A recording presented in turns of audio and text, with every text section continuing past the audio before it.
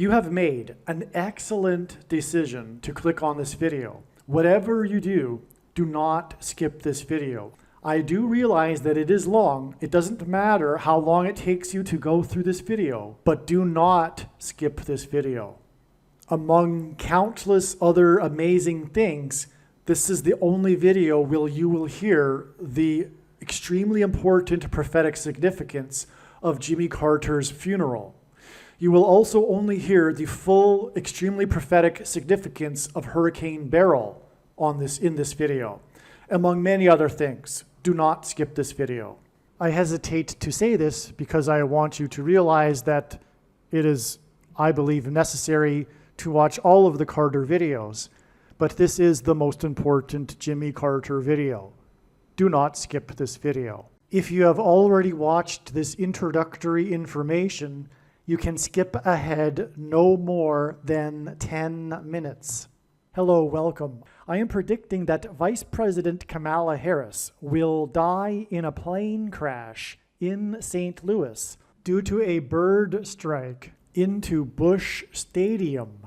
In the area code 314, it will be a burning bush, as described in Exodus 3:14. On November 27th, 2024, she will be replaced by Michelle Obama, and then Barack Obama will replace Michelle. I am predicting that former President Jimmy Carter will die on November 4th, and that his prophetic funeral, in which Trump will sit next to Obama, will be on November 8th. It is predicted that President Trump will die from a heart attack on January 1st, 2025. It is also predicted that Trump's heart attack will be triggered by a directed energy weapon that will target Trump through Bluetooth technology. The components inside the pointy thing that Trump took will facilitate this, and it is believed that when Barack Obama is sitting next to Trump at Jimmy Carter's funeral, Obama will obtain Trump's Bluetooth MAC address, which will be used to target Trump with a directed energy weapon. I am predicting that dirty bombs will explode in Manhattan, New York City, and there will be a large-scale evacuation on December 16th. I am predicting that Israel will bomb Iran on December 17th. Israel will nuke and completely destroy Damascus, Syria on December 26th, 2024. I am predicting that singer-songwriter Paul Simon will die on November 8th, 2024. It is predicted that after Kamala Harris's death in a plane crash, Joe Biden will appoint Michelle Obama as his vice president. On December 17th, the Democrat Party will use their electoral votes to make Michelle Obama the president-elect. It is predicted that on either December 22nd or 25th, Joe Biden will suffer a stroke.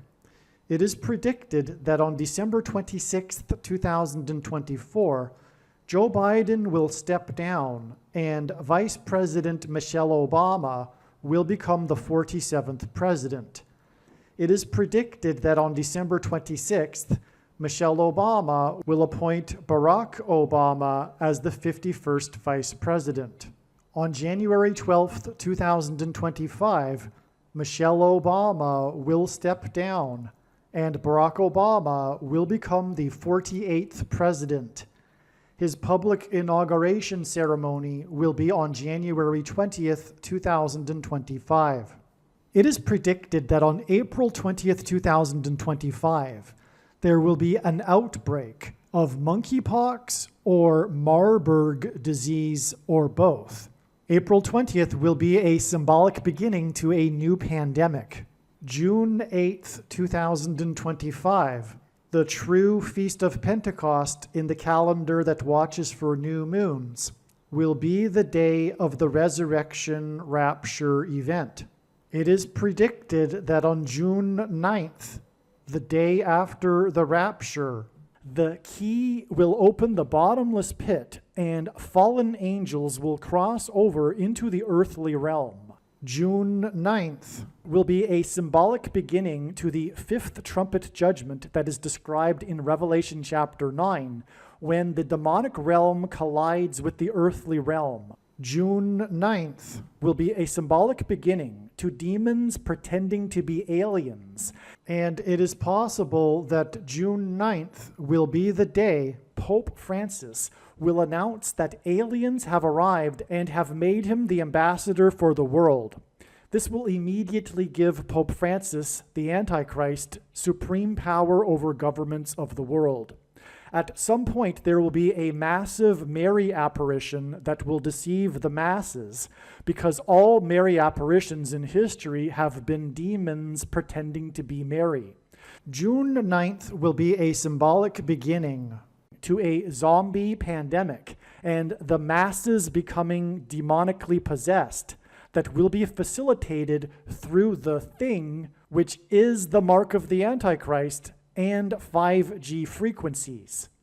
June 9th will be a symbolic beginning to the coming genocide politicide in America. It is predicted that on August 6th, 2025, the historic barge that has been stuck on the rocks of the Niagara River for over 100 years will finally break free and crash over Niagara Falls. The reason for this is that Niagara Falls is Noah's flood symbolism, and the barge was involved in the most dramatic rescue in the history of Niagara Falls, symbolic of Noah's Ark. Niagara in the native language means straight, narrow way, and Niagara's Horseshoe Falls is perfectly aimed at the CN Tower in downtown Toronto, because Toronto and its tower are symbolic of the Tower of Babel. In a game of horseshoes, the object is to aim the horseshoe and throw it at the metal stick, which is why the Horseshoe Falls is perfectly aimed at the metal stick that is the CN Tower. God is communicating that as testament for those who will live in the 1,000 years of Christ's reign on earth, the geography of North America will, as a result of a massive earthquake, be divided by a body of water from the Great Lakes to the Mississippi Delta. This destruction will be judgment on America and Canada for attempting to divide God's land, Israel. When this happens, the water in the Great Lakes will spill out over southern Ontario and Toronto. I am predicting that a solar flare will erupt on the surface of the sun and send a coronal mass ejection that will hit Earth on August 13th, 2025, which will knock out America's power grid and will lead to food shortages. The hit of the coronal mass ejection, predicted for August 13th, that will knock out the power grid will also knock many planes out of the sky. I am predicting that on August 23rd, 2025, there will be a catastrophic asteroid hit of Earth, which will trigger the eruption of Yellowstone volcano and will cause the volcano in the Canary Islands to collapse into the Atlantic Ocean and send a mega tsunami towards the east coast. The asteroid will also trigger a mega landslide on Hawaii Island that will trigger a mega tsunami that will hit the west coast. It will also trigger the collapse of the Hoover Dam, which will cause a water panic in California, and many other devastating earthquakes. The day of the Lord, the second coming of Lord Jesus Christ, Judgment Day, will be on the Day of Atonement, October 1st, 2025. The date that this video is posted proves that these predictions are being made ahead of time, as do these time-stamped emails and forensic notes PDF documents. If you are skeptical for some reason, please email me and I will forward these to you. Believe me, I know far better than you how the prediction made in this video was derived, And more importantly, I know far better than you why the righteous Christian God of the Bible has given me a voice through this prediction. If you are a quote-unquote Christian or Muslim, this prediction was not learned through a demon. Be warned that blaspheming the Holy Spirit is the unforgivable sin. If you are a New Ager or New Spirituality person, this prediction was not learned through somehow tapping into the supposed universal collective consciousness. If you are a conspiracy theorist, this prediction was not learned through figuring out a supposed code that the Illuminati and Satanists are using. This prediction was learned through the Bible and through watching carefully the Lord's prophetic signs, which Jesus commanded all Christians to do. Besides proving that Jesus Christ is the Lord, the reason why God has given me a voice through this prediction is to prove that the controversial things that I am saying in the videos on this channel are the truth. Therefore, a wise person will want to watch all of the videos on this channel. What I will also do is create a video or two that summarizes some of the controversial things that the Lord will prove to be true when the prediction being made in this video comes to pass. I will leave links to these must-watch videos in the description box below this video.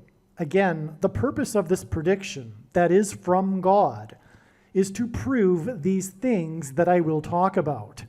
And therefore, it would be foolish to not watch the videos that I will leave links for in the description box below this video. All right, prior to July 6th, God was pointing to this date in regards to the funeral, the prophetic funeral of Jimmy Carter. And I will explain how that is, and I will also explain the prophetic signs that occurred on July 6th that confirmed all of the analysis. It is amazing beyond words. And after this explanation, I will get into so many other very important things. So let's get through this information that God is communicating through the signs that connected to and the signs that occurred on this very important date, July 6th, 2024. All right, now to explain what happened on July 6th, rather than have it all typed out into a script-like thing, there is no time for that. And so what I'm going to do is just read the thoughts as they came in their order, as the progression of the revelation came about what God was doing with July 6th. It's also a little bit, it's not complicated, but it's a little bit complex. But don't worry, I'm confident in my ability to teach this and explain it simply. All right, so, as we can see in this diagram, July 11th ended up being a step in the trail of signs. All of this is explained in 4 other videos. The longer videos, make sure you watch at least one of them, and in my opinion, the wise person will recognize after the prediction comes to pass that they need to watch every minute of every Jimmy Carter video. But it will explain the trail of signs that leads from July 11th to September 21st.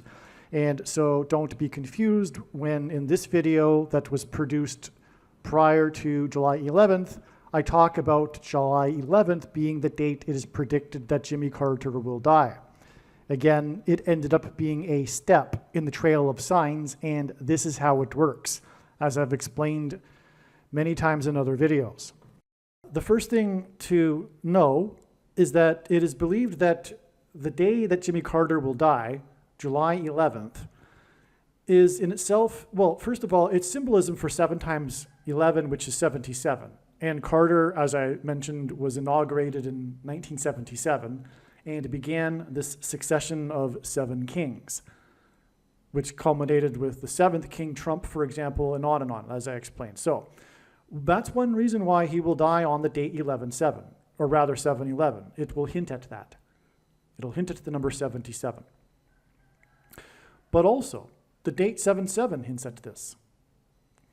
And the reason why that's relevant, today as I'm speaking, is it is actually the early morning, because I'm in a time zone that's ahead of the U.S., so it's actually quite early. It's early morning East Coast time, and today it is expected that later in the day, in the evening, Hurricane Beryl will hit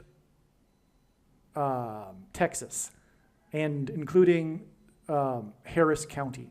And God has been using Harris County in his signs to hint at the coming disaster of Kamala Harris, which is how Barack Obama, the Antichrist, will become the president again through her replacement after her death in a plane crash in St. Louis, which will also be due to weather, turbulence, lightning. It'll bring her plane down. So this is one reason why this Hurricane Beryl. Now, Beryl hints at Barry, and Barry is the name of Barack before he changed it as an adult. He changed his name from Barry to Barack. And who does that? Barack Obama does that. He changed his name from a good American name to something that isn't American.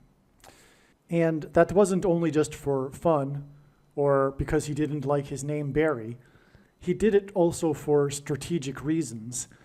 And the strategy was between him and Bill Ayers that he would never really reach very far or climb very high in politics as a African American. He needed to have this multicultural aspect to his identity and his identity to sell to the American people in order to be able to have him rise even as far as the president's office. That was recognized. That's why the whole story of, his autobiography, Dreams from My Father, that was all planned. It was written by Bill Ayers. Bill Ayers even said so. You can even find him saying so in a video. It's not a conspiracy theory. Barack Obama didn't write that book. It was a conspiracy, if you will. The two conspired to concoct this multicultural Barack Obama, which isn't true. Now, don't get me wrong, Barack Obama was born in Kenya, and his supposed father, not his real father, who was pretending to be his father due to, well, it's a long story, so is Barack Obama Sr. And so Barack Obama capitalized on this, knowing that he wasn't his real father, but capitalized on this anyway, changing his name to Barack for strategic reasons, not because he was in pursuit of his real father. It's a big hoax. Anyway, the brilliant documentary that must be watched is the documentary named Dreams from My Real Father. I can't get into it here. I'm going off on a tangent. And the long story short is that Barack Obama's mother got knocked up by the communist organizer Frank Marshall Davis. She was seduced by Frank Marshall Davis at the age of 18 and got pregnant. And Barack Obama's grandfather, his job was threatened because the way in which his daughter came to cross paths with this communist organizer in Hawaii was through him, because Barack Obama's grandfather was an undercover CIA agent sent to Hawaii to monitor the communist movement there. And Barack Obama Sr. was part of a program bringing in students from Kenya in order to combat the communist movement in Kenya. And the idea was that Barack Obama Sr. would play the role of the father and pretend to be the father in return for being able to stay in the country and pursue his doctorate. To make this story believable for immigration, they decided that they would have the birth in Kenya, because besides that, Barack Obama was never around or in even Hawaii for very long with Barack Obama's mother, so the story wasn't believable. They needed to make it believable by traveling to Kenya and having the birth in Kenya.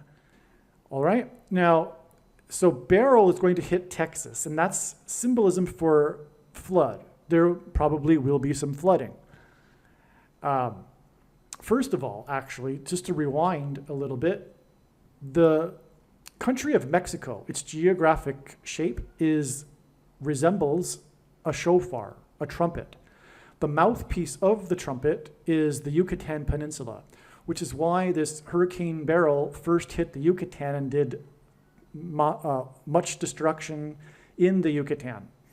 The reason why the nation of Mexico is resembling a shofar and a trumpet, and the reason for the Yucatan Peninsula in this context as well, being the mouthpiece, is that it points to the border wall of security. Because the signs are all about America. America is God's Gentile nation. People sometimes ask, well, why are you always so focused on America? And the reason is, clearly, obviously, because God is. These are the prophetic signs. I'm just reporting them. God is focused on America. He's using America just like he used Israel to bring about the special revelation of his identity into the world.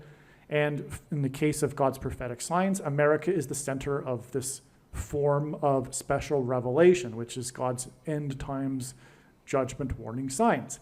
And so the reason why the border wall of security is so symbolic with Mexico, and thus its collapse currently is symbolic of what I'm saying, which is that it symbolizes the walls of security of the ancient city of Jericho collapsing in God's judgment after the Israelites blew trumpets. And that's why trump, which in archaic English means trumpet, why Trump and his presidency and election campaign were synonymous with his border wall of security. He was symbolically, in God's signs, trumpeting the collapse of America's walls of security and its destruction. Okay, so that's why Mexico is shaped like a shofar, and that's why Beryl first hit the Yucatan Peninsula and the mouthpiece of the shofar, the trumpet. Also, as would be expected, the wind speeds of Beryl, when it hit the Yucatan Peninsula, the mouthpiece of the trumpet, were 110 miles per hour. This was so predictable because the number 110 is used frequently in God's big picture of end times warning signs of judgment for America, because Joshua, who led the Israelites around the walls of security of Jericho before they collapsed after blowing trumpets, died at the age of 110. Also, the Israelites, led by Joshua, entered the promised land on the date 110, which hints at 110. Also on 9/11, the collapsed towers were 110 stories. The reason why there were two of them is that Jesus also had his triumphal entry into Jerusalem officially as the King of the Jews on the date 110, which again hints at 110. Two towers of 110 stories hints at the second coming, the second triumphal entry, if you will. And so that's why the wind speeds that blew into the mouthpiece, and that's another thing, the symbolism here of the hurricane is about its winds, and it's hitting the mouthpiece, which is symbolic of blowing into the trumpet. But the wind speeds were 110 miles per hour. It's amazing. Now, as I'm about to explain, the Beryl hurricane is, well, I recorded what I'm about to explain yesterday, but as we speak, it's hours away from hitting Texas on the other side of the border wall of security on the date 7/7. And that's also by design because of this parallel with the book of Joshua.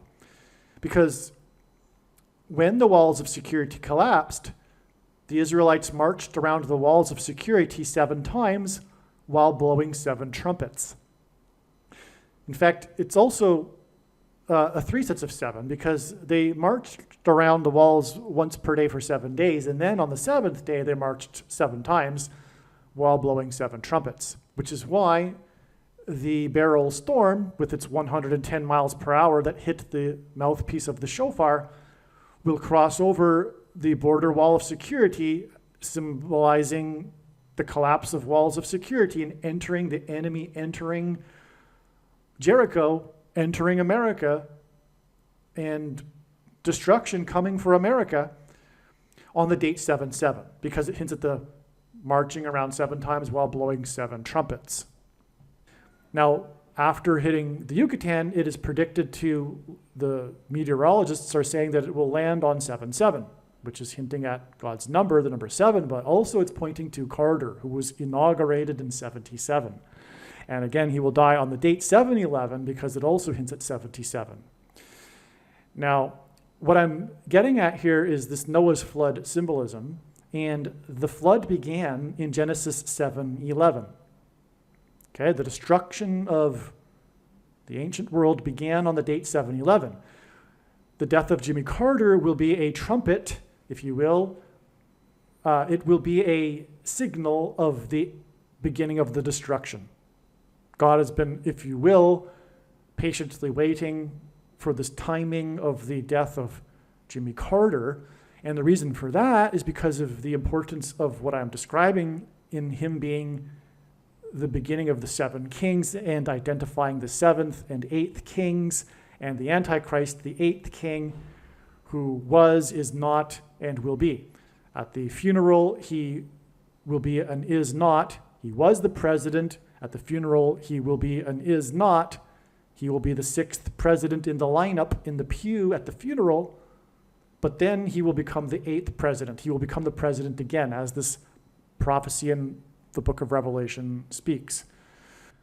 I said that rather quickly, and I want to make sure that that was appreciated and it was understood, because this is really foundational here. I said that fairly quickly because I've just repeated it so many times in the other videos, but if this is the first video you are watching, I'll just repeat it again just to make it clear here. This is very, very important. This is the significance of Jimmy Carter here, the biggest significance. There is a prophecy in the book of Revelation that speaks of this succession of 7 kings, followed by an 8th king, okay? The 7th and 8th kings, well, so there's the primary fulfillment, and then there's, in God's signs, a secondary symbolic fulfillment. We are not going to be talking about the primary fulfillment in this video. The primary fulfillment is that the 7th king is Pope Francis, and the 8th king is representative, as it says in the prophecy, of a system, of a government, and that's a revived Roman Empire, which did have temporal power, which was stripped from it. Rome was stripped of its temporal powers over Western Europe, and by Napoleon, and Rome will be revived again, and it will be again. So the prophecy in the verse 17:11 speaks of the 8th king that was, is not, and will be again. All right. Now, at Carter's funeral, when the presidents are lined up in the pew in succession, the order of presidents, we have an order of presidents beginning with Carter, who was inaugurated in 77, getting us to the 7th king, Trump. And next to Trump will be sitting Obama. And at that moment, he will be the 6th king. He will be the is not. He was the president. At that moment, he will not be the president, but he will again be the president, which is, again, how the text reads in this prophecy. So this is the big significance here. And again, this is another reason why this storm Beryl will hit the U.S. on the date 7/7. It's alluding to this prophecy about 7 kings. And it is about 7 kings too, because ancient Rome was founded after the period of 7 kings, which ended in 509 BC.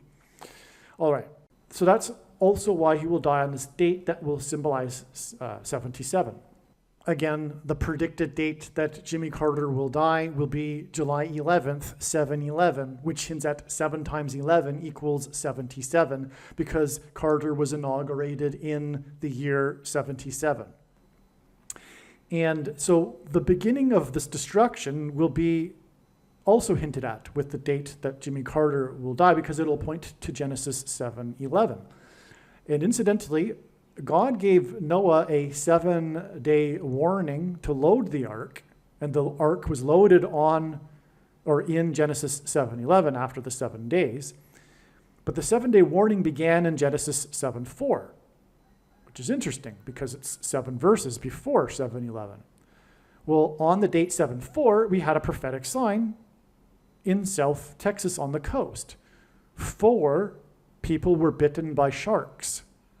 The sharks biting these people is like a warning. It's a warning of the coming shark, the Antichrist, which, by the way, God literally also used another shark sign, which was the 44 deaths due to being eaten by sharks in the Philippines, which at the time were American U.S. territory.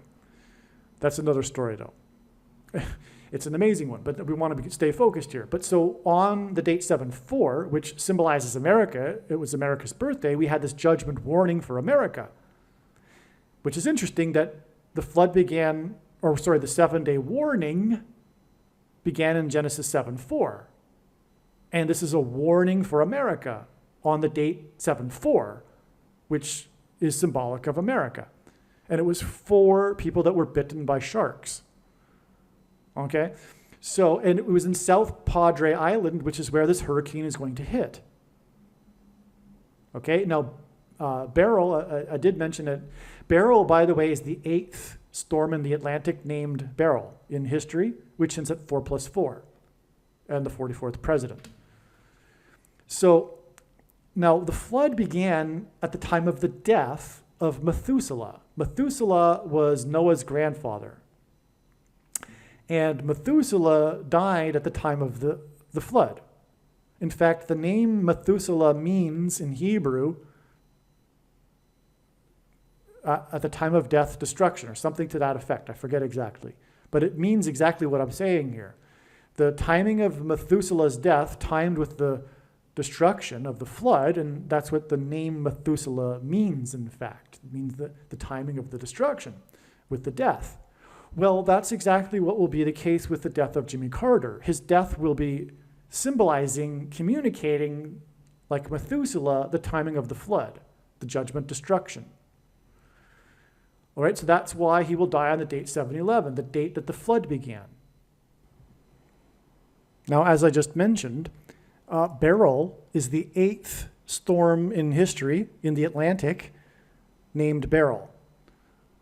Okay, actually, I'll just further elaborate. There are also 3 storms named Beryl in history that were in the Indian Ocean, and Barack Obama, the 44th president, grew up in Indonesia for 4 years. And 3 storms in the Indian Ocean named Beryl and 8 storms in the Atlantic in history named Beryl also hints at 3 8s. And 8 is from the Bible the number that symbolizes new beginning. And 888, 888, is the numeric equivalent of the name Jesus in Greek gematria, which is why the use of the 888.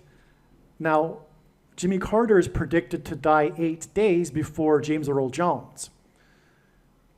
James Earl Jones is king symbolism. He was the voice of the Lion King, and Jesus is the Lion King.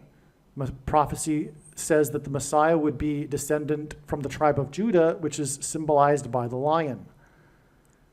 Okay, also, James Earl Jones played the King Jaffe in the Eddie Murphy movies Coming to America. He, in fact, played a dying and dead king. He also read the audiobook. James Earl Jones reads the King James Bible. And he was also the voice of Darth Vader, which is Antichrist king symbolism. And so, James Earl Jones's death will be 8 + 8 + 8 days before the 9th of Av in the Hebrew calendar, which begins at sunset on August 12th, and the day of the predicted solar flare on the surface of the sun, a lion's roar. God is using this as a metaphor, a lion's roar for the coming solar flare, that eruption on the sun, that will send a coronal mass ejection that will knock out the power grid a couple of days later. Well, anyway, that's 8 + 8 + 8 days. That's hinting at Jesus, the King of Kings, and this is from the death of James Earl Jones, who is king symbolism, and furthermore, he's symbolism for the king of the tribe of Judah, Jesus.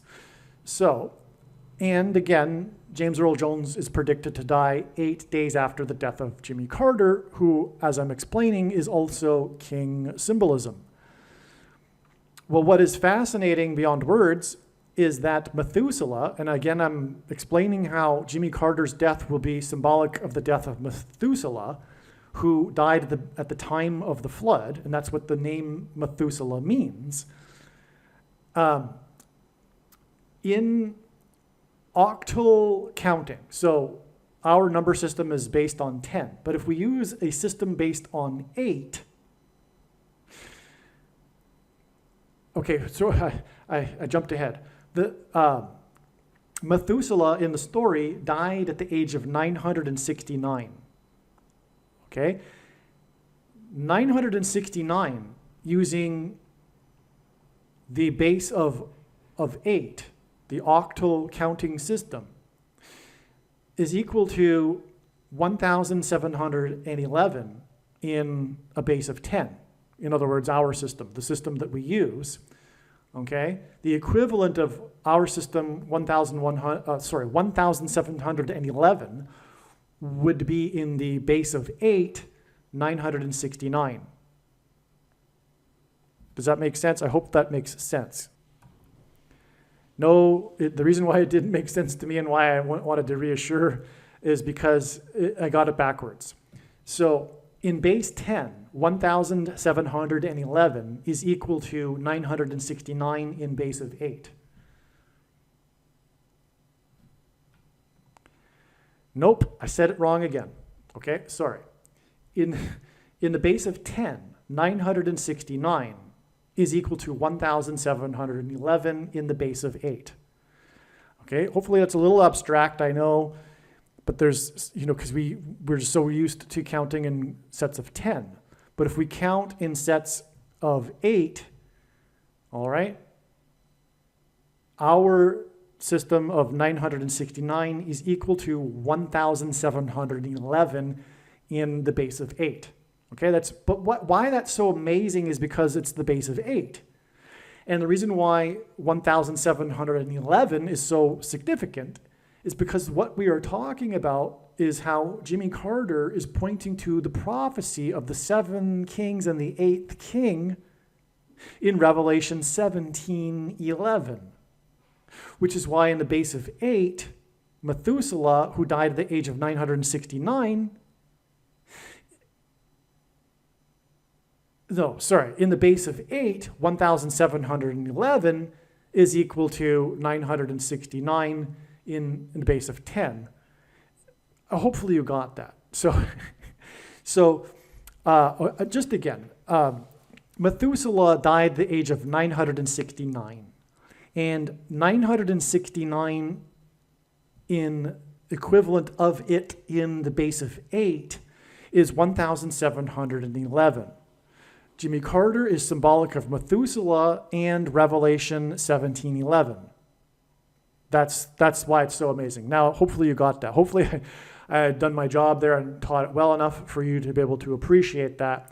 Hopefully, if you did, your jaw is dropped because, again, beryl. So also beryl, the instance in which this word occurs in the New Testament is in Revelation chapter 20 in regards to the foundation of New Jerusalem, in which there are, as a metaphor, the use of stones, and the 8th stone, and it even says that the 8th stone in the New Jerusalem is beryl.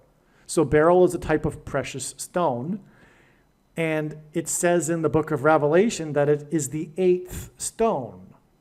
So this Hurricane Beryl is the 8th Atlantic storm in history named Beryl, and in octal counting,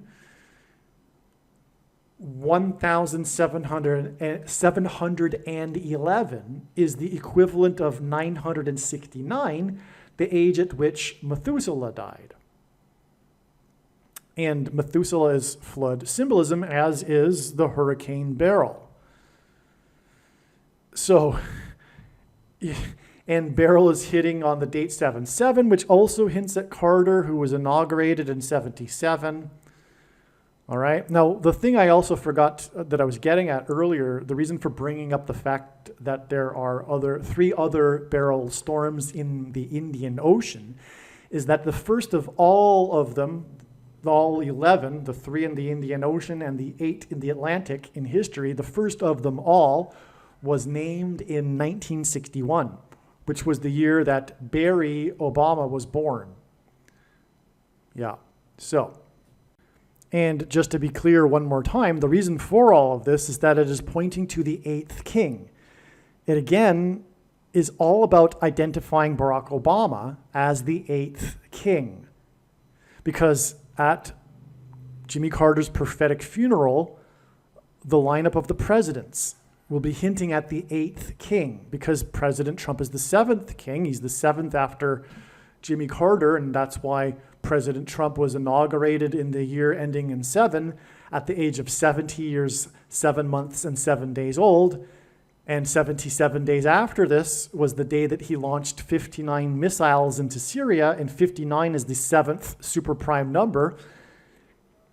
And the 7 kings' reign in ancient Rome ended in 509 BC, which the number 59 hints at. And so that's why Beryl and Methuselah give us Revelation 17:11 through the age at which Methuselah died, 969, being the equivalent in the octal counting of 1711, which hints at Revelation 17:11, which speaks of the 8th king, the Antichrist, Barack Obama. So, okay. So that we've gotten that now. Let's see. All right. Now, I have gone on a little bit about the date 77, the date that Beryl will hit the U.S. But again, at the beginning of this video, I mentioned that the point of this would be to explain the prophetic signs that occurred on July 6th. Okay, so let's now continue with the explanation for what happened on July 6th and how it relates to all that's being talked about here, including Jimmy Carter. This is the beginning of the revelation here regarding how the sign, the big sign, one of them, was George Bush's 78th birthday. So on July 6th, it was George Bush's 78th birthday. Now, we already knew that this would be important because the Carter prophecy here is about the 7th and 8th kings, right? Okay, and God again was pointing to July 6th regarding Carter, and so George Bush's birthday on that day being his 78th, you'd figure, of course, points to this prophecy of the 7th and 8th kings that God is using Carter to point to. All right, so let's see. Now, the thing is, George hints at Georgia, right? The state of Georgia. And one of the ways in which God pointed to July 6th ahead of time was that it was exactly 24 plus 24 months after the Georgia guide stones were demolished. Okay?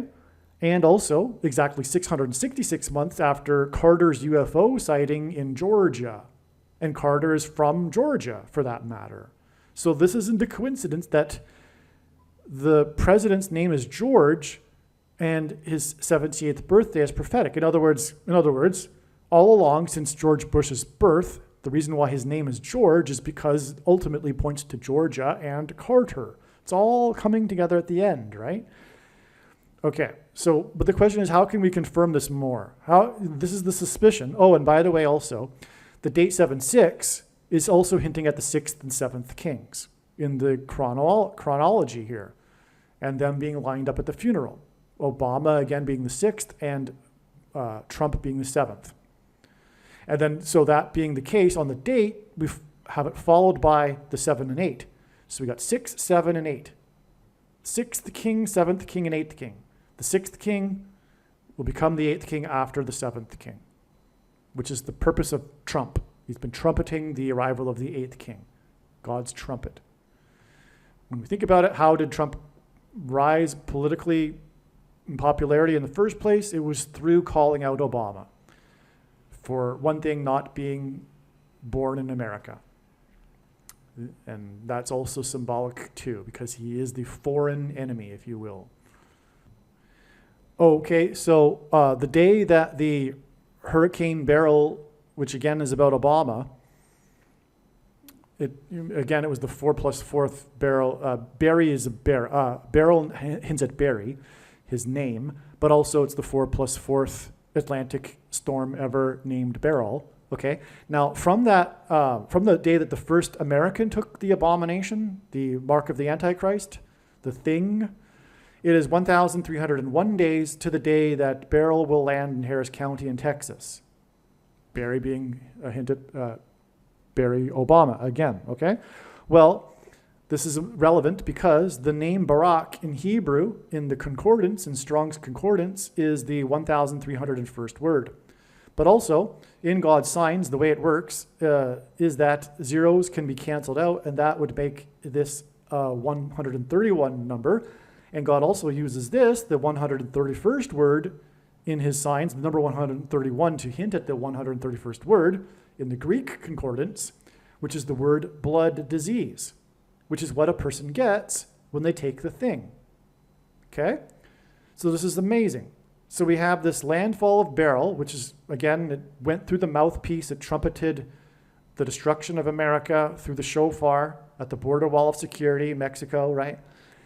Land goes through the Yucatan, then hits America this number of days after the first American took the thing, right? And it hints at Barak. And so the 1,300th word is Barak lowercase b, but the 1,301st word is Barak uppercase b, which is a proper noun. They mean the same thing. They both mean lightning, and storms have, these types of storms typically have lightning. That's what the word Barak means, but in this case it's an uppercase, a proper noun. And so it's just confirming the name Barry, or the Beryl hurricane hitting America this exact number of days after the abomination. I should say Obama nation, right?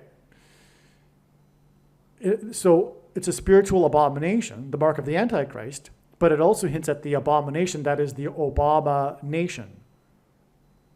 I mean, really, literally, too, in a way, because the people that follow Obama are also an abomination.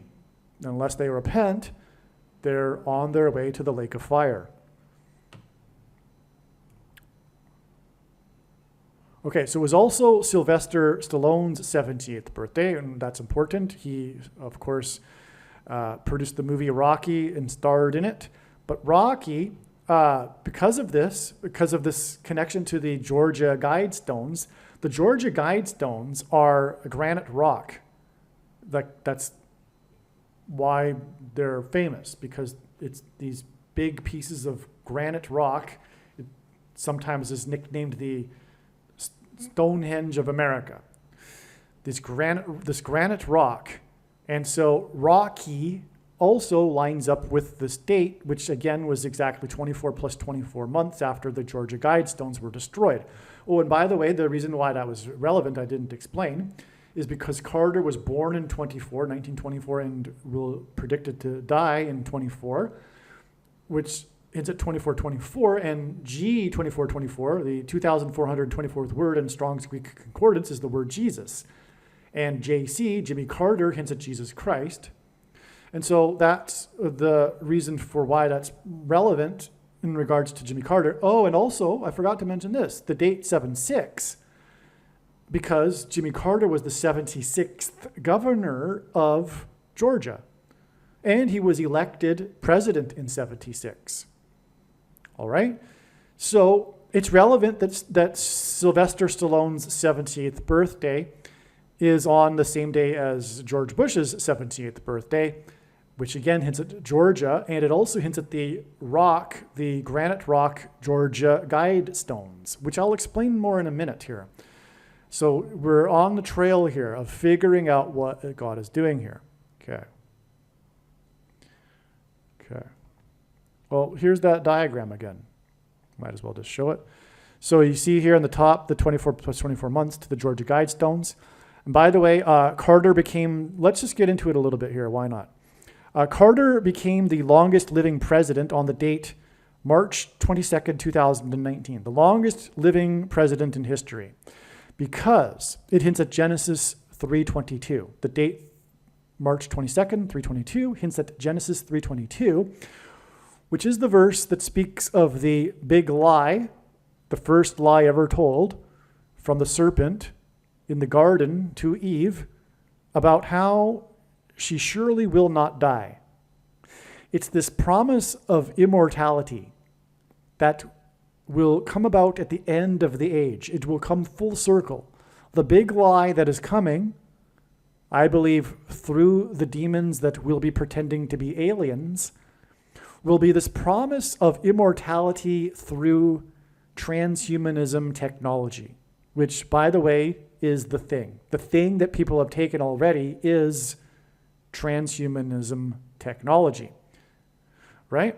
It's not really a thing that they thought it was. It was transhumanism technology presenting itself in a format that they thought could become like the thing that they thought it would be. But the real primary purpose of that sort of technology has all along been this quest for manipulating people's chromosomes and ultimately seeking immortality. Okay, and speaking of which, and the first lie being told in the garden, that was told by the serpent, the symbol of evil in the Bible, and that's why the thing that people took has put snake venom chromosomes into their chromosomes. All right. Well, anyway, this date is exactly 276 weeks. And that's this number 276 is one of three unusually specific numbers in the Bible. And it occurs in the context of a shipwreck, speaking of the coming flood judgment, and Jimmy Carter symbolizing Methuselah. But also, 276 is the 23rd triangular number, which in a triangle of numbers, the last number in the 23rd row is 276. And the number 23 God uses in his signs because it points to Barack Obama, who is the basketball president who wore jersey number 23. It is also the 9th prime number, and then number 9 is the most important number in God's big picture of signs, as from the Bible it symbolizes God's judgment. And the way in which his signs works is that he pairs certain numbers together, such as 9 and 23, because the president who wore jersey number 23 was inaugurated in 2009. And this number here, 45, is the 9th triangular number. So we have these two triangular numbers that confirm each other here, these two connections, okay? But back to the Georgia Guidestones. The day that Carter became the longest living president, which is this hint at immortality, because of the date that he became the longest living president on, which hints at Genesis 3:22, was exactly 39 years, and Carter was the 39th president after the Georgia Guidestones first opened. Okay? Now, the Georgia Guidestones, why are they so important in God's science? Because they symbolize George Bush, George H.W. Bush, actually, and his coining the phrase, if you will, New World Order. He's famous for his speech to Congress toward a New World Order, delivered on 9/11 in 1990. All right, now, much will be said more about this in a minute. It's important. This is what is being hinted at here through George Bush's 78th birthday on this date. Okay, and by the way, speaking of the 78th birthday, in the news 7 months and 8 days earlier was Laura Bush, because she was attending the former First Lady's funeral. Okay, and so that's another sign. I won't get into the details, but that's also a confirmation of the relevance of George W. Bush's 78th birthday, 7 months and 8 days after Laura Bush was in the news in context of Carter. Okay, and again, George is Georgia, and so we got the Georgia Guidestones, we got the two men with the birthdays, their 78th birthdays, which hints at this prophecy regarding Carter and the 7th and 8th kings. And it's hinting at Georgia because of George and because of Rocky, because of the Georgia Granite Rock Guidestones. So this is how important the Georgia Guidestones are. Now, what is that about? Why is this so important? Again, I'm hinting at it. I'm getting to it. It's the New World Order, which involves the Antichrist. Okay? And I'll explain more in a minute. All right, one thing before we move on here is that this 276 weeks connection regarding the date that Jimmy Carter became the longest living president also hints at 276s. And this is related to Carter because he was the 76th governor of Georgia, speaking of Georgia Guidestones, and he was elected as the president in 76. So that's 276s. Now, what I'm going to do for the next couple of minutes is play a clip that I already produced for this video later when I'm explaining this diagram, because again, at the beginning of this video, I mentioned that I would be explaining this diagram at the end of the video. In other words, the explanation for this diagram came prior to July 6th, and I already explained how it ended up being a step in the trail. And so what I'm doing now is explaining first what happened on July 6th, and then I will explain how God was pointing to July 6th ahead of time. Well, part of that explanation that I explained ahead of time regarded the Georgia Guidestones.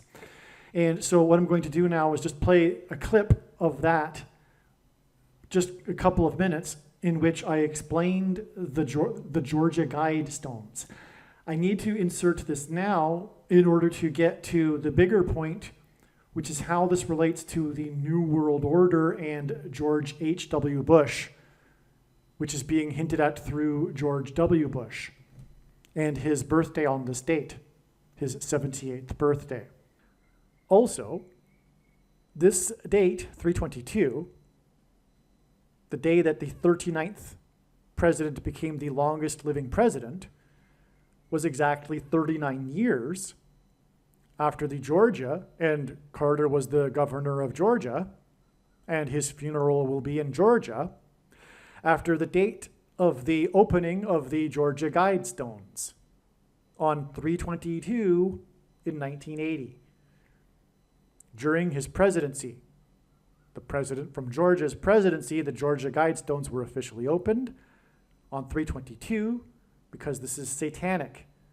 Satanists use the number 3/22 because of what I mentioned, the lie or the quest for immortality, the first lie ever told, which all comes full circle in the end with the last lie, which will be, again, this promise for immortality for those who will be deceived because they don't trust in the promises of God and eternal life through Jesus Christ, the only way to eternal life, the door, the gate, as Jesus said.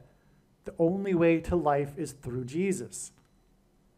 Jesus was the one that conquered death through his resurrection, and we need to, as Jesus said, eat his flesh and drink his blood, which was a metaphor for being inside Jesus and having Jesus inside us. The Holy Spirit, not the universal spirit that New Agers talk about, not the collective consciousness, etc. The Holy Spirit, holy is a Hebrew word that means set apart. The set apart spirit that is God, and God will only come into those who him chooses. It isn't in all of us like the New Agers would have you believe. It was through Christ's death and resurrection that he conquered death, and thereby we can have eternal life and be resurrected in him. And Jesus was crucified on the third hour and then came down off the cross and was buried in the ninth hour, which is why JC, Jimmy Carter, was the 39th president. It hints at the third hour and the ninth hour as described in the Bible. And that's why we have this 39 years connection between these two dates, as I'm explaining, that hint at immortality.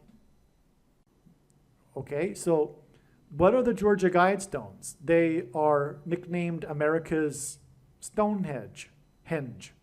It was this setup of these granite stones erected upright like Stonehenge with the 10 blasphemous anti-commandments.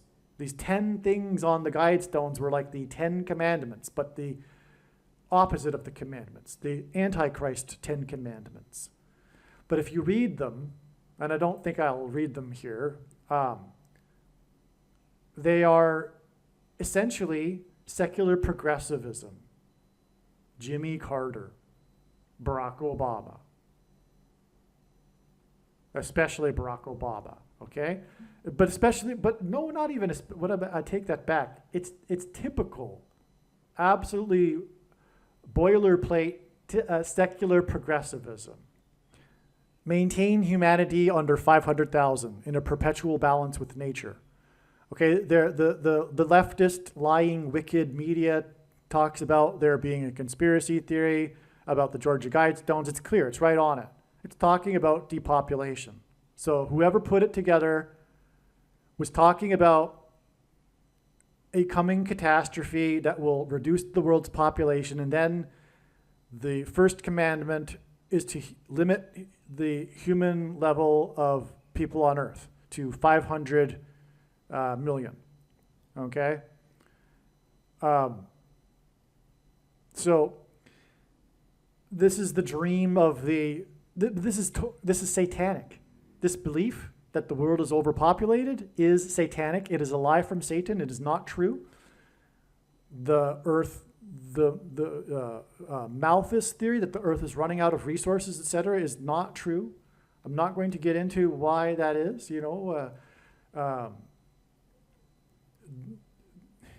Resources don't run out.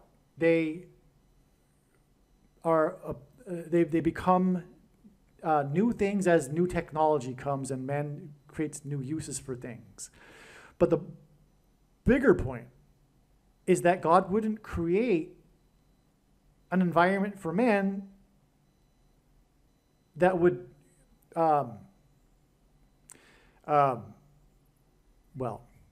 the idea that there is a limited amount of space and that God didn't create enough space and supposed resources for enough people. That's Antichrist. It's anti-human. The left is anti-human in so many ways. But this is like the fundamental one. This is the reason for the satanic deception that is climate change. Because it is what I just described. It's this belief that the earth can't handle man.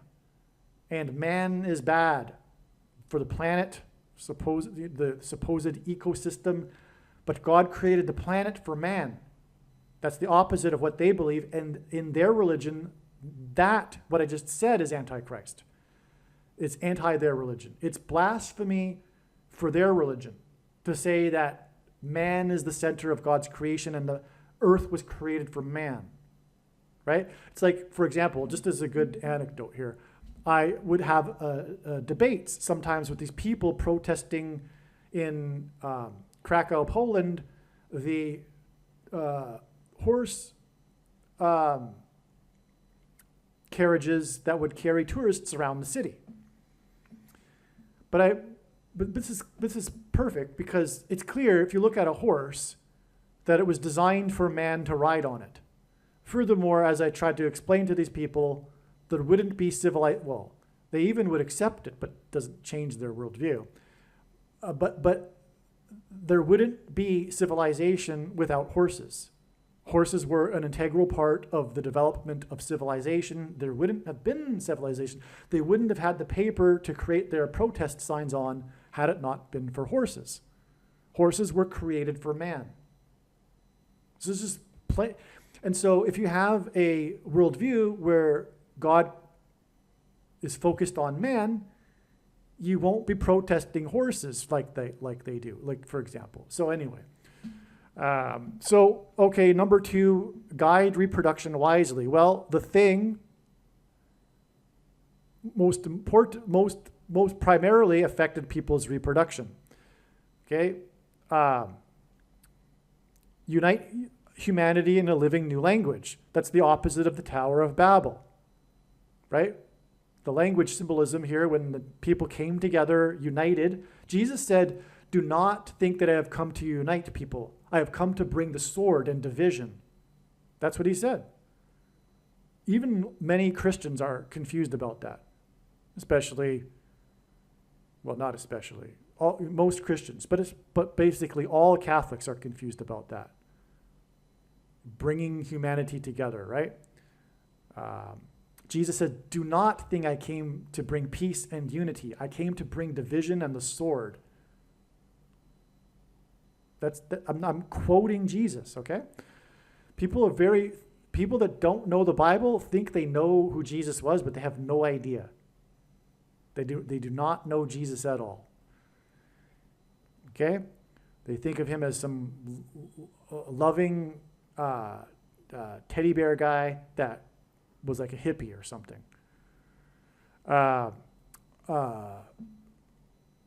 Okay, rule passion, faith, tradition, and all things with tempered reason. That's like anti-religion right there. Protect people and nations with fair laws and just courts. Well, how can you have that without biblical foundation? The reason why the courts are falling apart right now is because of the corruption of man, because America has turned away from God.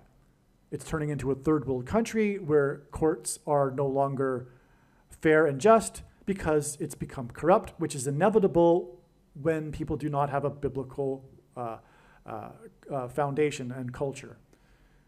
And the reason why the Latin American countries don't have the courts and are the third world countries is because Catholicism isn't Christianity. It is a hierarchy-centered religion, just like communism, etc. Anyway.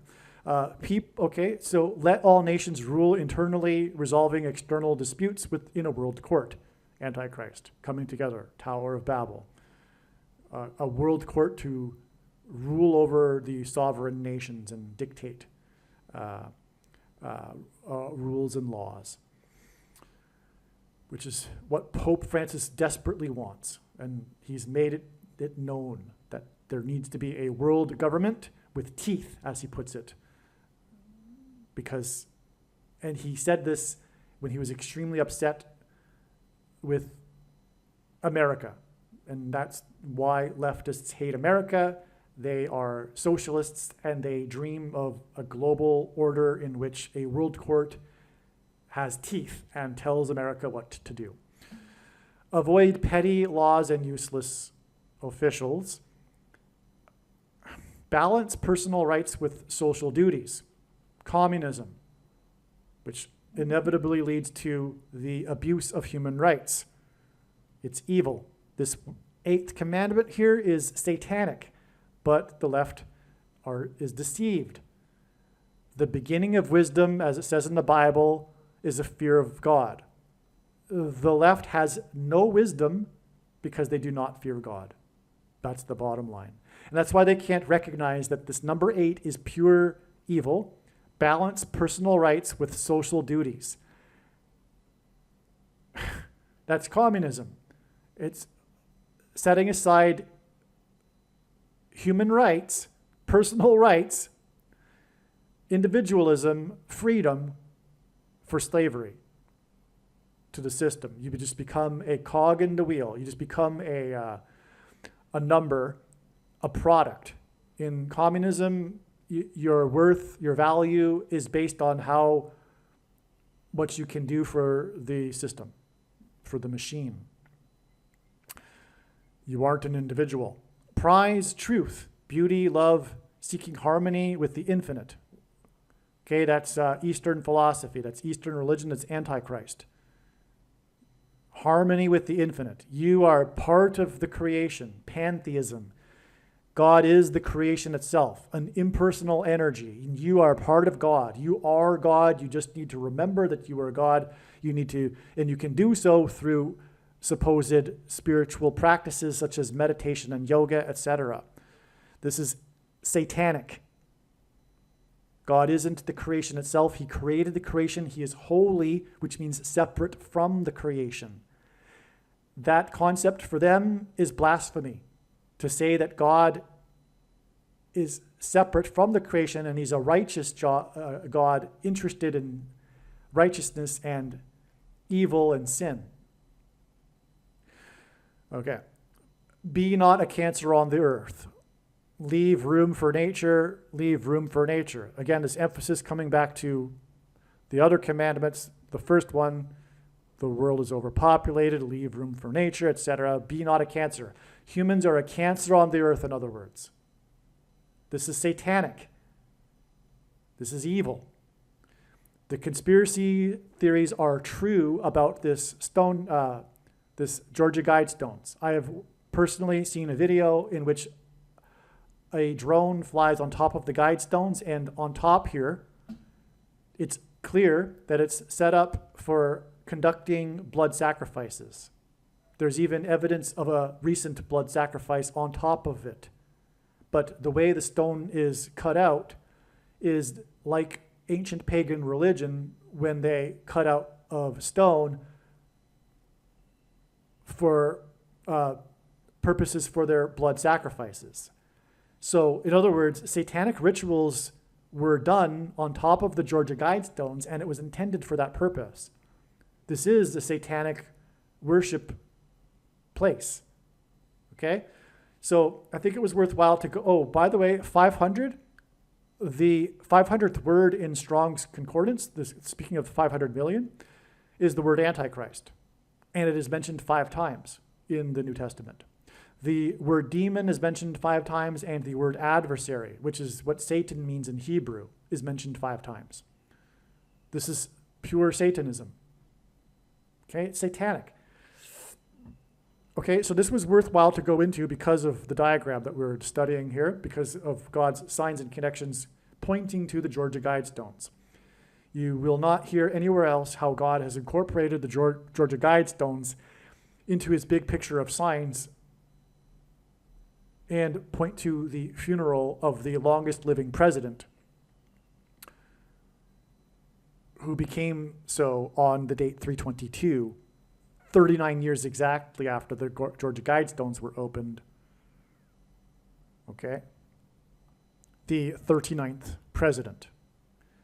Now, we have another connection to the Georgia Guidestones. And again, the 39th president is from Georgia, and his funeral will be in Georgia.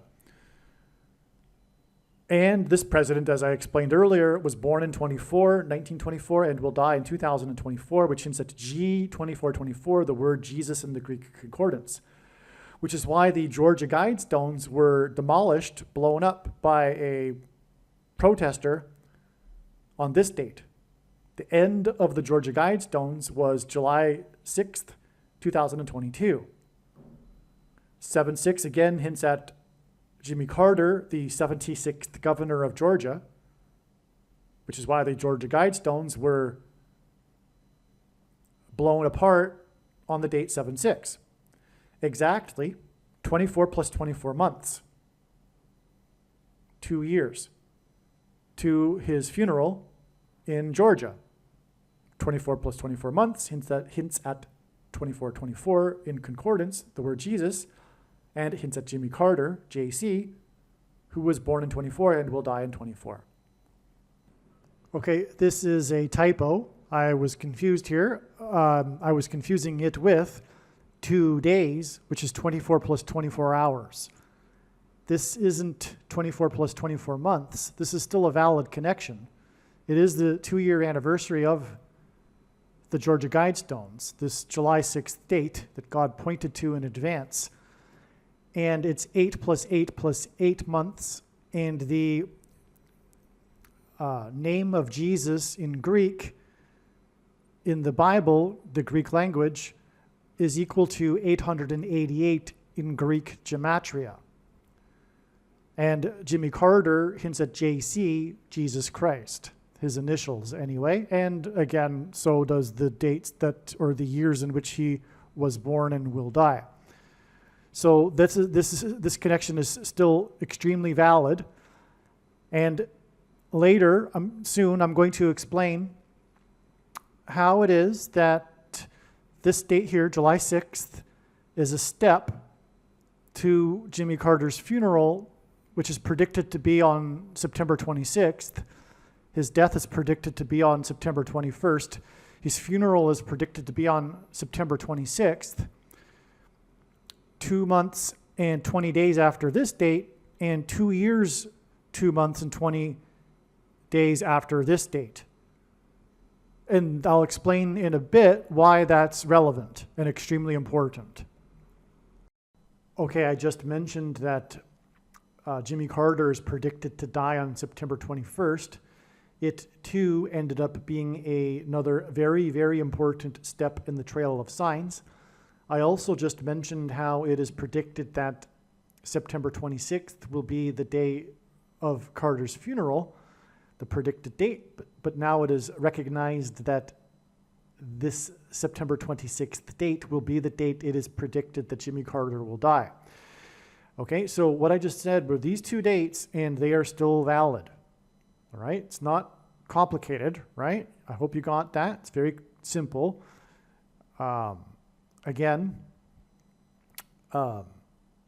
this September 26th date is 2 months and 20 days after July 6th, and I'm going to explain why that's relevant, or I'm in the process of doing that. Okay, so September 26th, the date it is predicted that Jimmy Carter will die, is 2 months and 20 days after this date, July 6th, which is exactly 2 years after the Georgia Guidestones were destroyed. Okay, now I'm going to explain why that's relevant, but you understand this 2 years and then 2 months and 20 days. All right, this is 3 twos. George Washington, as I'm going to get at in a second, was born on the date 2/22. That's why God uses these numbers. This is extremely relevant to July 6th, as I will explain here. All right? All right. Before we continue, I just want to insert something here back to the date 7/7 and the Hurricane Beryl hitting Texas and the U.S. on the date 7/7. It was just realized that the wind speeds of Hurricane Beryl when it hit the mouthpiece, the Yucatan Peninsula, at 110 miles per hour, didn't only hint at Joshua, but it also hinted at Joseph. Joseph in the Bible, like Joshua, is a type for Jesus, typology for Jesus, and Joseph had his dream in Egypt that involved a period of 2 sets of 7 years. 7 years of prosperity followed by 7 years of famine. And in the typology, this 7 years of famine is symbolic of the final 7 years of the end times period, which is only in itself symbolic and symbolically began in 2017. That's another story, but anyway, the prediction in this video, the purpose of it from God is to prove this, that the 7 symbolic years began in 2017 and the second coming of Lord Jesus Christ is in October of 2024. Well, anyway, this date 7/7 hints at this. It hints at the 7 years of prosperity followed by 7 years of famine. And so that's another reason why it had 110-mile-an-hour winds, which hints at Joseph and his dream of 7 years and 7 years, which is a typology for the end times, which we are in, and the destruction that's coming, hinted at with Hurricane Beryl, crossing over the border wall of security on the date 7/7. It's amazing. All right, now just continuing on in the email thread that I was exchanging with a friend regarding what happened on July 6th. Again, this was spontaneous, this was brainstorming, this is just coming to realizing what was happening in real time. I'm just going to read through it and explain to you how things became learned over the period here, over the time here. And the next email in this thread is this, which I wrote: the other time in which a birthday was a sign, the birthday itself, because again, we are talking about the birthday of George W. Bush and him turning 78 on this date, 7/6, July 6th, and also Rocky, Sylvester Stallone, his 78th birthday on this date. And what I'm saying here is that drawing from the hundreds and hundreds of signs that I'm aware of, the only other time in which a birthday itself was a prophetic sign was the birth date of James Earl Jones, his 90th, but it was confirmed as a sign because it was in the 11th state. He celebrated his 90th birthday in the 11th state, which was a confirmation. And there's more to how that confirmed it, but that's another story. No doubt, George Bush's 78th birthday hints at Revelation 17:11, the 7th and 8th kings. Furthermore, George Bush is the 5th king out of the 8 kings in this prophecy. It's a prophecy about the 5th through 8th kings. All right, and the question is, how can we confirm this? Is there something else we can, point to that happened on this date, for example, that confirms all of this? The answer is yes, but I'm going to get to it. That's at the end, actually. So unless this is incorrect and the birthday is enough for it to be a sign by itself, but that doesn't feel correct. Okay, here is what my friend sent me here. The name Methuselah means when he dies, judgment. All right? So there you have it. That's what the name Methuselah means. And again, God is saying in his signs that Methuselah is equal to Carter. In other words, when Carter dies, judgment. All right, I already mentioned this, but this email thread, like I said, is documenting how this understanding unfolded in real time. And so anyway, I just wrote here, I think that the date 7/6 and the 78th birthday of George W. is for the purpose of pointing to Revelation 17:11 and Obama as the 8th king.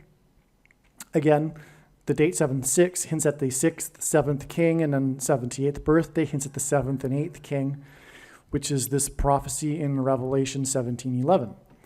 And then I wrote this, aha, Bush is the 5th king. This is why 7/6,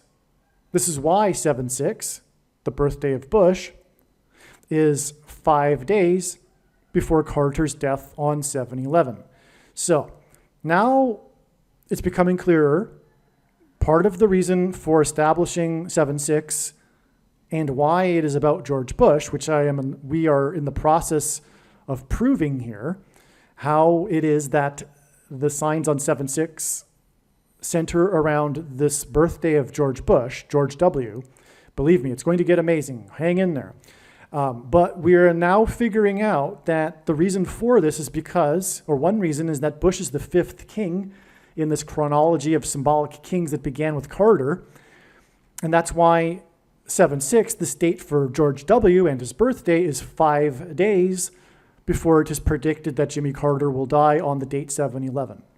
Jimmy Carter's death will also be 99 years, 9 months, and 11 days before July 11th. So that's amazing. The date that he is predicted to die will point to 9/11.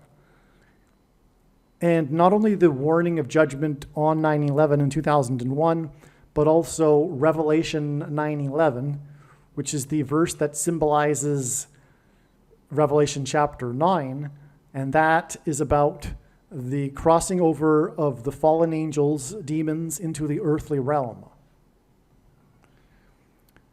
when, for one, they will pretend to be aliens, and that's why Jimmy Carter is the UFO president, who officially filed a report on his supposed UFO sighting. This is a big revelation. This revelation came early, although it's a little further on in the email thread here, but this was realized on the night of July 6th. Sorry, I have a little bit of food coma right now. I just ate a big lunch, and the show must go on, though. There is no time to take a pause. I must continue recording, and so I'm going to be messing up, as you can tell. So, Carter's death will be 5 days before the funeral and 8 days before James Earl Jones, who is King Symbolism, his death, okay? I'm writing to a friend. It's like abbreviated short form notation, really. So Carter's death will be 5 days before his funeral and 8 days before the predicted death of James Earl Jones, who is also King Symbolism, just like Carter. And this hints at the 5th and 8th kings in the prophecy. Again, this prophecy is about the 5th through 8th kings. And that's why Carter's death will be 5 days before his prophetic funeral, in which the presidents, who are symbolic of kings, will be lined up, the 5th through 8th kings, in other words, and Carter's death will be 8 days before the death of James Earl Jones, and that's a 5 and an 8, and therefore it's more confirmation. It's a hint at the 5th through 8th kings in Revelation chapter 17. All right. Okay, it seems Rocky's 78th birthday on this same day is confirmation for Georgia granite rock guide stones, which equal George H.W. Bush New World Order, which is what I have mentioned already. Rocky was released in 76. That's a number that hints at Carter, but Rocky, the actor who portrayed Rocky, had his 78th birthday on the date 7/6. All right? That's amazing confirmation. Now, in other words, this is a second witness. This is a confirmation for the relevance of Sylvester Stallone's 78th birthday on July 6th, 2024. All right? The fact that the movie Rocky was released in 76, and that is actually significant. It's the year that Carter was elected, but what I mean by it being significant is that Rocky, the story of the movie Rocky, is more than the actual movie. It's the production of the movie and the popularity of the movie itself. In other words, it's not just the plot, the character Rocky. What I mean is the actual movie. The movie had a parallel. The plot of the movie had a parallel with the actual movie in real life, because in the movie Rocky, the character Rocky is a huge underdog, and he takes on the heavyweight champion, and he perseveres and makes it through to the end, etc. All right. This was an independent movie produced on, I believe, a budget of $1 million, which is extremely small. And but it became the highest grossing movie of the year and beat all of the big Hollywood movies, including the big one of that year that otherwise would have won Best Picture at the Academy Awards, All the President's Men. And that's what I mean by Rocky being significantly tied to the year 76, because the movie Rocky beat all of these other movies in 76. That's the point. It became the highest grossing movie, and it won Best Picture for the year 76. And the movie that it beat was All the President's Men, which is why we have this. Rocky was released in New York City on November 20th, 1976. 8 weeks and 5 days, which hints at the 5th and 8th kings, before Carter's inauguration in 77, which began the fulfillment of this prophecy about the 5th through 8th kings. Okay? Now, Rocky was released widely in the U.S. on December 3rd in 76, 48 days before Carter's inauguration. And 48 days is 6 weeks and 6 days, because the Antichrist is described in the last book of the Bible, the 66th book of the Bible, in which the Antichrist's symbolic number is 666, and the Antichrist will be the future 48th president, Barack Obama. All right, who was born on the date 8/4, which is written as 4/8 outside of the U.S., etc. And his name, Barack Obama, in Hebrew gematria is equal to 84. Well, anyway, the movie Rocky. So the movie Rocky, you know, I haven't even begun to explain the prophetic significance of the movie Rocky. That would take another video. But I'll just sum it up. The movie Rocky is about its location, which is Philadelphia, which is one of the 7 churches that Jesus wrote letters to in the book of Revelation, and said that this would be the only church that would be spared the hour of tribulation. So God uses this city of Philadelphia in his signs for this purpose, for prophetic purposes. Rock is symbolic of Christ in the Bible. The rock in the Bible is symbolic of Jesus. And the theme song became a major hit, a big hit. It's the instrumental. There's really no singing aside from a little bit of chorus, but it's a trumpet song. It's a song. It's Gonna Fly Now. Okay, you probably know.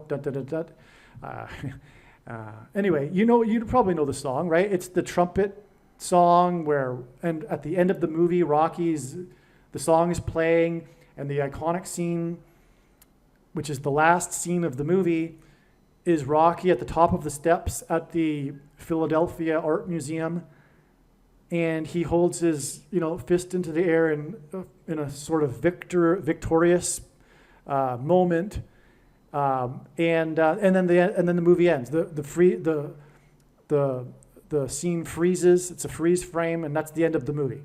But the song is playing during that the end of the movie there, or it's gonna fly now, and that's because the Church of Philadelphia that will be spared the hour of tribulation will fly. They will be raptured, as it says in Bible prophecy. They will meet the Lord in the air.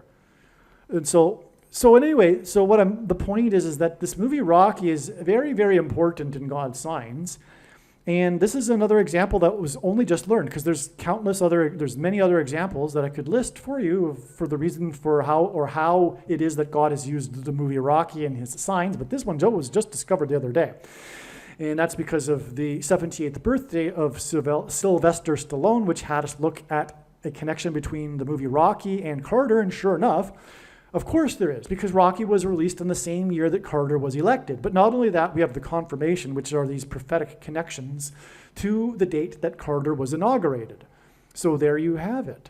And okay. So, and like I say, it's the movie Rocky is a rags to riches movie. Oh, by the way, Carter, same thing. Carter was selected out of obscurity, and the reason why he was selected was because of that.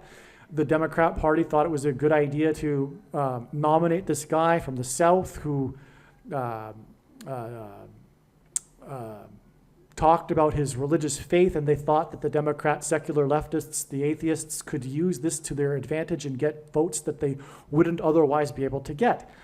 And that's because Carter and his brand of Christianity fools people. It isn't Christianity, right? Carter basically has the same values as the secular progressive leftists, and it's all a lie. Whether Carter believes I don't believe personally that Carter was intentionally fooling people. I believe, was fooling himself, contrary to Obama. But the reason why God is using Carter and his signs is a template for Obama, who was of the same vein. But in Obama's case, he really does know that he is hoodwinking the people, the masses, presenting himself as a centrist. But anyway, Carter was all about his moralism, and that's why he rightly so was criticized by conservatives of the time and for years after.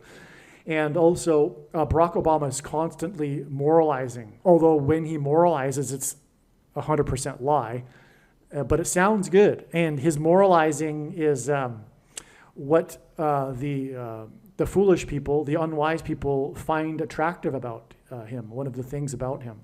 But he's constantly moralizing and really talking down to people that don't agree with him, etc. Just like the left, just like the illiterate, ignorant people on the left that know nothing about history and know nothing about anything really, but they think they are so smart and more educated and more informed than anyone, and so they talk down to people. They think of themselves as the elites, the enlightened ones, which is why they feel justified in bending the law and trampling on rights, because the ends justify the means. It's classic communism, right? Anyway, I'm getting off track here, but we got to point here to arriving at the significance of the movie Rocky and its connection with Carter. And as I mentioned, it was the independent film underdog that beat All the President's Men. That's amazing, because here we have another connection to the president, right? Because of Rocky beating All the President's Men in the Oscars. It was the big showdown between these two movies at the Oscars that year. And the thing about it is that Rocky was produced by this outsider, Sylvester Stallone, a Hollywood outsider, and on a really small budget, whereas All the President's Men was your typical high-budget Hollywood movie. Well, anyway, it points to in other words, it points to the president and points to President Carter. Furthermore, it points to all the presidents that Carter is symbolizing, because again, Carter is the beginning of this symbolic chronology of 7 kings. And so it's all the presidents. You could take away the apostrophe and have all the presidents. That's what it's hinting at.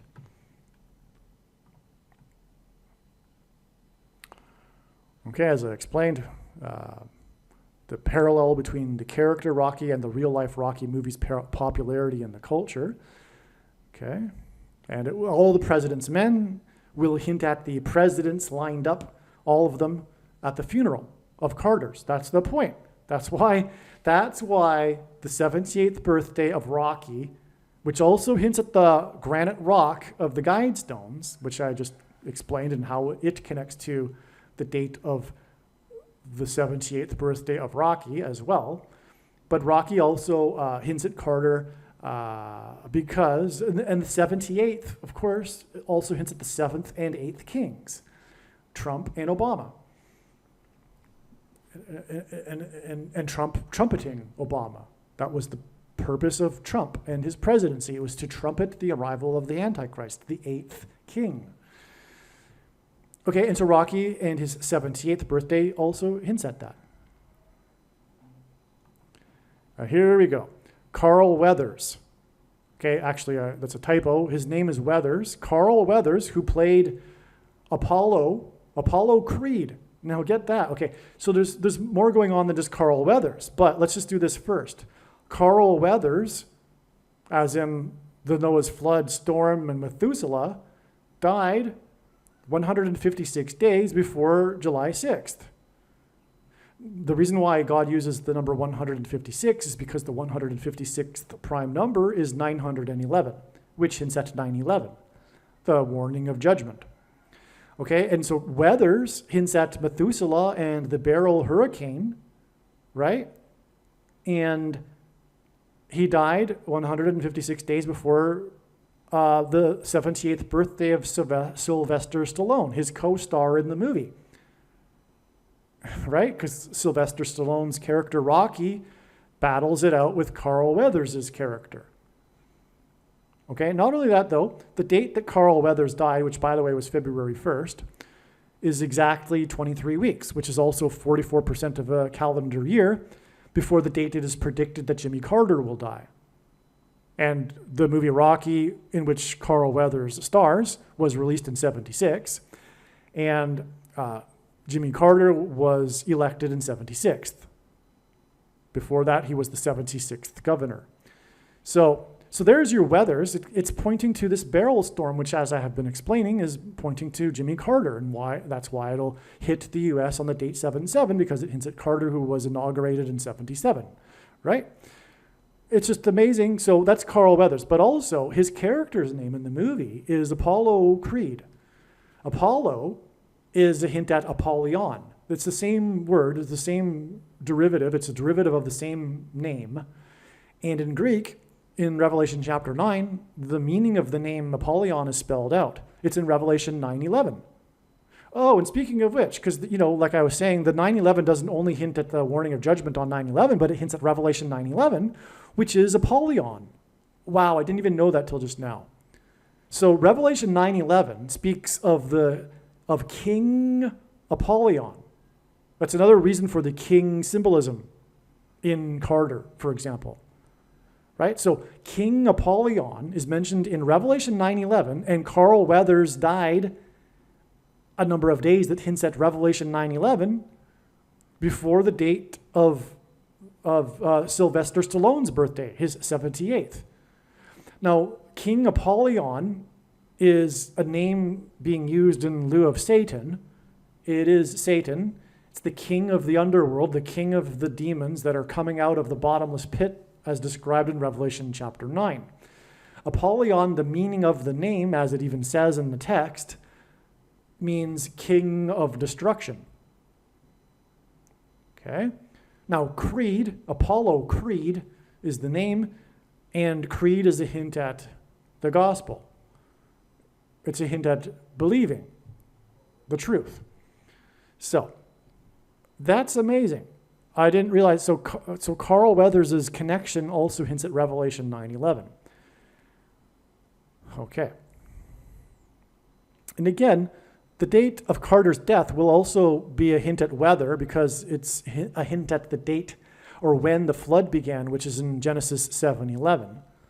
And it was weather, it was rain and weather that flooded the area that Noah was in.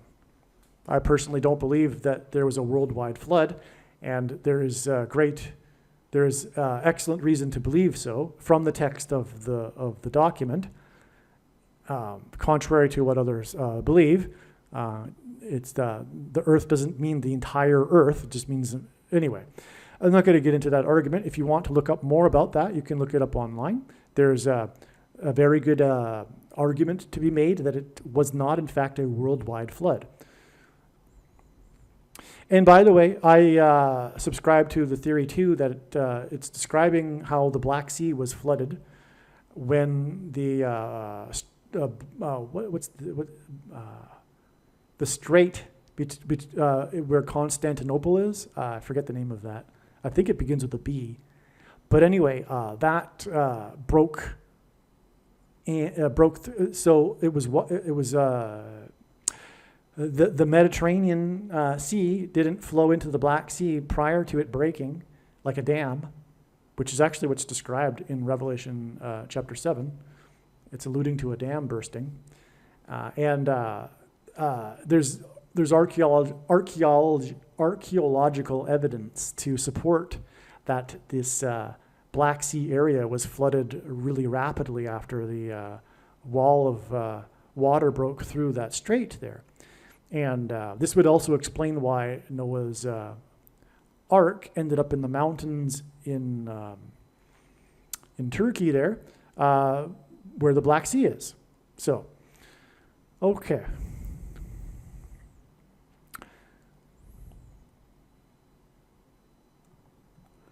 Now, another Rocky movie actor recently died. It was Burt Young.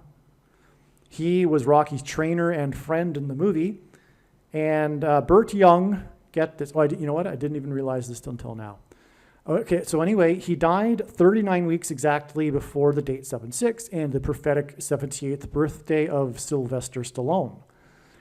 39, Jimmy Carter was the 39th president. And again, God pointed to this date ahead of time in regards to Jimmy Carter, the 39th president. Okay, so this, although this wasn't known ahead of time, this would have been confirmation that God was pointing to Jimmy Carter on July 6th. Now also, Carter, I explained earlier, is the longest living president, and the date that he became the longest living president hints at this lie of immortality without God through technology, etc. And so that's why the name Young. Because Jimmy Carter's, that's the thing about Jimmy Carter, right? He's the longest living president, and as I explained, it hints at this transhumanism technology and the Georgia Guidestones and immortality.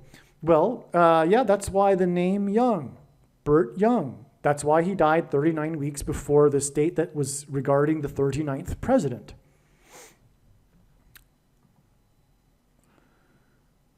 July 11th will be 2 times 203 months exactly after 9/11 in 1990.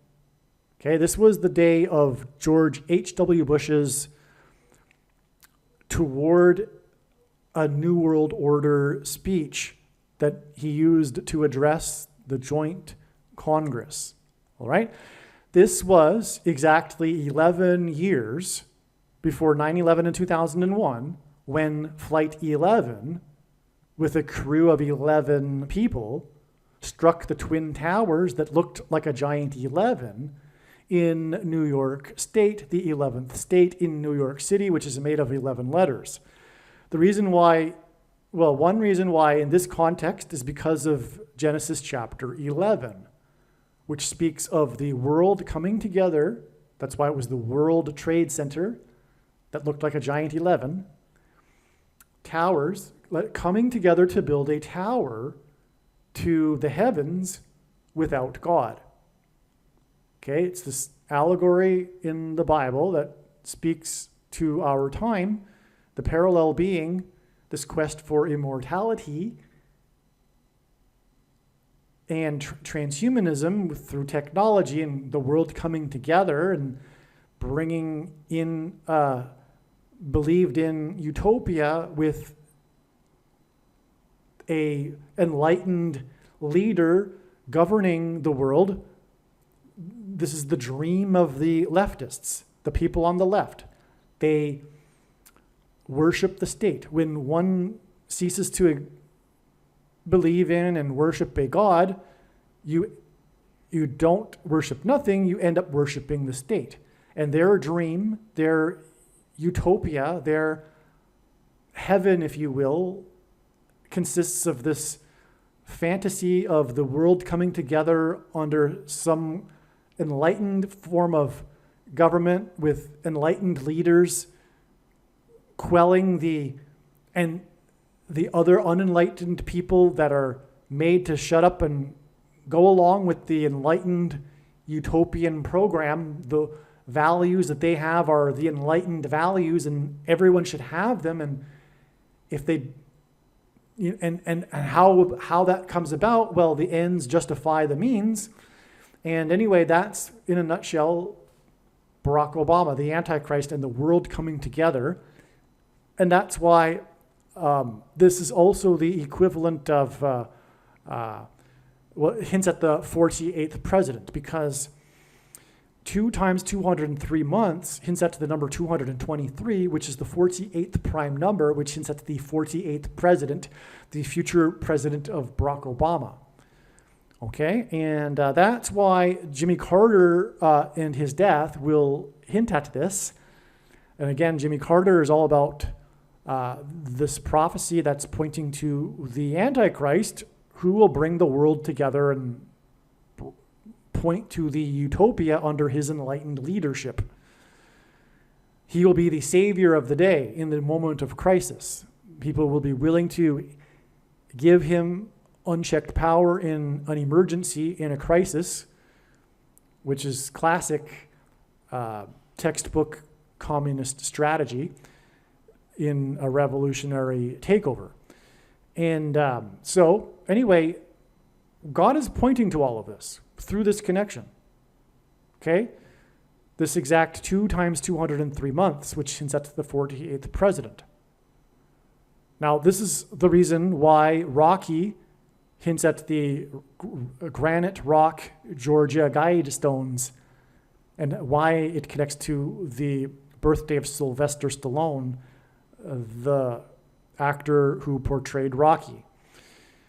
Okay, so in other words, Rocky is part of all of this that points to the Georgia Guidestones, which is part of this symbolism that's pointing to the New World Order, and that is why the date that Carter will die will also be pointing to George H.W. Bush's famous speech toward a New World Order. Rocky is all about its location, which is the second state. Carter is about his location, the fourth state, and you will hear this at the time of his death. The news will be talking about how he spent his entire life in this one location, this small town in rural Georgia, before he became the governor, and then after leaving the White House, went back to the same small town in the fourth state. Okay, so Carter, in other words, is Mr. Georgia, and Rocky is about the second state, Philadelphia in Pennsylvania. That's, like I said, a big part of the movie Rocky is its location, and that's why God uses it, because it's Philadelphia. So anyway, you have here the second and fourth state, which hints at Carter, who was born in 24 and will die in 2024. And G2424 is the word Jesus, Jesus Christ, Jimmy Carter, JC. Okay, also, you could also reverse the 4 and the 2 and get the number that symbolizes the Antichrist and the period of the Antichrist in Bible prophecy, the number 42.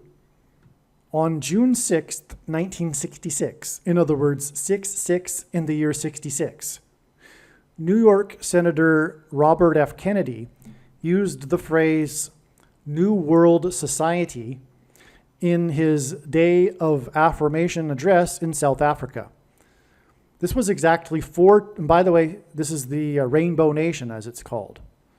And Obama is the Rainbow President, who famously lit up the White House in rainbow colors and said that Bishop Desmond Tutu was his role model. Anyway, and Desmond Tutu is a leftist communist. This was exactly and I shouldn't have gone there. Now I have to explain it a little bit.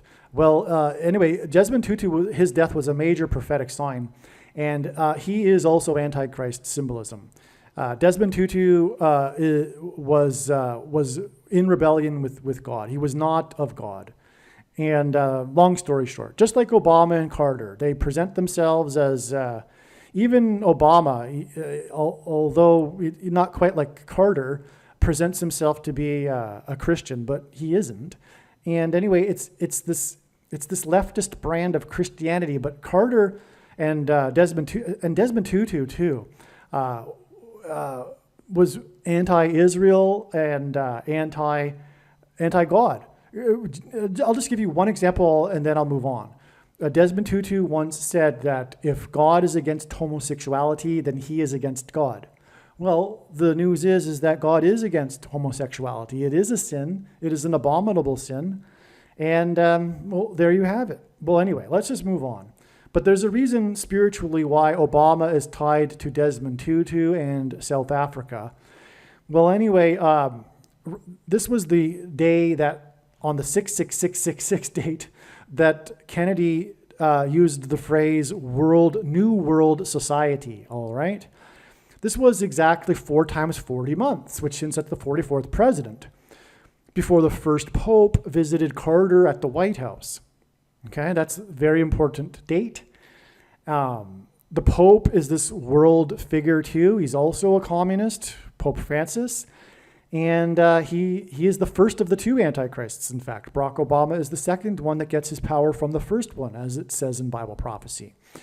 And these two men will be the leaders of this new secular left world government, etc., and new world order. And that's the reason for this connection. Okay?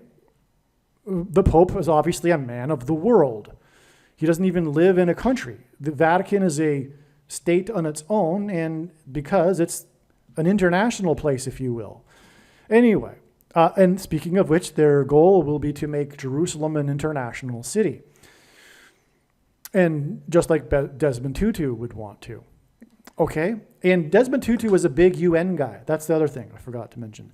Desmond Tutu was a big UN guy, just like Barack Obama and the Pope will be leading a new, the UN, but, well, anyway, let's just move on. It'll be like, I don't think it will be in its current form. There will be something, the UN will have teeth, as to use the words of Pope Francis. Pope Francis is desperate to have a world government that has teeth, as he puts it.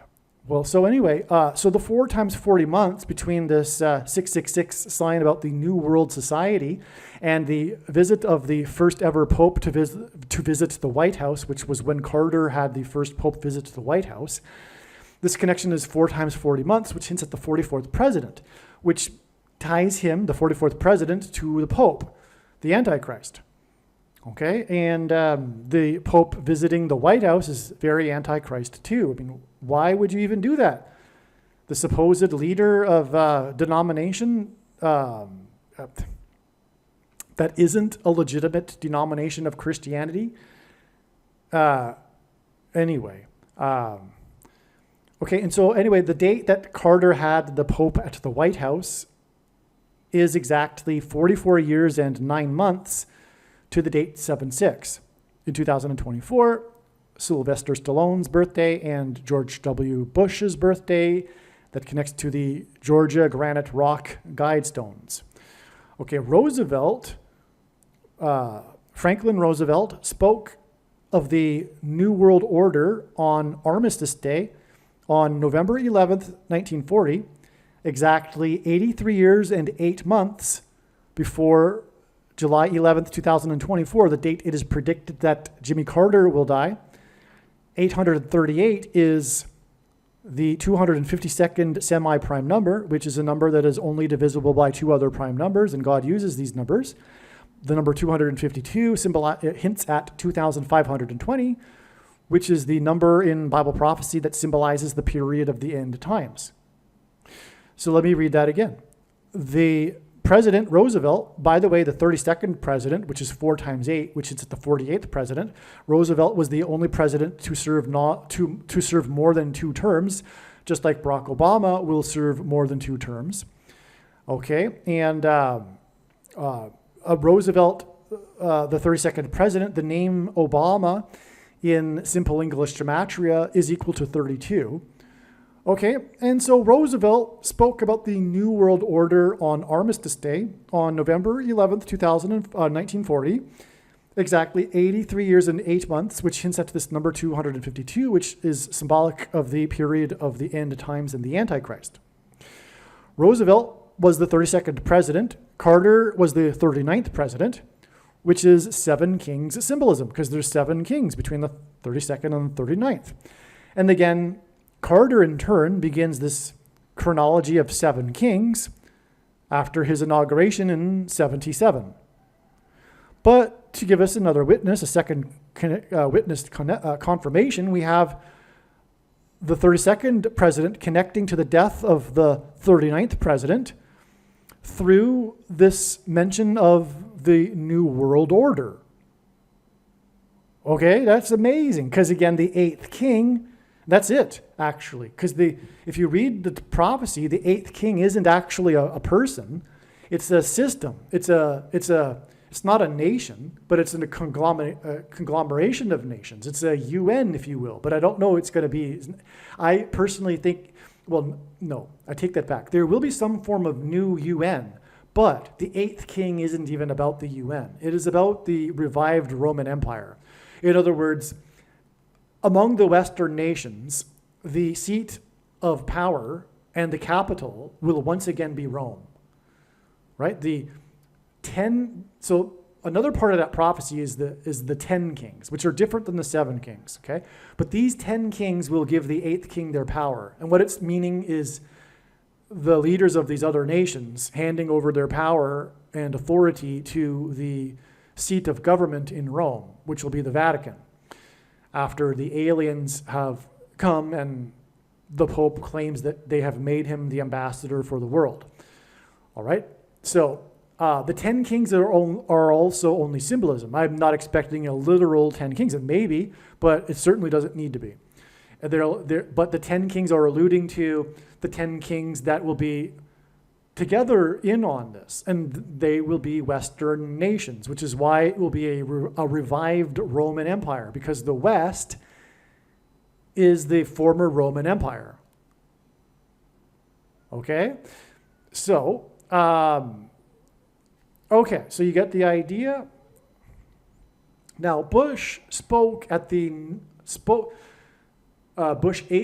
George H.W. Bush spoke of the New World Order in his address to Congress on March 6th, 1991, after the Persian Gulf War, exactly 400 months before 7/6, the date that God was using to point to Carter. This is amazing. Now, first of all, Carter was known for the Camp David Accords, which forced or pressured Israel to giving back to Egypt the Sinai Peninsula. Okay, so Carter is tied to Egypt. In the Bible, the king of Egypt is a type for the Antichrist. And the Israelites were afflicted in Egypt, and they were afflicted for 400 years, which is why the symbolic significance of 400 months. Okay, and so this speech about the New World Order given to Congress after the Persian Gulf War, which is in the area of Egypt, it's the Middle East, was exactly 400 months before this date that God was using to point to Jimmy Carter, which was the 70th birthday of George H.W. Bush's son. Okay, so that's amazing. As a first step toward his ambition of a new world order, Bush announced the Madrid Peace Conference, okay, which ended on the same date of the 1991 Perfect Storm. Now, a Hollywood blockbuster movie starring George Clooney was made titled Perfect Storm. It was made after this storm in 1991. It was based on real life. And so this storm covered the entire east coast of the U.S., and I forget the details. But I made a video about this in the first 5 videos I ever made, a series of 5 videos that talked about how these record-setting weather events coincided with the U.S. and the world, these symbolic moments of the world seeking to divide Israel, God's land. And this is an example of it, okay? So that's why the perfect storm occurred on the very day of the end of the Madrid Peace Conference that was organized by Bush as a first step for his New World Order. So the New World Order is this system that's coming, but the big thing that it'll do that will be the big transgression against God is the division of Israel and the making of Jerusalem an international city. So that's why Bush's mention of the New World Order ties directly, right after that, as his first step, the Madrid Peace Conference. Okay. Now, when the talks resumed, the day that the talks resumed, because they stopped and then they resumed in 1992, that was the day that Hurricane Andrew hit. And at the time, it was the costliest and I think the deadliest hurricane that ever hit the U.S. It hit Miami. Okay, so that was another example of the long string of examples of these weather events that coincided, these destructive record-setting weather events that coincided with this effort to divide Israel. Because Genesis chapter 12, 15, I believe, says, paraphrasing, God saying to Abraham, I will bless those who bless you, and I will curse those who curse you. And that's a warning to the nations. Those nations that curse Israel will be cursed and destroyed, and the nations that bless Israel will be blessed. And that's why America has been blessed. It has been in alignment with God and therefore has been supportive of Israel. The two go hand in hand. But now that America has departed from God, has become feminized, has become leftist, has become communist, has become atheist, because communism and atheism are the same thing. When you don't have God, you have a vacuum that is inevitably filled by communism.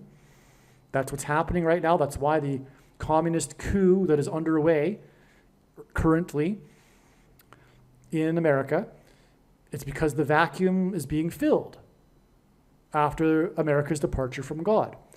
And so when that happens, the nation inevitably turns against Israel as well, because it's in rebellion against God. And spiritually, that's what a people do when they are in rebellion against God. They resent Israel. Okay, so now Bush's Toward a New World Order speech on 9/11 in 1990, which in itself, the date hints at 9/11, was exactly 11 years before Flight 11 and the crew of 11 hit the Twin Towers that looked like a giant 11, which was the World Trade Center, as I explained. Okay, I already explained that. Now, so George Bush equals Georgia Guidestones equals Carter from Georgia, who, in the vein of the New World Order, pressured Israel to return the Sinai Peninsula to Egypt, which is the reason for this 400 months connection again between this date pointing to Carter and George Bush's speech about the New World Order. Okay. Does all of this connect to George Washington and King George? Symbolism for tyrannical government and the Antichrist. George Washington defeated King George's army, right? So, and of course, the revolution, the birth of America, was symbolism for a tyrannical government, because before the revolution, the government of America was King George and the British Parliament, right? So it was a rebellion against their own government. But that's what's coming. The tyranny will be coming from our own government. The Antichrist for America is a president. It has to be. It's King George. It'll be the new King George. The tyranny from the centralized government in Washington, George Washington, D.C. Okay, on 9/11 in 1813, the British landed at Washington's Mount Vernon estate and then proceeded to burn down the Capitol building and the White House. The portrait of George Washington was famously rescued by Dolly Madison. The only other time a foreign enemy attacked the nation's capital was exactly 188 years later on 9/11 in 2001. And this is huge, okay? So the two times that a foreign enemy attacked the nation's capital were exactly 188 years apart, all right? The reason why is because of the 188th word in Strong's Concordance, the Hebrew word that means woe, exclamation mark, which is used in the context of extreme judgment from God in the Bible. Okay? Now, what I'm getting at here specifically, though, is this connection to George Washington, because the British landed at his estate. That's where they came in and then went to the Capitol to burn down the White House and the Capitol building. And also, in the process, George Washington's portrait was famously rescued by the First Lady, Dolly Madison. The ceremonial groundbreaking for the Pentagon was on 9/11 in 1941, exactly 128 years after 9/11 in 1813. Okay, so the Pentagon, which is symbolic of America's defense against a foreign enemy, the ceremonial groundbreaking was exactly 128 years after the time that a foreign enemy attacked the nation's capital. And of course, the Pentagon is located in the nation's capital. Now, the reason why 128 is because this identifies the Antichrist. Because the 128th word in Strong's Greek Concordance is the word the Ethiopian, and Barack Obama is the Ethiopian. He was born in East Africa, near Ethiopia. Okay, it might as well just say the East African. That's all it needs to say. Okay, so now let's see. Also, 9/11, 1941, the symbolic beginning of the Pentagon, was exactly 2 times 30 years, which since Obama, whose jersey number in high school was number 23, the basketball president, before 9/11 in 2001, when a foreign enemy attacked the Pentagon. That's amazing, right? This also identifies Obama, who will take command of the Pentagon to use it against its own citizens.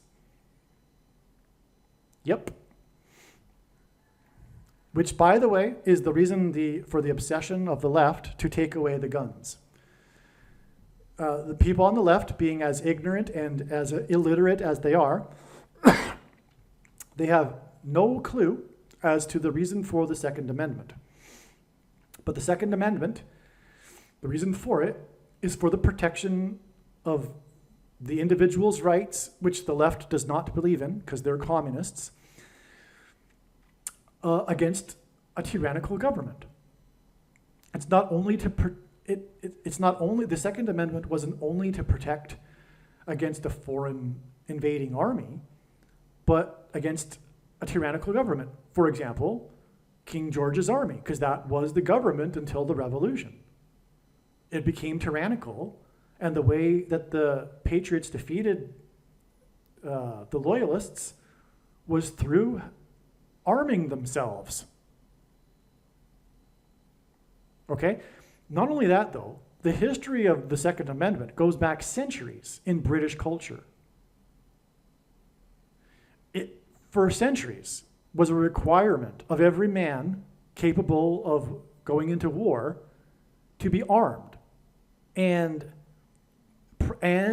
weekly practice with their arms. For example, it goes back even to the days of archery, where the men were required to practice archery on a regular basis, and it was a requirement. It was a law, you know. And of course the reason is because it was for self-defense for the community. But that self-defense didn't only, like I'm saying, mean to defend against a foreign enemy, but also a tyrannical government, which happens, especially and inevitably, when the people in government don't believe in God. See, when people don't believe in God anymore, and that man is just another animal, the person's rights no longer come from God, they come from the state. And the state can dictate as it wills what it believes to be in the best interest, which inevitably leads to trampling of the individual's rights for the supposed greater good. The ends justify the means. We saw this in the last three years, for example. The trampling of every one of the amendments in the Constitution except for the Second Amendment. The left was not able to get at that one. But in other words, the reason for the last 3 years is exactly because of the misunderstanding that the left has regarding government. The only purpose, the sole purpose of the government is to protect the rights of the individual. But when an individual is not created in the image of God, there is no respect for the individual's rights, and the rights of the greater good become paramount over the individual's rights. But what created America and British civilization, and the reason why the world wants to move to a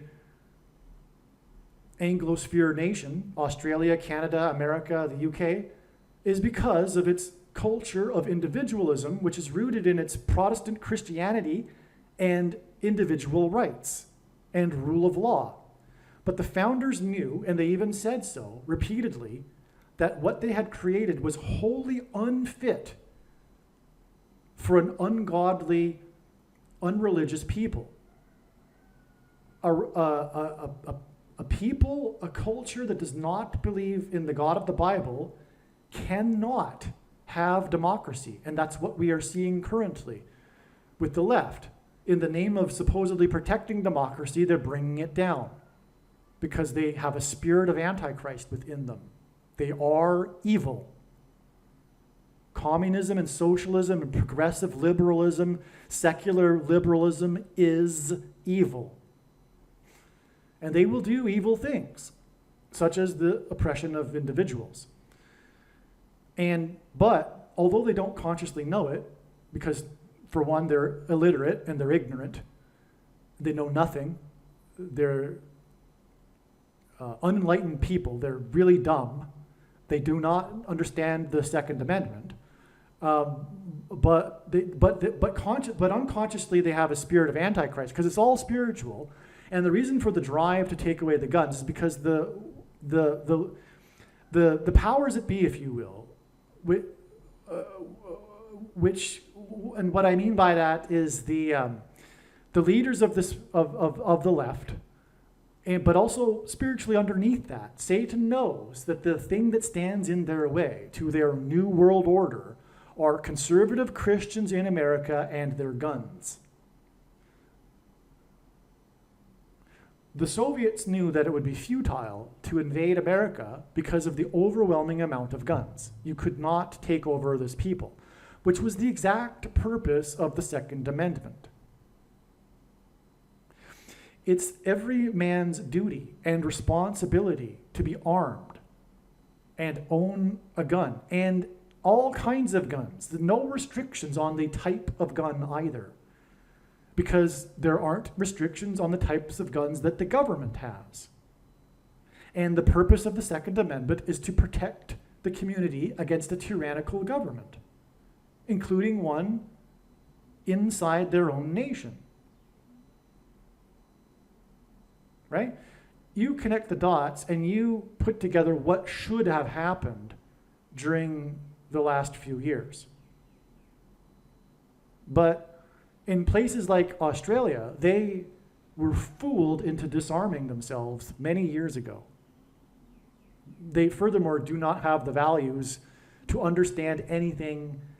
Not only that, with the proof of that, and for the UK but for that matter, and France just yesterday, after all that happened, they tossed out their centrist governments and brought in an even further left government. This just tells you how sick the Anglosphere culture is at this point. And the emphasis is on, in God's wrath, on the Anglosphere countries. Let's just also clarify that. The wrath that is coming is primarily focused on America, the UK, Australia, and Canada, and New Zealand. because these were the nations that had received the most amount of light, the most amount of blessings. And the cursing will be commensurate with the amount of blessings it received. That's why Australia and Canada and the UK and the blue states in America were the worst in the world in the response to the CVD disease. These were the worst totalitarian, Australia being the worst of all. Okay, so, and by the way, another thing that the left is so ignorant about, the mass shootings are not the result of guns, they're the result of people no longer believing in God. As Nietzsche said, God is dead and it'll take generations for us to wash the blood off our hands. He knew that the result would be the 20th century being the bloodiest in history. But this also applies to the mass shootings. The mass shootings have become a form of suicide. These people that are angry and want to kill themselves figure that they'll take out a few people out when they go in revenge, and because they don't fear God. They don't believe in a God. They don't fear God. That's a result of secular progressivism, not conservative Christianity and Christians with their guns. Again, just like the left, on every single thing, they have it completely backwards and upside down because it's a lie from Satan, and Satan's prerogative is to lie and turn everything upside down. The opposite is the truth in every case. And this is just another example. And so anyway, also, Satan is behind the mass shootings because he's behind the left and he's behind this drive to take away the guns, which is what's coming. Which is why what is coming is the tyrannical government coming for the guns, which will lead to all kinds of problems. Let's just put it that way. So, now I really got off track here, but I think it was worthwhile because, again, the globalist future cannot happen without taking down America. And to take down America, a big part of it is coming for the conservative Christians and their guns, right? Because the left hates it, but there's still enough red states to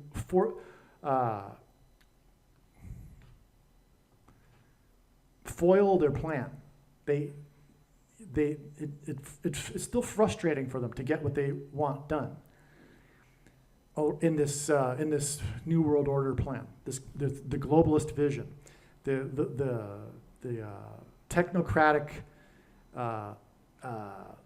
led left utopia government that they desire, and the reason for the left's hatred of America is rooted in this, but it's spiritual. America being God's Gentile nation is the reason why the left hates it, just like it hates Israel. It's like I said earlier, there's a spiritual reason why people on the left, the agnostic atheists and Islamists, the reason why they hate Israel is because, spiritually they're in rebellion against God. Well, the same applies to their sentiments toward America. And the thing that stands in their way is America, but really it's the red states, and really it's ultimately the conservatives and their guns.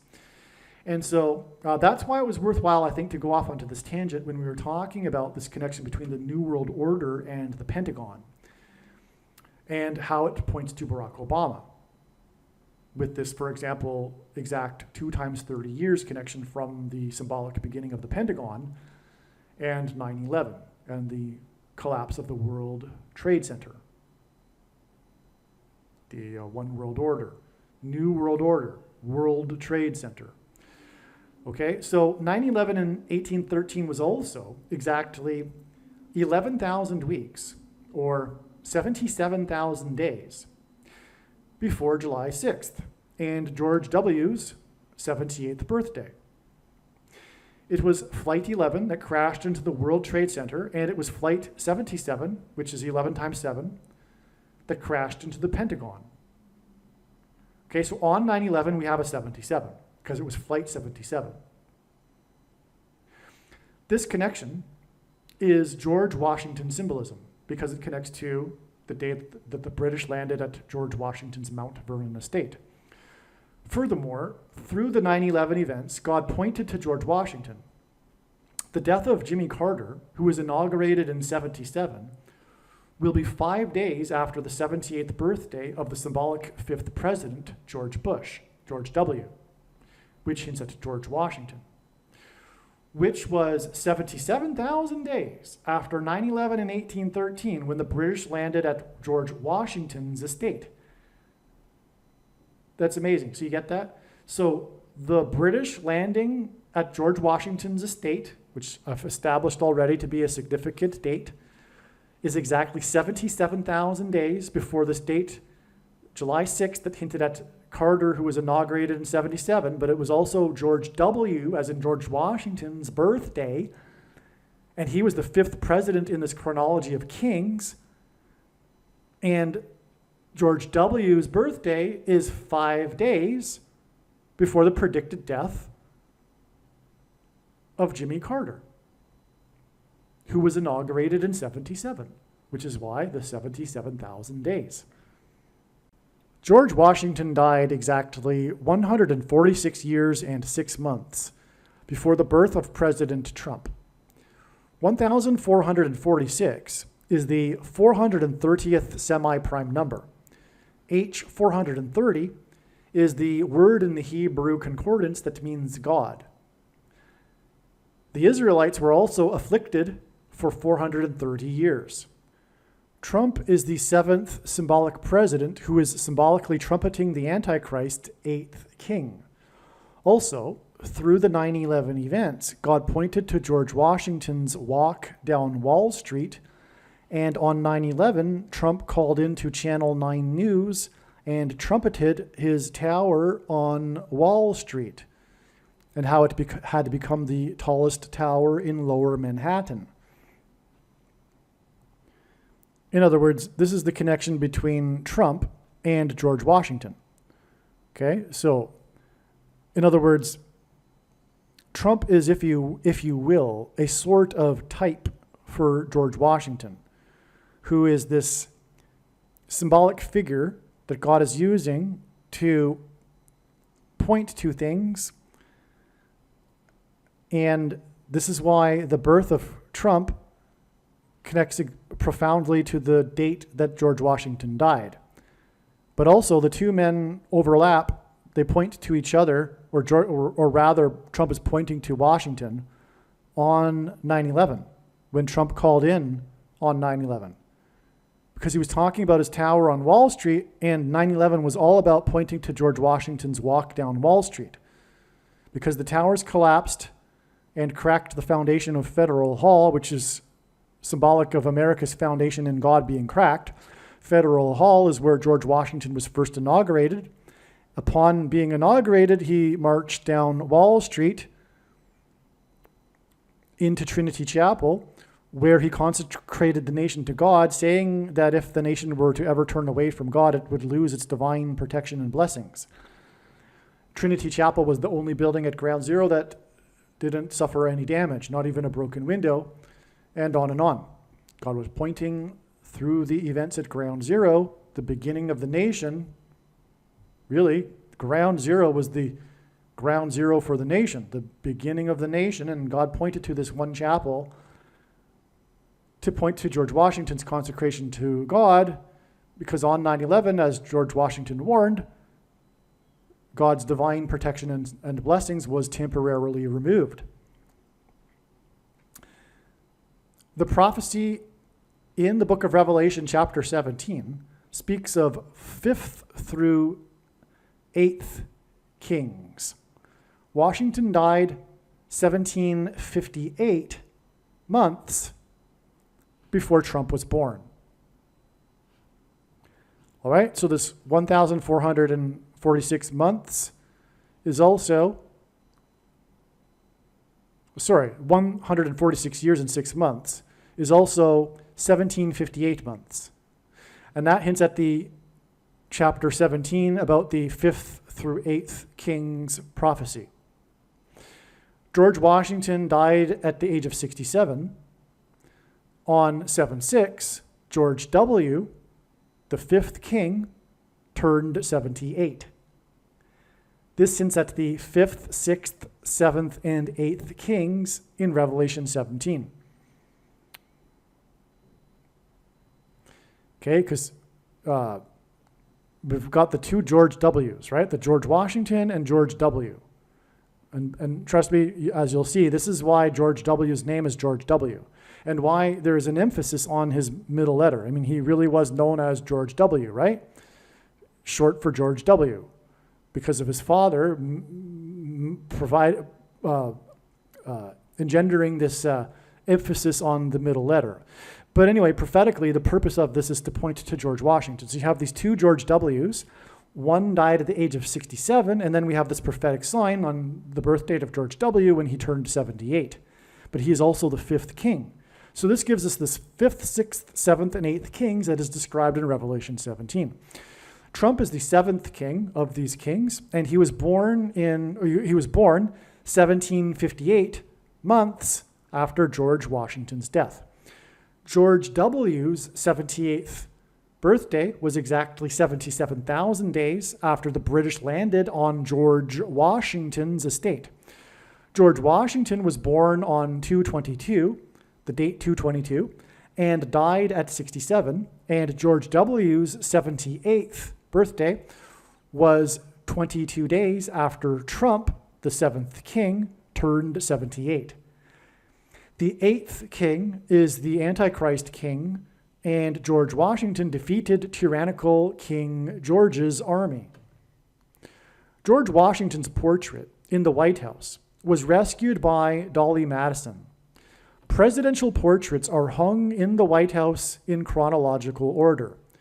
The presidential portrait of George W., the 5th king, was unveiled at the White House in a ceremony with the 6th and 8th king, Barack Obama, on May 31st, 2012, 2,969 days before the 7th king, President Trump, moved George W.'s portrait from its place of prominence.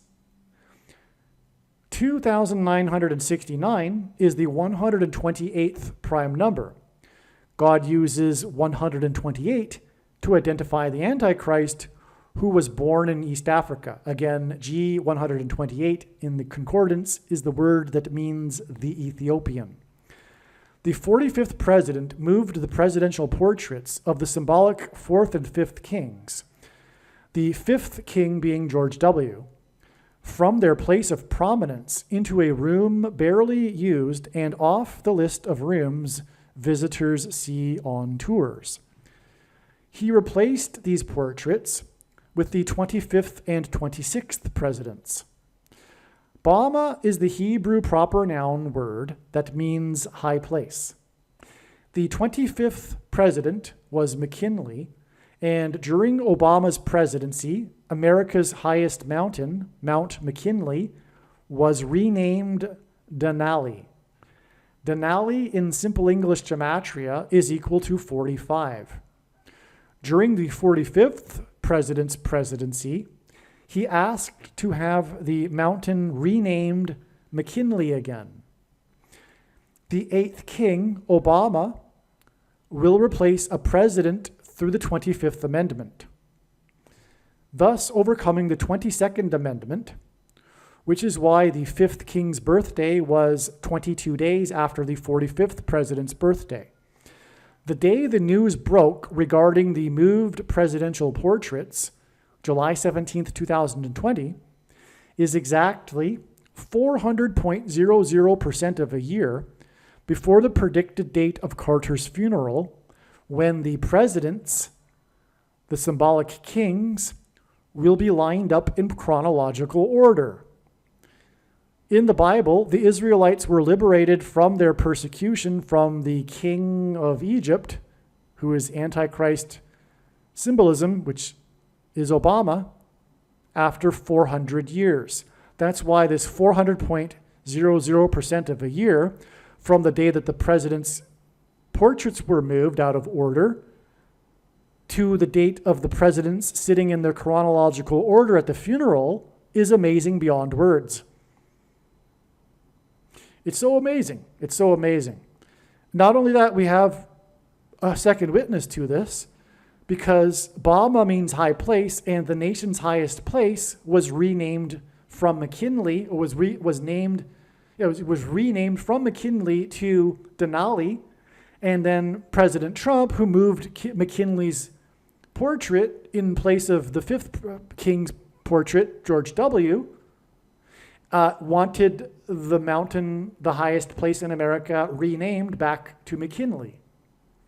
But it's also the 25th president, and that's because the 25th Amendment will be used to fool around with the chronology of presidents, making Barack Obama the president again.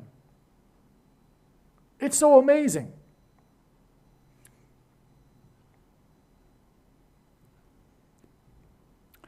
The 8th king will be appointed through the 25th Amendment.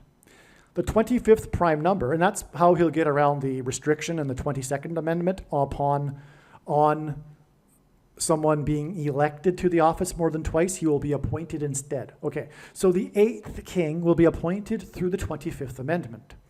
The 25th prime number is 97. The 25th president died while in office, and that's how the president will become the president again. Well, I'm jumping ahead. So the 25th president died while in office exactly 97 years before a famous racehorse named Barack Obama died. Obama will become the president again through the death of Kamala Harris while she is in office. Barack Obama's presidential portrait was unveiled in the White House on the date 9/7 in 2022, exactly 97 weeks before it is predicted that the presidents will be lined up in chronological order at Carter's funeral. That's so amazing. Okay, so the president, because the portraits are all about them being hung in presidential order, right?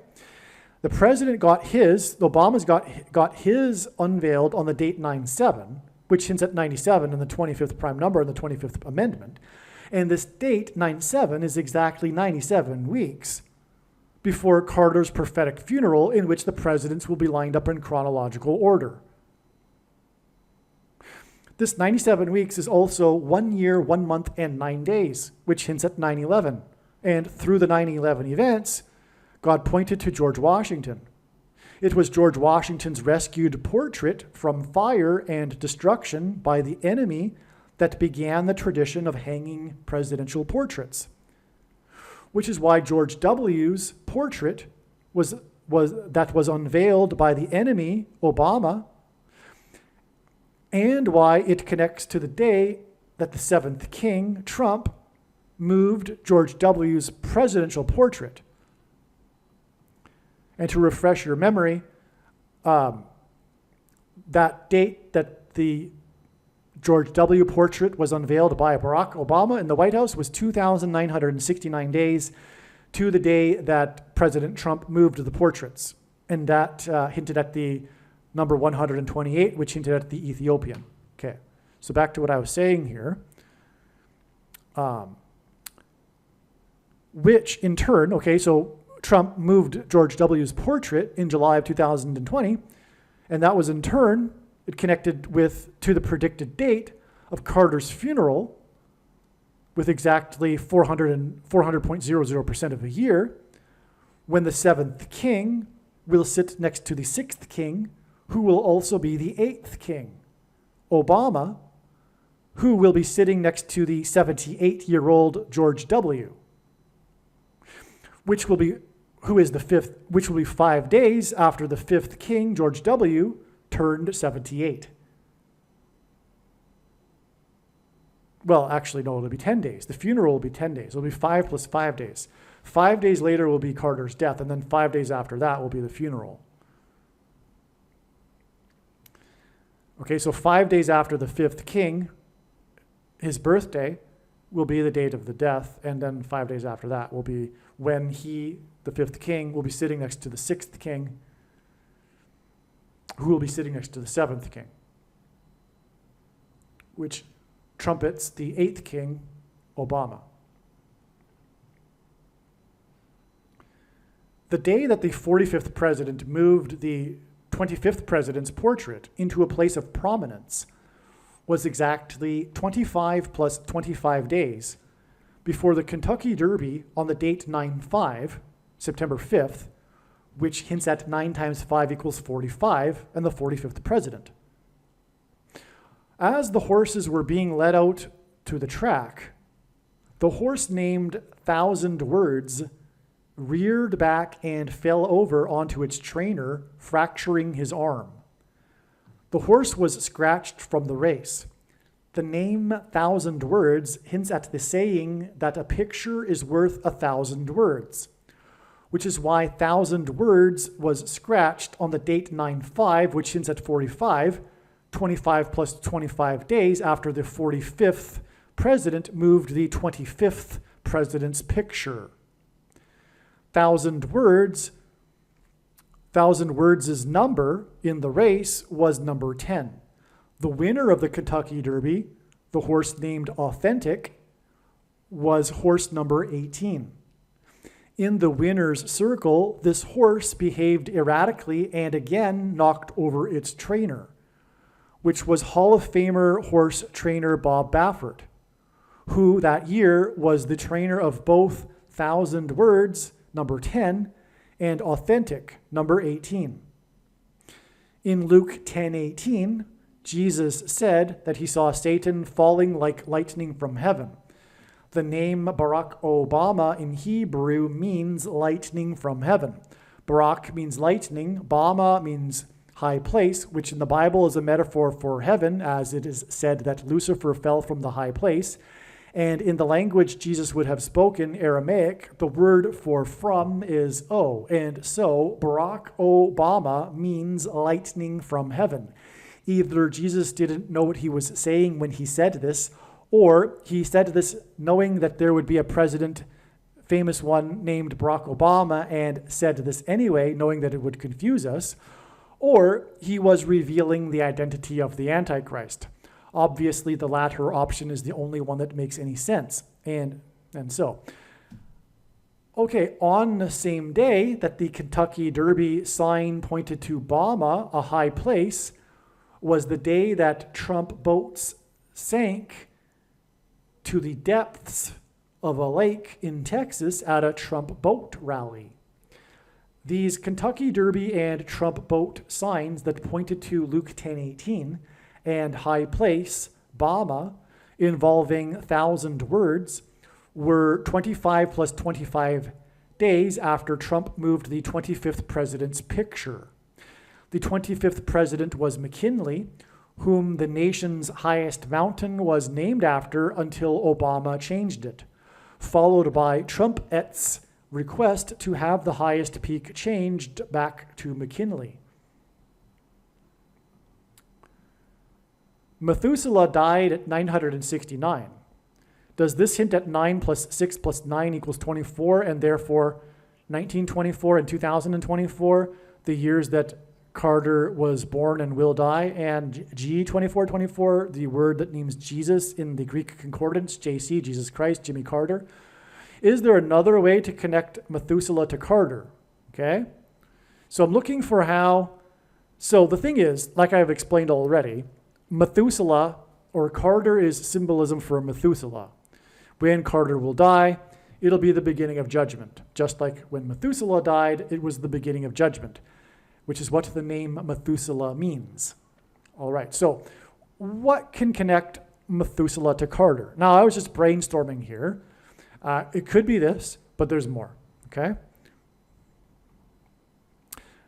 There's also this too, which is that Jimmy Carter is predicted to die on 7/11, which hints at Genesis 7:11, which was when the flood began and when Methuselah died. Okay, but there's probably another way, and yes, there is. I'll just get to that.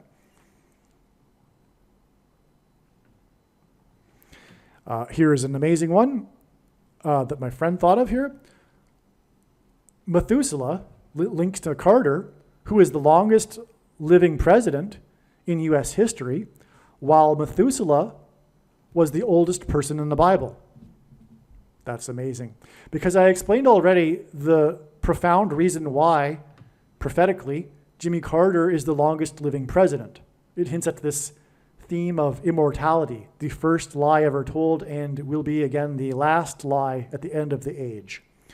And so Methuselah also is connected to Carter in this way, because Methuselah was the oldest person in the Bible. Jimmy Carter is the oldest president ever to have lived. Okay, so Methuselah is also the 8th generation from Adam. Okay, and well, again, the storm Beryl is pointing to Carter, and it's the 8th storm named Beryl, and the Beryl usage in the Bible is the 8th stone used in the foundation of the New Jerusalem.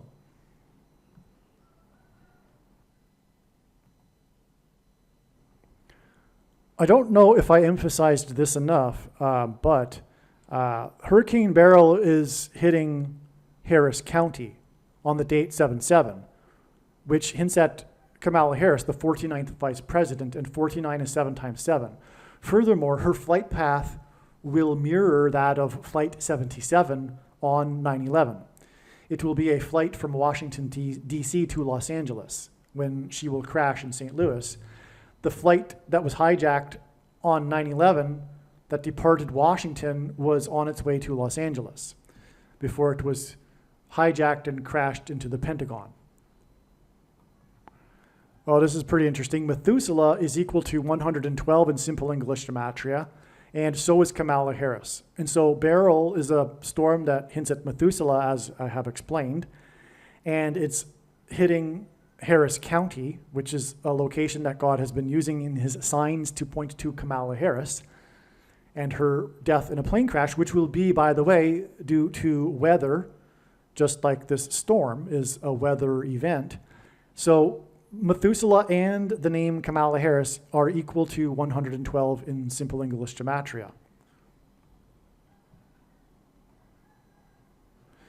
McKinley is 8 letters. Michelle is 8 letters. McKinley sounds like Michelle or Michael. McKinley was the 25th president, which hints at the 25th Amendment, which will be used to make Michelle Obama the vice president and then the president, after Joe Biden will step down, which is predicted to be on August 2nd. Okay, McKinley died exactly 44 years and 9 months, which is the same connection as the Pope's visit with Carter at the White House to July 6th, as I mentioned before. So McKinley died 44 years and 9 months before Trumpet was born. And again, Trumpet was trumpeting Mount McKinley, and therefore Obama, because Obama means high place. McKinley died 97 years before the Barack Obama racehorse died. His vice president, Hobart, died in office exactly 117 years and 9 months before the eclipse peaked over St. Louis at 1:17 p.m. The eclipse engendered an X, which hinted at which is hinted at with Ezekiel chapter 9. Also, the Antichrist was the president from 09 until 17, which is why this 117 years and 9 months connection. But it's also hinting at how Kamala Harris will die in office in St. Louis, and Hobart died in office with this 117 years and 9 months connection, and the eclipse peaked over St. Louis at 1:17 p.m., and that's, by the way, why Kamala Harris will die while in office in St. Louis. It will be pointing to the eclipse that peaked at 1:17 p.m., which again is the reason for the 117 years connection. Trump, and by the way, you need to watch the eclipse 1:17 p.m. video. That's like the foundational video. You need to watch that video. I'll say it again. There is a video titled something to the effect of eclipse equals peaked at, Kamala Harris will die on July 22nd equals eclipse peaked at 1:17 p.m. Trump descended the golden escalator of Trump Tower exactly, this isn't related to this video, so let's move on. July 6th, 2024. Okay, this is amazing. July 26th, 2024, the date we are talking about in this video, was 1,880 days exactly, which hints at H188 in Strong's Hebrew Concordance, which again is the word that means woe, exclamation mark, used in the context in the Bible of extreme judgment from God. So, therefore this is important. Very important. July 6th, 2024 was 1,880 days after the heritage tree fell on May 14th, 2019 at the Washington Monument due to the soil being too wet. Okay, so we were talking about earlier. What we were talking about? We were talking about how George W. and his birthday on July 6th could connect to George Washington, which would just confirm everything. This is it, because it's the Washington Monument we're talking about. So there was this heritage tree, I forget the type of tree, but it was like a 200-old or more tree that was there at the time of the construction of the Washington Monument, all right? It fell over due to the soil being too wet, all right? Exactly 1,880 days before this prophetic birthday of George W., as in George Washington. In the news that day, it was reported, the day that the tree fell at the Washington Monument, it was reported on that same day how Washington, D.C. had received its wettest 365-day period in history with 71.05 inches. This was on the exact 71st anniversary of the rebirth of Israel. So in other words, this 365-day period coincided with the 71st year of Israel, and it was the wettest period in Washington, D.C. that resulted in, at the end of the year of the 365-day period, with the falling over of the tree at the Washington Monument. And in the Bible, the felling of trees is symbolic of God's judgment. The National Park Service, which gives this national symbolism, posted on Twitter about the fallen tree at the Washington Monument at 9:20 a.m. In Genesis 9:20, Noah began to be a man of the soil and planted a vineyard. That could have been, that's a quotation there, okay? He began to be a man of the soil and planted a vineyard. George Washington was known for being a man of the soil and for the vineyard at his Mount Vernon estate that he planted. Truly, after he left the president's office, he became a horticulturalist. He is famous for it. If you visit the Washington, the Mount Vernon estate, it's largely focused on the horticulture that Washington had there. Okay, so and part of that known history is how he tried to start a grape vineyard, but it didn't work out. But today, still to today, the area of the estate in which there are produce, where there is produce growing, is called the vineyard area. Okay, so there's still an area of the estate called the vineyard. And anyway, Noah began to be a man of the soil and planted a vineyard in Genesis 9:20, and the tree fell at the Washington Monument, as in George Washington Monument, at 9:20 a.m. Or it was officially recognized by the National Park Service at 9:20 a.m. Okay, this was also the day that Trump trumpeted a return to the moon by 2024. The moon is a giant rock, and in the Bible, rock is symbolic of Jesus, and that's why this communicated the Lord Jesus Christ's return in 2024. All of the return to the moon by 2024 signs have been hinting at Christ's return in 2024, but this was the big one.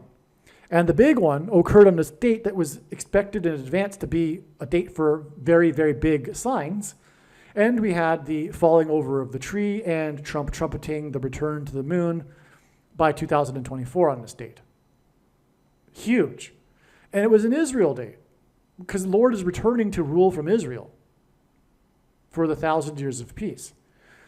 Okay, so this was a huge date. Now, this huge date that was about George Washington was 1,880 days before this George W. Day, the birthday of George W., the 78th, and the prophetic reason being it pointing to the death of Carter 5 days later, the 5th president in the chronology, and also pointing to, at Carter's funeral, the lineup of presidents and hinting at the 7th and 8th king, Barack Obama. Okay, Carl Weathers, we talked about him earlier, right?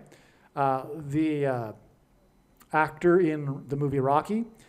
Carl Weathers died 22 weeks and 2 days before the birthday of Sylvester Stallone. And Washington was born on the date 2/22. God pointed to Washington through the 9/11 events, and 22 weeks and 2 days is 156 days, and the 156th prime number is 911. Which I mentioned earlier. I mentioned the connection between Carl Weathers and the birthday of Sylvester Stallone and how it hints at 9/11. I mentioned all of that earlier. But now I want to revisit this because of this connection here, pointing back to the George Washington Monument and how George Washington was a man of the soil. We have clear connection between George Washington and George W. But a second witness to this is that Carl Weathers died with this connection of 22 weeks and 2 days, which hints at 9/11, or George Washington, who was born on the date 2/22, and the connection is a number that hints at the 156 days, hints at 9/11, and through the 9/11 events, God pointed to George Washington. And again, this connects to the date of Sylvester Stallone's birthday, which is the reason for the connection from Carl Weathers. So it all confirms itself. It's like everything is a second witness to everything else. The name George means farmer, earth worker. Carter is known for being a peanut farmer, a man of the soil, just like George Washington. Before he was the governor, he was a peanut farmer. Okay, so, and George also hints at this. This is why the birthday of George W. on this date that God was using to point to Carter, the date 7/6, because Carter was the 76th governor of Georgia after he was a peanut farmer. Okay? This connection confirms that the birthday of George W. at 78 was a prophetic sign. Was there a sign in Washington, D.C. on the date 7/6 to confirm this? Because now it's clear we're focusing in on Washington. We have this connection from the tree that fell at the Washington Monument. God is connecting clearly George Washington to George W. here. The presidential paintings, for example, which began with the rescued George Washington painting and included the connection from the George W. painting. But we even have the 1,880 days to this date, July 6th, from the Washington Monument. Could there be a prophetic sign bookending the 1,880 days connection from the Washington Monument in Washington, D.C. to another prophetic sign that occurred in Washington on July 6th? That's when the light bulb went off in my mind, and I checked to see, and sure enough, it was correct. The St. Louis Cardinals baseball team played the Washington Nationals in Washington, D.C. on July 6th. The score was 6-14. The Washington team won. Genesis 6:14, okay, the score was 6:14, and in Genesis 6:14 is the verse, quote, "Make yourself an ark," unquote.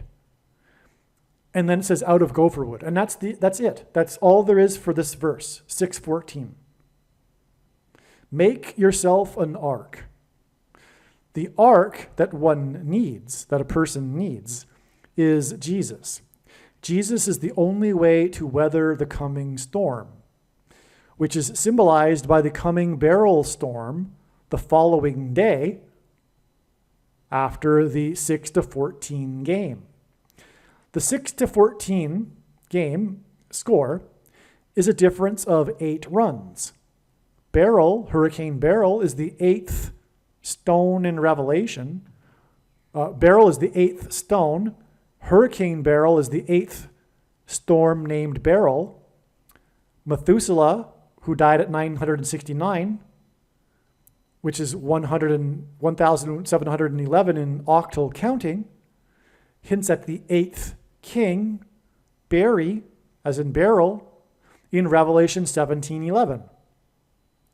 In God's signs, pitchers on the pitching mound are symbolic of the Antichrist on the Temple Mount. The prophetic final out, which God uses in baseball games as signs.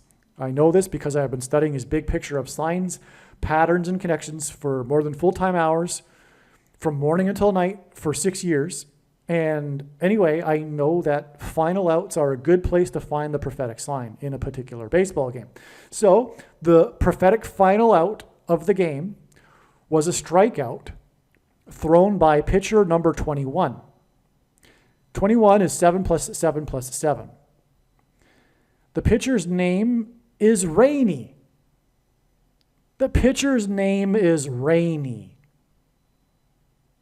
which confirms the 1,880 days connection from the fallen heritage tree at the Washington Monument due to the excessive amount of rain in Washington that was reported on that date. As again, I said, the wettest 365-day period of rain in Washington, D.C. history was reported on that date.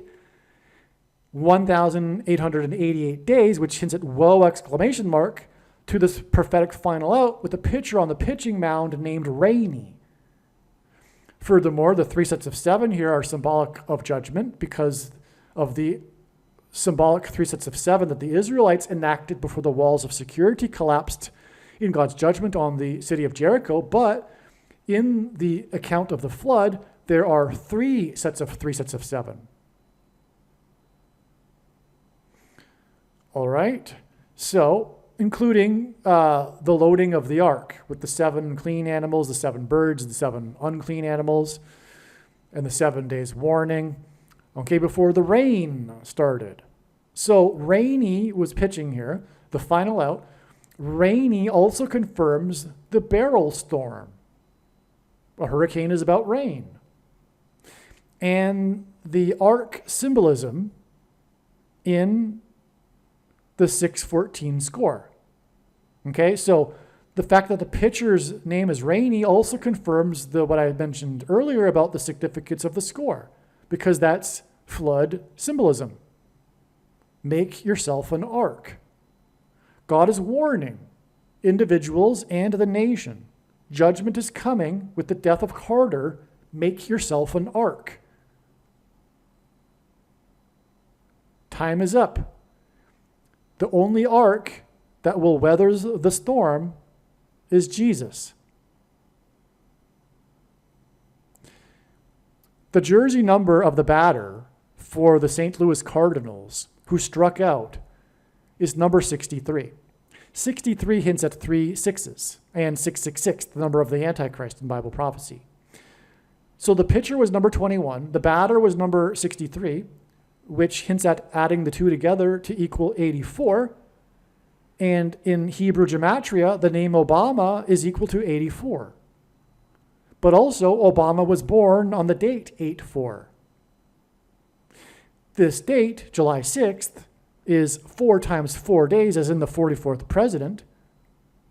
Before Harris's predicted plane crash in St. Louis due to a bird, as in the St. Louis Cardinals baseball team, strike, as in the strikeout.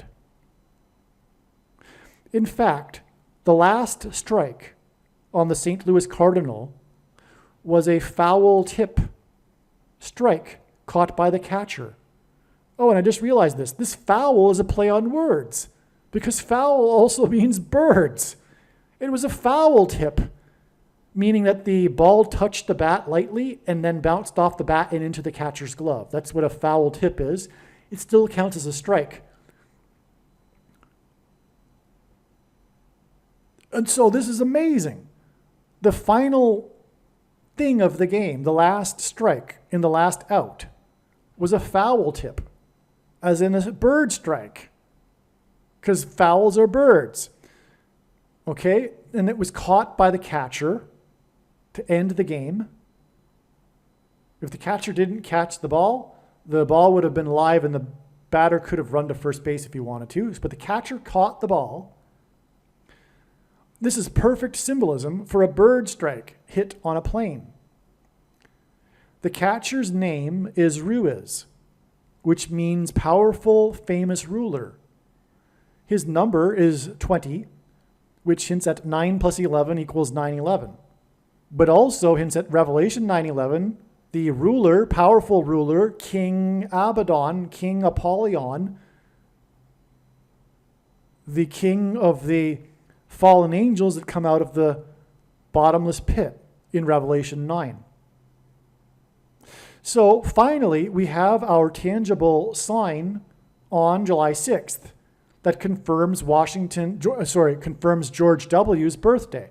So if you recall the beginning, I said, well, we have had a birthday before be a prophetic sign, which was James Earl Jones's 90th, but he did also celebrate it in the 11th state. So that's something tangible that occurred on that date. Well, this is it. This is huge, as I just explained. Hopefully your jaw is dropped because it is amazing. From everything from the 8-run difference, hinting at the barrel 8th stone and the 8th storm barrel, and it's all flood symbolism.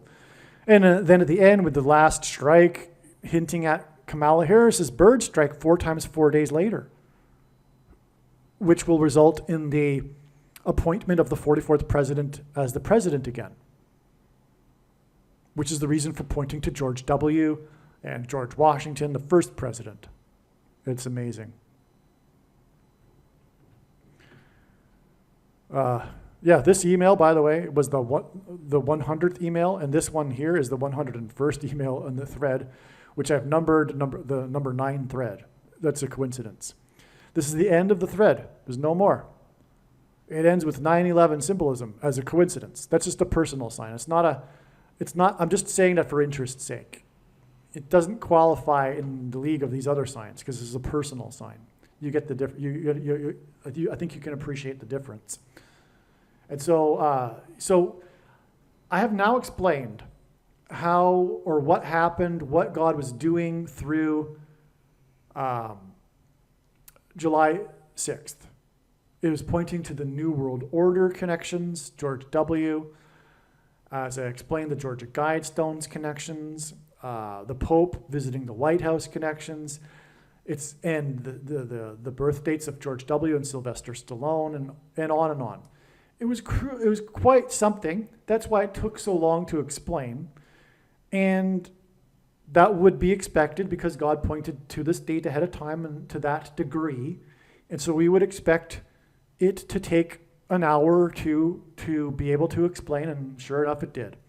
But now that I've explained it, I'm going to now play the explanation for the diagram that was explained before July 6th and the reasons for why and how God pointed to July 6th ahead of time.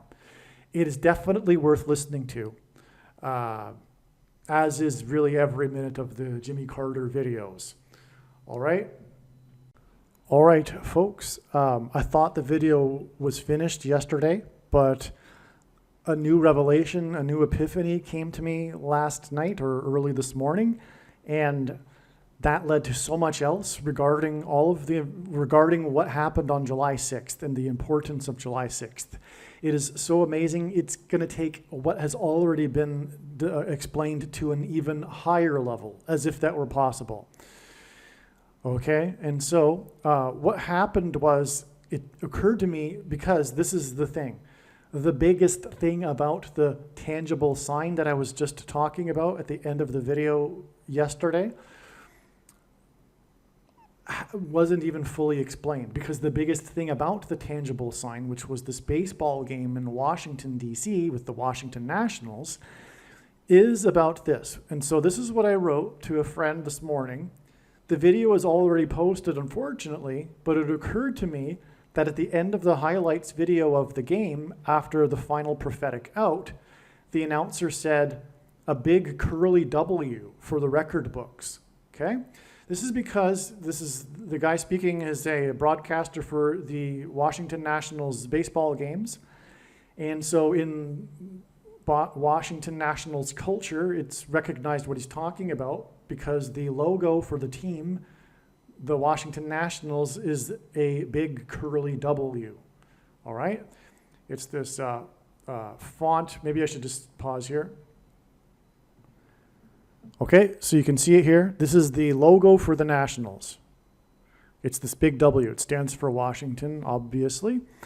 And so the sportscaster said, "A big curly W for the record books," was his signing off statement after the Washington Nationals had won the baseball game with that final prophetic strikeout, with the foul tip that hinted at foul birds in the bird strike, and the team is Cardinals, and it was from St. Louis, the team, and Harris is predicted to die in a plane crash due to a bird strike in St. Louis, and on and on. Well, the big curly W. Now, what were we talking about for the last couple of hours, really? We were talking about how it was the birthday of George W. And George W. used to go by the nickname W, if you recall. That was his nickname from his friends, and he would even joke about it sometimes, from what I recall. There was this ongoing, well-known thing about George W. Bush being nicknamed W. He would even say it in the Texas accent, W, right? W, right? So that's, and again, we were looking for this tangible sign on July 6th to go with the prophetic birth date of George W. And this was it.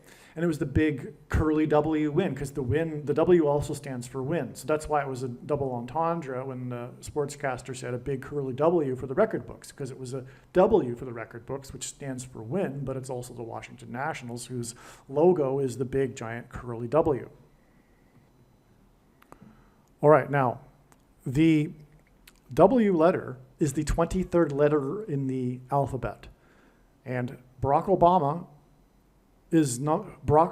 number is 23. He is the basketball president who wore jersey number 23 when he played basketball in high school, and his jersey was auctioned off in a big prophetic sign in August of 2019, number 23.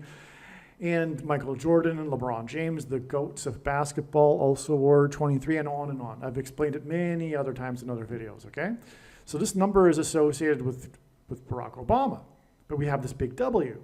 So the sign is pointing to the W, the Washington Nationals, on W's birthday, right? That's clear, I think, right? Okay, so now I'm just going to start reading what I started writing as the revelation started coming to me, and I wrote it down in this email thread.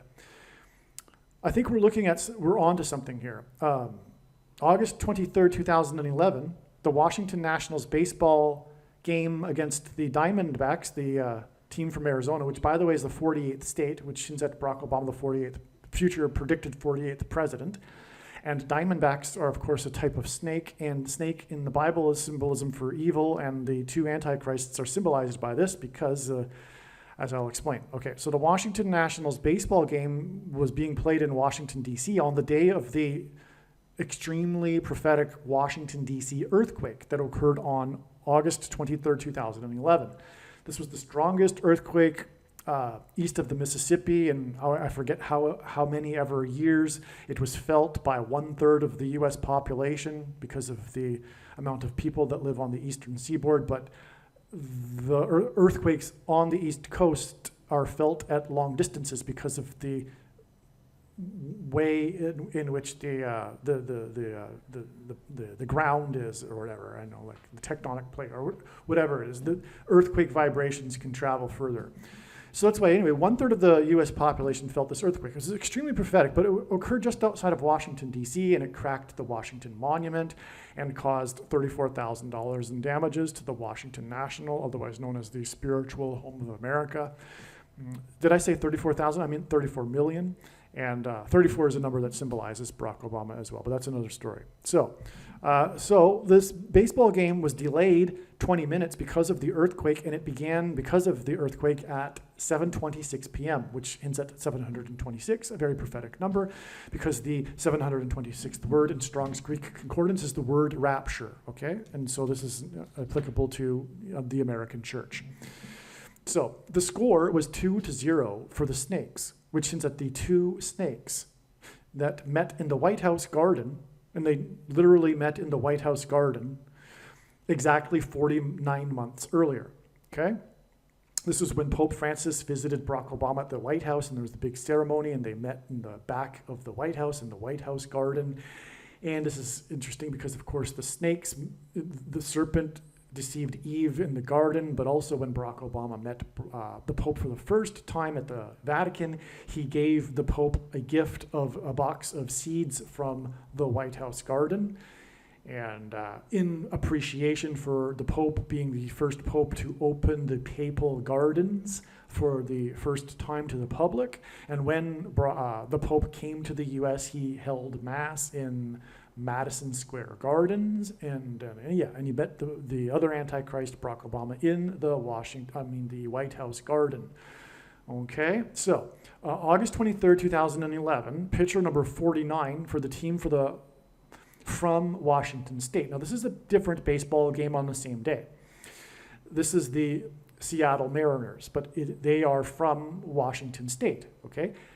And during the earthquake, pitcher number 49 on the pitching mound, and God uses pitchers on the pitching mound to symbolize the Antichrist on the Temple Mount in Bible prophecy, okay? And so he, during the earthquake, he was on the pitching mound, okay? And the earthquake was felt in Cleveland, which is where the game was being played, and President Grover Cleveland was the 22nd president, and during the earthquake, a double was hit off this pitcher by a 22-year-old batter on a pitch count of 2-2 with 2 outs. And again, Cleveland was the 22nd president. The teams played a doubleheader, which means that they played 2 games in one day that day. And, and also, what was I going to say? The double, which means that he got 2 bases, okay? The 22-year-old batter, 2 outs, hit for 2 bases. Now, George Washington was born on the date 2/22, and again, this game in Cleveland was against the team from Washington State on the same day that the Washington Nationals lost their game to the Snakes 2-0 in Washington during the earthquake, or just prior to the earthquake. This game was played during the day because they were playing 2 games in one day. What they do when they do that is they're making up for a previous day in which the game was rained out. So they had an evening game, which is typical on a weekday, which is what this was, and then the other game was during the day, which made it conveniently during the earthquake for this prophetic sign. Now, July 6th, 2024, the date we are talking about in this video, is 50 days before August 25th, when it is predicted that Barack Obama will become the 48th president. Okay, the Washington Nationals won the World Series in their 50th year, exactly their 50th year as a franchise. Okay, so that's why it would be relevant from this Washington Nationals sign on July 6th to add 50 days to get the date of the president, the Antichrist president, and his second presidency. Okay, because again, we were talking about the Washington Nationals and the Washington, D.C. earthquake and these numbers of 2, which hints at the second presidency for Barack Obama in Washington, which will be 50 days after this Washington Nationals W sign. And that's relevant because, again, the Washington Nationals won their first ever World Series in their 50th year as a franchise. Okay, all right. The Washington Nationals sign on July 6th, 2024 was 1,711 days after they won the World Series. Okay, this is amazing. What were we talking about for the last few hours? We were talking about how Carter is symbolism for this prophecy in Revelation 17:11. We were talking about how Carter is symbolic of Methuselah, who died at the age of 969, and in octal counting, 969 is equivalent to 1,711. Okay, and Beryl, the 8th, named Storm, the 8 run difference in the prophetic sign in the game, because again, the prophetic sign was the score of the game, and there was an 8 run difference. 8 storms named Beryl, Beryl being the 8th stone described in the book of Revelation. And octal counting makes that relevant. That gives us the number 1,711, as we were saying earlier. Okay, well, so and again, it's all about this prophecy about the 5th through 8th kings, and George W was the 5th king in this prophecy, and this parallel with the prophecy. Carter beginning this 7 kings prophecy, right? So that's all in Revelation 17:11, which is why it's amazing that we have the day that the Washington Nationals won their prophetic World Series, there's more to be said about that in a second, was 1,711 days before this Washington Nationals sign on July 6th. That, my friends, completely confirms the significance, the relevance of this prophetic sign. And but what I mean is it confirms that it is a prophetic sign, this Washington Nationals game, with the last prophetic out and the score 6-14, hinting at Genesis 6:14, make yourself an ark, the last pitcher named Rainy, right? All that, right? Okay, so that's huge. So let's move on though. The final prophetic out was a strikeout by pitcher number 44. This is in the World Series, okay? In the Washington Nationals World Series win in October of 2019, again, as I mentioned, God uses the final outs of these games for prophetic significance. So the final prophetic out of the World Series that won the World Series, and then they celebrated, was a strikeout by pitcher number 44. And again, pitchers on the pitching mound in God's signs are symbolic of the Antichrist on the Temple Mount in Bible prophecy, who is the 44th president, the Antichrist. So in this prophetic sign, the pitcher is number 44. And who is he striking out? Player number 23 for Cleveland. And Cleveland, incidentally, no, it wasn't against Cleveland. Why that I said that though? Okay, so this player was playing for the team from Harris County, the Houston Astros, and God uses Harris County to point to the coming death of Kamala Harris in a plane crash, okay? And also Houston is the 4th biggest city, and that goes with this number 44 right here. Okay, now this player was number 23, and God pairs the numbers 23 and 44 together to confirm his big picture of signs, patterns, and connections. This is how God's a big picture of signs, patterns, and connections works. It works on the principle of second and third and multiple witnesses confirming a matter, as the Bible says is required. And this is what makes what is being explained on this channel true and not a product of one's imagination, and different and unique than everything else on the internet that claims to be an analysis of God's prophetic signs. And if we think about it, one simple way in which he would provide a second witness for us is through pairing certain numbers together, such as 23 and 44, because and I know this because I've been working and studying God's big picture of signs from morning until night for more than full-time hours for more than 6 years. And the reason is because the 44th president is the basketball president who wore jersey number 23. So he pairs number 23 and 44 together, and so we have the 44th pitcher here, number 44, striking out for the final prophetic out, number 23. Now this player for the Houston Astros, the Harris County batter, number 23, also played for Cleveland, and he was in the final out of the prophetic last out when Cleveland lost the World Series to the Chicago Cubs. And that's a whole other story, which I'm not going to get into here. But that also points to Barack Obama, who's from Chicago. And that was dramatic because the two teams with the longest droughts without having won the World Series were Cleveland and Chicago, and on and on.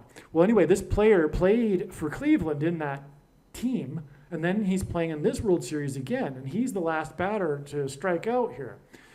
Now, I think he was involved in the last out, from what I recall. I could be wrong, though. I just want to, I don't want to say something that isn't true. I'm not 100% sure that he was the final out in that World Series, but I know that he played for Cleveland in that World Series. And again, Cleveland skipped the 23rd presidency, which is why God is using Grover Cleveland, the only president to serve non-consecutive terms, having skipped the 23rd presidency, which is why Barack Obama wears number 23, because he will also serve non-consecutive terms. Well, anyway, okay, so this batter, though, he struck out swinging on his knee. He fell onto his knee as he swung the bat. All right, he couldn't maintain his balance, if you can picture that. I don't think it's necessary to get the video out, although I used to have it. I don't know if I still do. It's in other videos, in the other really old videos. But he swung out swinging on his knee, okay? Picture that. He's at the plate, he's swinging really hard, and he's swinging so hard that he loses his balance, and he ends up on one knee on the ground, okay? That's very symbolic and prophetic because it symbolizes kneeling to Satan. And this is going to get so huge. Bear with me. Be patient. Remember this kneeling symbolizes kneeling to Satan. There's lots to be said here. It's going to climax in such a way you have no idea. It's going to be so amazing, all right? Now, this was exactly 23 weeks, okay? The day that he swung kneeling, player number 23, was exactly 23 weeks, which happens to be, by the way, almost exactly 44% of a year, a calendar year, after Obama posted a pic on Twitter of him at the Washington Nationals Youth Academy, where the kids and the counselors were surrounding him while kneeling on one knee. Okay? So they were kneeling. There's a picture of, let me just get that picture for you. Okay, this is very, very important. What I'm describing, this is a big, important thing in what God is communicating in this story that I'm telling and explaining to you. This is the Washington Nationals Youth Academy, okay? The Washington Nationals Major League Baseball team is known for how it serves the underprivileged in Washington, D.C. with this, sports thing. I think it focuses on baseball, but it might include other sports. I know it at least focuses on baseball if it isn't only about baseball. But so they have a little practice field that they get together on in Washington, D.C. And one day, Barack Obama decided to pay a visit. Okay? And here in the background of this picture, and this is the picture that he posted, making it prophetic. Barack Obama, posted this image on Twitter, and as I will explain, the date that he posted it and everything confirms that it is a prophetic sign. But here's that W again. So W, again, is the 23rd letter in the alphabet, and this is Mr. 23. Okay, he used to wear number 23. And 2 divided by 3, by the way, is 0.666. Another reason why he used to wear number 23. It identifies him as the Antichrist. 666, the number of the Antichrist in Bible prophecy. So we've got the big W in the background here, but we've got all these people kneeling. Different ages, it's not just kids. We've got the older adults, the counselors. Okay, they're kneeling. And they're kneeling in front of this guy who is Satan's representative. In other words, they are symbolically kneeling to Satan, the Antichrist. Okay? As he supposedly gives them some wisdom here, which is also characteristic of what the Antichrist will be doing. Leading people that are listening attentively to what he has to say regarding his moralism and his instructions. Okay? So this is perfect. Now, what else happened on this day that he posted this image will make it even more amazing for you. Okay, so where was I here in the paragraph? So, again, the Washington Nationals won the World Series 1,711 days before the prophetic W sign on July 6, 2024, and then the World Series win also was in turn, which involved the final out involving number 23, who also played for Chicago, or Cleveland, I should say. This was exactly 23 weeks, which is 44% of a year, after Obama posted this pic. Okay, so we got all these, all of it still connects, right? In other words, the Obama Washington Nationals pic connects to the Washington W sign on July 6th, 2024. Okay, so let's see. The Washington Nationals Youth Academy threw, that's a typo, it should be THREW, threw, as in throw the baseball. They threw the first ceremonial pitch before the World Series game in Washington. And pitchers on the pitching mound are symbolic of the Antichrist on the Temple Mount. Okay? So in other words, so if you don't know baseball, they have a ceremonial first pitch before games. And before one of the World Series games, they had the Washington Nationals Youth Academy, a few of the kids come out onto the field, and one of the kids threw the baseball to the catcher for the ceremonial first pitch. But the thing is, just prior to this, Barack Obama visited the Youth Academy, and pitchers on the pitching mound symbolized the Antichrist on the Temple Mount in Bible prophecy. So in other words, this connects to Barack Obama, the fact that the Youth Academy threw the first pitch just shortly after Barack Obama visited them. Now, the Washington Nationals Youth Academy pitched the first pitch of Game 4, and this was exactly 22 weeks and 2 days after Obama's picture with the Academy kneeling in front of him. Washington was born on the date 2/22. This 22 weeks and 2 days, which is what that hints at, is also 156 days, and the 156th prime number is 911. It was through the 9/11 events that God pointed to George Washington. Okay, that's amazing. By the way, that's amazing. How is it that 156 days is also 22 weeks and 2 days? Because it hints at 9/11, and through the 9/11 events, God pointed to George Washington, who was born on the date 2/22. Which is why, by the way, exactly 222 months after 9/11 was CVD Disease Day, when the World Health Organization officially declared the CVD to be a pandemic, etc. It was a date that I predicted in advance, by the way, as explained in many other videos. So, okay.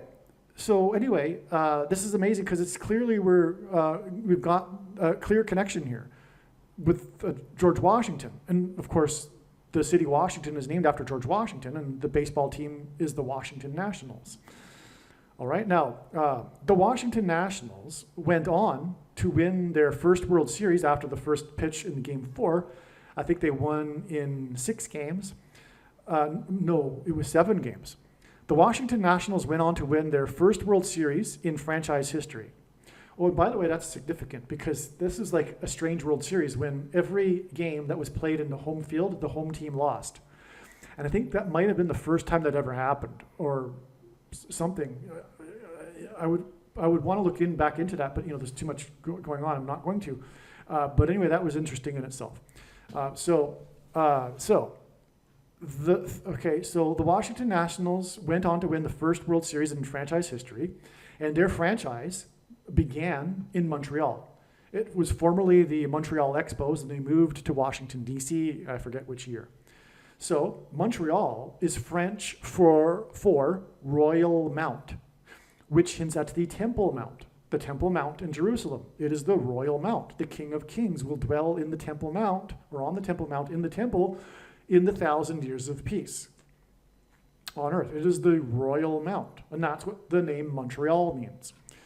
The Montreal Expos, that's the team, baseball team, were named after the 1967 World Expo in Montreal. The 1967 was the year that the Jews recaptured the Temple Mount after 19 centuries. What a coincidence.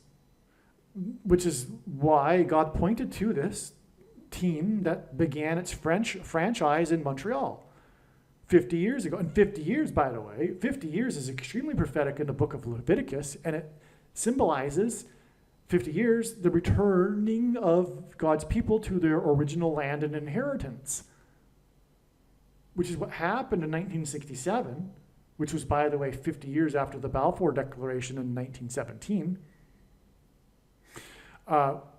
because of the 50 years in the prophecy in Leviticus chapter 25. So that's why the team that began in Montreal won in their 50th year, because the team began in Montreal and the team was named after the Expo in 67, and it was in 1967 that Jews recaptured and returned to their ancient capital, East Jerusalem, in the Six-Day War, a preemptive war that the Arab neighbors forced them into, and then as a result, they expanded their territory in self-defense. Okay. The day that Obama posted the pic of him with the kneeling Washington Academy was the day of the prophetic tornado warning in Washington, D.C. Okay, now let me just explain that. So there was a tornado warning in Washington, D.C. on the same day that Obama posted the pic about him visiting the team in Washington, D.C. Okay, now the tornado warning occurred in the Capitol building. There was an emergency alert in the Capitol building telling members of Congress to seek emergency weather shelter. So they've got these shelters set up in the Capitol building, and on the PA system it was announced, seek shelter in the emergency weather shelters immediately. This call, this announcement, this alarm of the tornado warning occurred right as the vote was underway for the aid package for the relief aid for the hurricanes that occurred in the latter part of 2017. These three hurricanes, Harvey, Irma, and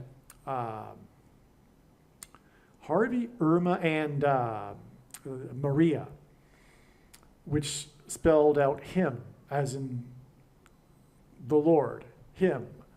And so they in themselves were second, third, and they were second witnesses, three witnesses to the prophetic significance of the eclipse that passed over America in 2017. Because the eclipse exited the US and made a bullseye. It ended precisely where Hurricane Harvey was forming in the open Atlantic. And then Harvey landed 4 days later and dumped 4 feet of water over the fourth biggest city over 4 days, and it was Category 4, Harvey. All right, and the eclipse occurred on the 21st, and the Harvey landed on the 25th, and Luke 21:25 is there will be signs in the sun and the sun and the moon, and the roaring of the waves. You know, I haven't memorized the passage, but it talks about the sign in the night sky, or it's not the night sky, but the sign in the sky of the sun and the moon, which is an eclipse, and then the roaring of the waves, which is Hurricane Harvey. All right, so anyway, back to what I was saying. So that's when the tornado warning occurred, right when that vote was going underway for the relief aid for the victims from these hurricanes. Okay, and so anyway, in other words, God was pointing to the eclipse and the hurricanes as the prophetic signs, warning of judgment and destruction with the tornado warning. Okay, now.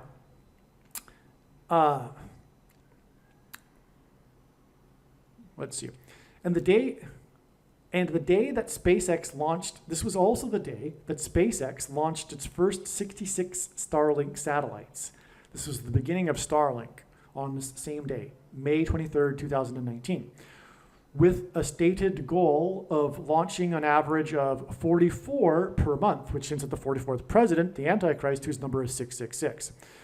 This was 9 days, which pairs with the 23 weeks connection, because again, 5/23/2019 was 23 weeks before the World Series win, but it was also 9 days, and God pairs 9 and 23 to confirm the signs and connections, because the Antichrist was inaugurated in 2009, and he was the basketball president who wore jersey 23. So 9 days before this was the day that the heritage tree fell at the Washington Monument. Fortunately, I've already explained this in this video, coincidentally. Well, not really coincidentally, but I didn't expect it to come around again through the Washington Nationals. baseball game on July 6th, as it now clearly is doing. So anyway, the Washington Monument tree that fell connects with 9 days, and then 23 weeks, and then 1,711 days to the Washington W sign on July 6th, 2024. Okay, now, also in that windstorm, the tornado warning, the tree fell for a second time 9 days later, because they were in the process of trying to erect it and make it stand up again, and then it was propped up, but the wind knocked over the apparatus that was propping it up, and it fell over again a second time. And again, in the Bible, fallen trees are symbolic of judgment on the nation. So on May 23rd, 2019, 9 days after the tree fell, it fell a second time in a windstorm during an attempt to upright the tree. This storm included the tornado warning at the Capitol building, which was during the vote of the aid package for the victims of the 2017 hurricanes, which were prophetic signs that pointed to the eclipse. The eclipse engendered an X over the nation, the two eclipses, the one in 2017 and the one in 2024, which hints at the mark of the Antichrist, which is why SpaceX, because SpaceX is symbolic of this X and the mark of the Antichrist, launched its first 66 Starlink satellites on the day of the kneeling before Obama pic posted on Twitter. Okay, that's SpaceX did that on the same day as this kneeling to Satan. And what is taking the mark of the Antichrist tantamount to? Kneeling to Satan, kneeling to the Antichrist. All right? It's amazing. I hope you got that. Also, Elon Musk, who owns Neuralink, is symbolic of transhumanism technology. And, well, anyway, let's move on. The tornado warning in Washington and in the Capitol building on the day of the fallen tree and 66 SpaceX satellites was exactly 110 months after Obama signed his Obamacare law. All right? 110, Joshua died at the age of 110 after the walls of security collapsed on Jericho. Well, the 110-story World Trade Center towers that collapsed symbolized the two arms of a chromosome. How to prove this? Well, exactly 70 weeks, the most central prophecy in the Bible, Daniel chapter 9, involves a period of the 70th week, a prophecy of 70 weeks, and the 70th week being the symbolic period of the Antichrist in the end times. Well, exactly 70 weeks after the World Trade Center officially opened was the day that Philip Petit evaded security and stretched a tightrope between the two towers and walked across the two towers. Quite something. Anyway, Philip Petit, because petite is a French word that means small. This is why one of the two arms of a chromosome, because chromosomes are made of two arms, is named petite. Okay, and that's a hint that the two towers are actually symbolic of these two arms. But also, the replacement One World Tower resembles a thing, right? You know what I'm talking about. If you look at it, it looks exactly like a thing. It's not a coincidence, it's not an accident. And it replaced the two towers that resemble chromosomes, or hint at chromosomes. Okay, through the 9/11 events, God pointed to George Washington. The logo for the Washington Nationals is the curly W, the 23rd letter.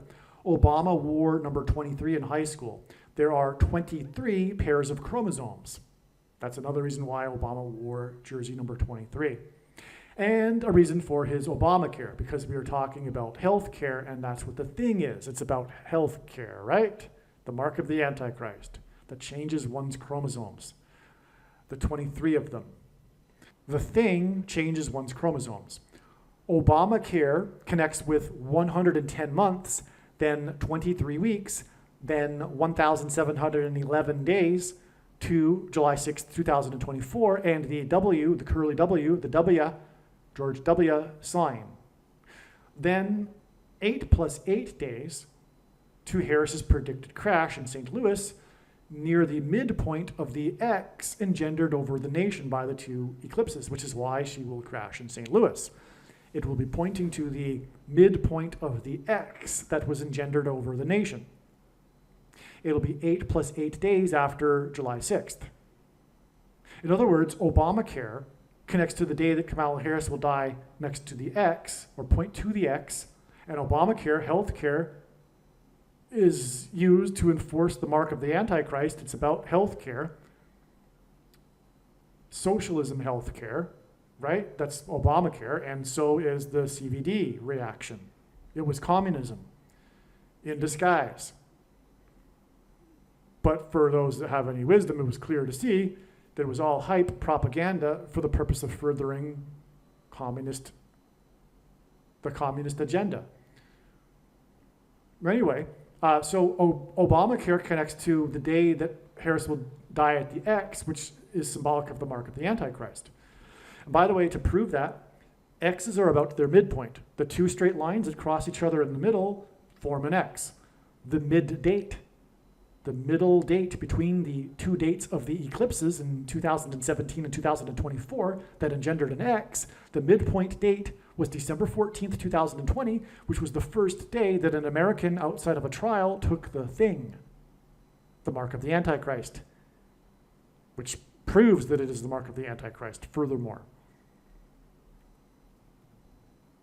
The final pitch in the prophetic final out strikeout in the World Series win was 88 miles per hour, which hints at Back to the Future, the movie, a movie about a prophecy, because Marty is trying to give Doc a prophecy about the future, which Doc is refusing to look at, if you recall the plot. And the movie prophesied 9/11. That's a whole other story, which I explain in the must-watch Back to the Future video on this channel. It's very amazing and clear. God was communicating 9/11 through the movie Back to the Future. It's very, very clear. Make sure you watch that video. The events of 9/11 pointed to George Washington. According to Wikipedia, there are 88 places in America named Washington. And again, the iconic scene in the movie Back to the Future, which is why the 88 miles per hour, is when Doc jumps up and down excitedly after the DeLorean first time travels after hitting 88 miles per hour in the parking lot of the mall. Doc jumps up and down shouting 88 miles per hour, 88 miles per hour, right? And so that's the iconic scene of the movie Back to the Future. And that's why the last prophetic pitch was 88 miles per hour. God, through the 9/11 events, pointed to George Washington. The movie Back to the Future prophesied 9/11, and according to Wikipedia, there are 88 places in America named Washington. Furthermore, in the 9/11 events, there was the Heroes of the 88th Floor. Okay, this 88 miles per hour pitch was 1,711 days before the Washington Nationals sign on July 6th, 2024, in which the score was prophetic and was a difference of 8 runs. This was during Hurricane Beryl, and Beryl is the 8th stone, and there are 8 storms in the Atlantic named Beryl. Okay, July 6th, 2024 is in turn 8 plus 8 days before it is predicted that Kamala Harris will die in a plane crash in St. Louis. The 88 miles per hour pitch hints at the 8th storm named Beryl, and which that was about its miles per hour wind speed when it hit the Yucatan.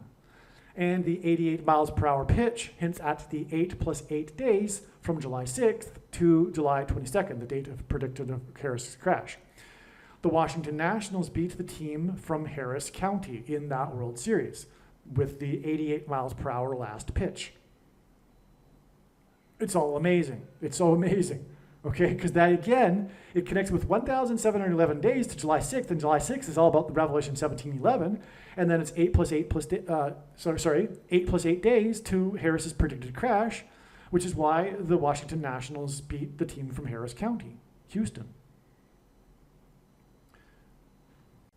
The tornado warning in Washington, D.C. on May 23rd, 2019.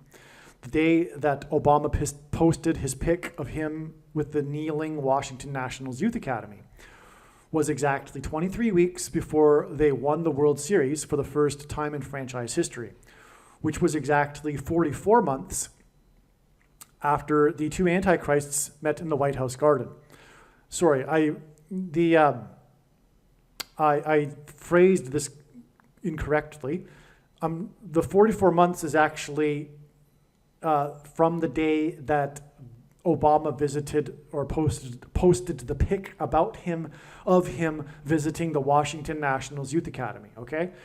Okay, so this, in other words, it's in reverse. So the Washington Nationals won the World Series 23 weeks after Obama posted the pic of him visiting the Washington Nationals Youth Academy, which was in turn exactly 44 months after the two Antichrists met in the White House garden. That's amazing because it's a pairing of 23 and 44 that confirms the signs and connections. This is how God's true big picture of signs, patterns, and connections works, which is only being explained on this channel, okay? So I know this from years of experience now. It's very, very simple, and it's amazing how it's so simple to understand how it works because God just frequently pairs these 23s and 44s to confirm for you what's going on. You don't have to really think about it too much and guess whether, oh, is this really correct or is it just my imagination here? It's so clear, right? Okay. So the Washington Nationals won the World Series, and the last out was number 23, and it was 23 weeks exactly, which is also 44% of a year, after the day that the president who used to wear number 23 was at the Washington Nationals Youth Academy, and that in turn was 44 months after he and the other Antichrist met in the White House garden. Okay, and that day that they met in the White House garden was exactly 49 months after player number 49 of the team that from Washington State was pitching on the pitching mound in Cleveland. Cleveland was the only president to serve non-consecutive terms. Cleveland, the 22nd president, was the only president to serve non-consecutive terms. Was the only president to serve a second presidency. Hence the double, which is two bases, by the 22-year-old batter with the pitch count at 2-2 and with two outs in Cleveland, the 22nd president, against the team from Washington State during the Washington, D.C. earthquake. All right? Literally, the double, the hit was made, the play was ongoing during the earthquake. Okay? There's a nickname for it. It's the baseball earthquake. I don't know. It is through the death of the 49th vice president that Obama will serve a second presidency. That's the reason for the 49 months connection from pitcher number 49. Okay, and he will overcome the 22nd Amendment. That's another reason for all the 22s in Cleveland, 22nd presidency. He will overcome the 22nd Amendment after the 49th vice president dies in a plane crash. Barack Obama will be appointed instead of elected. That's how he will overcome the 22nd Amendment's restriction on someone being elected to the office more than twice. He will be appointed instead. The two Antichrist snakes met in the White House garden exactly 66 months. They met, by the way, on 9/23 in 2015. This was exactly 66 months. The mark of the Antichrist and the Antichrist, whose number is 666, are described in the 66th book of the Bible. Okay, so the two Antichrists, snakes, and again, the day that they met, during the earthquake, the Washington Nationals played the Snakes team and lost 2-0. Okay, so the two, and that connects. It connected with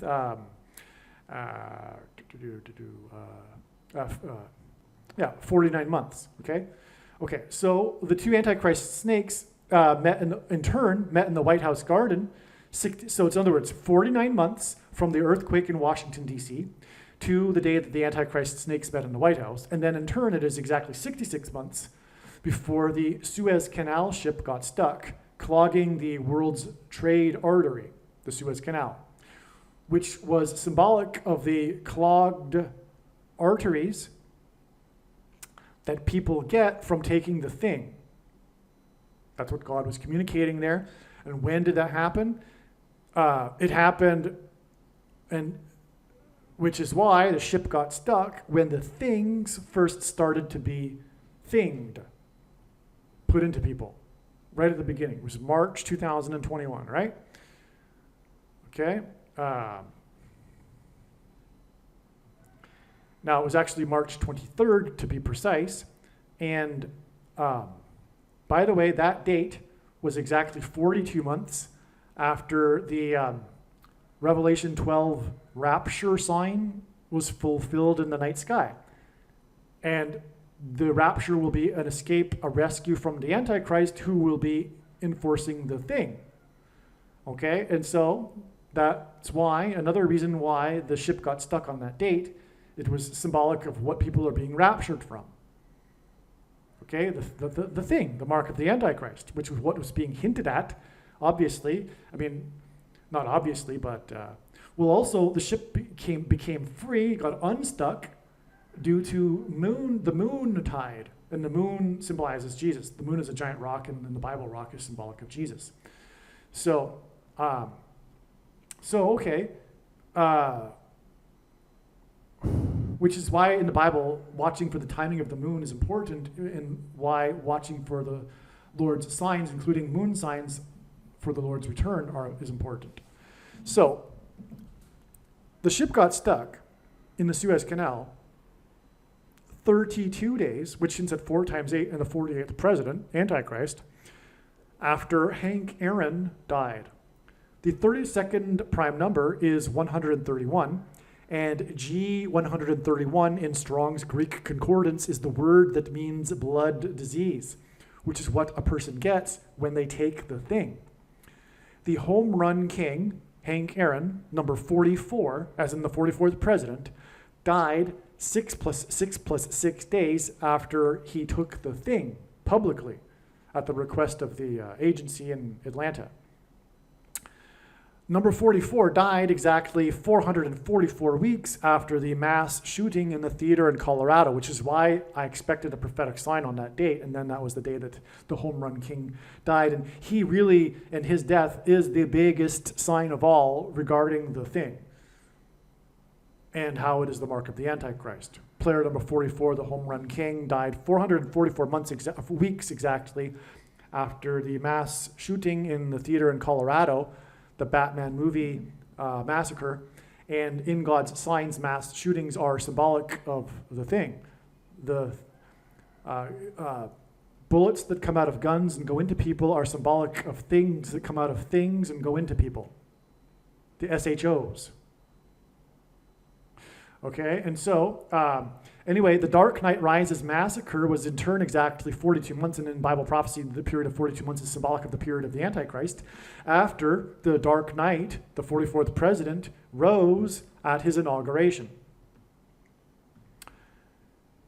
And so there's so many more connections beyond that too, right? Because it also is exactly 117 months after the first of the mass school shootings in Colorado also. And Colorado is the 38th state, and the 38th president was the only president to never have been elected. He was appointed, never elected vice president or president, just like Barack Obama will be appointed. And it's also, Colorado's the highest state, and the name Bama in Hebrew means high place, and on and on. But also the 107, well, no, I've explained it in other videos. Make sure you watch, and this is a very serious admonition here, make sure that you watch the Trucker Freedom Convoy prophecy video. The trucker, I'm talking about the Canadian truckers, right? Make sure you watch that video on this channel. Now, G500 is the word for Antichrist, okay, in the Greek Concordance. The W sign on July 6th, 2024 was exactly 500.00% of a calendar year after the prophetic flooding in Washington, D.C., including the Washington Monument on July 8th, 2019. All right? Oh. This, by the way, was exactly... Okay, I'm so glad I remembered this. All right. Just in time for this video here. So now we're talking about this prophetic flooding in Washington, D.C., okay? So the flooding included the prophetic flooding in the basement of the White House, in the offices, in the office of the media press corps, which was a prophetic sign, a judgment from God condemning the wicked, lying, left mainstream media that is most definitely on their way to the lake of fire. Okay, and unless they repent immediately. Also, there was flooding in the Pentagon. This was covered in the news, okay? There was flooding in the floor of the Pentagon, the marble floor. So we had, and it was also flooding at the Washington Monument. So there's this big flooding day in Washington, D.C. on July 8th, 2019. which was partly because of what I explained earlier, how Washington, D.C. had experienced its wettest 365-day period in history, which is why there's so much flooding with, some rain in one day here on July 8th, 2019. Okay, now this date, it hints at Antichrist because it's exactly 500.00% of a year before the W sign, the Washington Nationals baseball game. Just more confirmation of how important this July 6th Washington Nationals baseball game is, okay? Now, the thing is, like I'm saying, I just explained a little bit of background here as to what happened with this flooding on July 8th. Now, July 8th, 2019 was also the day that Rosie Ruiz died. Ruiz was already mentioned in this video. That's the last name of the catcher that caught the foul tip, as in the bird foul strike. He finished the game. The catcher's name was Ruiz. The name Ruiz means famous, powerful ruler. Okay, so Ruiz means famous, powerful ruler. The bird foul strike of the end of the game there, 8 + 8 days before Kamala Harris's predicted bird strike foul crash, is leading to the return of Barack Obama, the famous, powerful ruler, right? Well, July 8th, 2019 was also the day, July 8th, this day of the flooding in Washington, D.C., was the day of the death of Rosie Ruiz. Rosie Ruiz is infamous for having cheated and to win the Boston Marathon. In the 84th Boston Marathon. The 84th Boston Marathon, what she did, and I used to live in Boston, she ducked into one of the subways and she got on a subway and got ahead in the Boston Marathon, came out of the subway entrance and snuck her way onto the marathon road and then crossed over the finish line pretending to be out of breath and all of that. And she wasn't caught right away. The only reason why she was caught as well is because she tried to also steal the New York City Marathon and then got caught. Otherwise, she wouldn't have been caught probably with the Boston Marathon theft. So Rosie Ruiz got caught for cheating. She died at the age of 66, which hints at the Antichrist, 666. Her name is Ruiz, which means powerful, famous ruler. But Ruiz died and we're talking about Washington here because she died on the day of the flooding in Washington, D.C., the prophetic flooding. And what she's famous for? For cheating. And how is Obama going to become the president again? Through the shoplifted referendum in the year that ends with the 2020 referendum that was exactly 999 weeks after 9/11, and the number 9 is the most important number in God's signs. It's from the Bible. It symbolizes God's judgment. Okay, so Rosie Ruiz died at the age of 66 on the day of the Washington flooding sign, with the Washington, D.C. monument even being flooded. Okay, and that date, July 8th, 2019, was exactly 60 plus 60 plus 60 years after the birth of John Rockefeller. And 60 plus 60 plus 60 years, first of all, the 84th marathon is the one she cheated on. Well, the name Obama in Hebrew gematria is equal to 84. And he was born on the date 8/4, which is the 216th day of the year of the calendar year, which is why July 8th, 2019 was also exactly 2,160 months, which is a 216, after the birth of John Rockefeller. Okay, and 216 is 6 times 6 times 6. Barack Obama was born on the 6 times 6 times 6th day of the year. Okay, and in other words, John Rockefeller was born exactly 6 times 6 times 60 months before Rosie Ruiz died at the age of 66 on the day of the Washington flooding sign. Obviously, flooding is a warning sign for the nation because it's the nation's capital, right? And Also, it was 60 plus 60 plus 60 years exactly, which also hits at 666, the number of the Antichrist, to the date that Rosie Ruiz died at the age of 66. Why John Rockefeller? Well, it was John Rockefeller's institute that pioneered the thing industry. And the thing is the mark of the Antichrist. Furthermore, John Rockefeller's institute is responsible for the flu that is named after people from Spain. The 50 to 100 million, which is a gross exaggeration, it's not even close to that amount. But according to the story, that all of those deaths, regardless of however many there was, are the result of the Rockefeller Institute, because of the experiments they were doing in, I don't want to say too much. The place that begins with the fort, that the fort Riley, okay? Anyway, before we get off track too much more, if you if you want to learn more, you can find this information. It's not a conspiracy theory.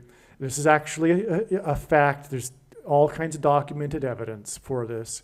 That's where it all began, and it was because of what the Rockefeller Institute was doing to the unaware soldiers on the way to battle in Europe, and which is why it spread throughout Europe and all that. But anyway, so, okay.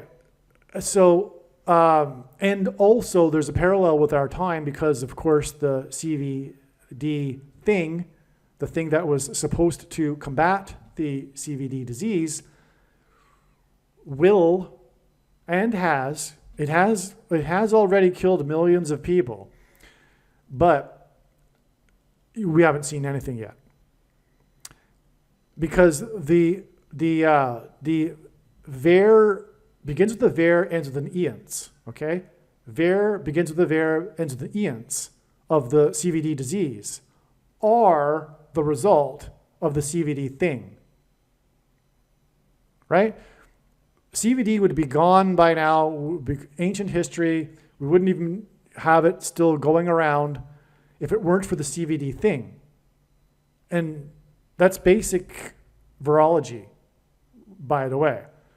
Anyway, but the masses are hypnotized. Spirit of Antichrist. That's another whole explanation.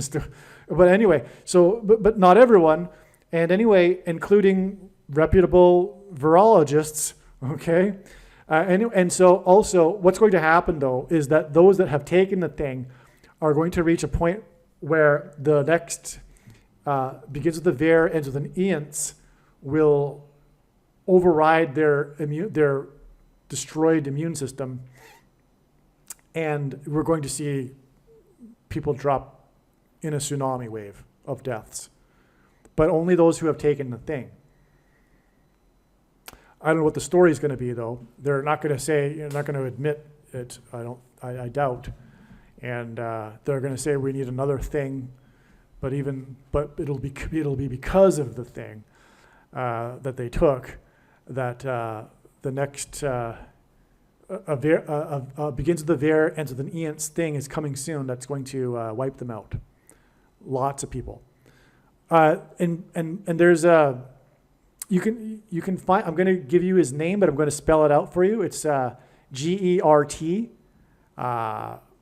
Vanden, and then you got a Bush, okay? You got it, okay. You can find out more from him, and what he'll explain this to you more. He is the world-class virologist, used to work with the WEF and the UN and things like this. He's got his credentials, right? So anyway, getting off track here, but I wanted to get into that because I've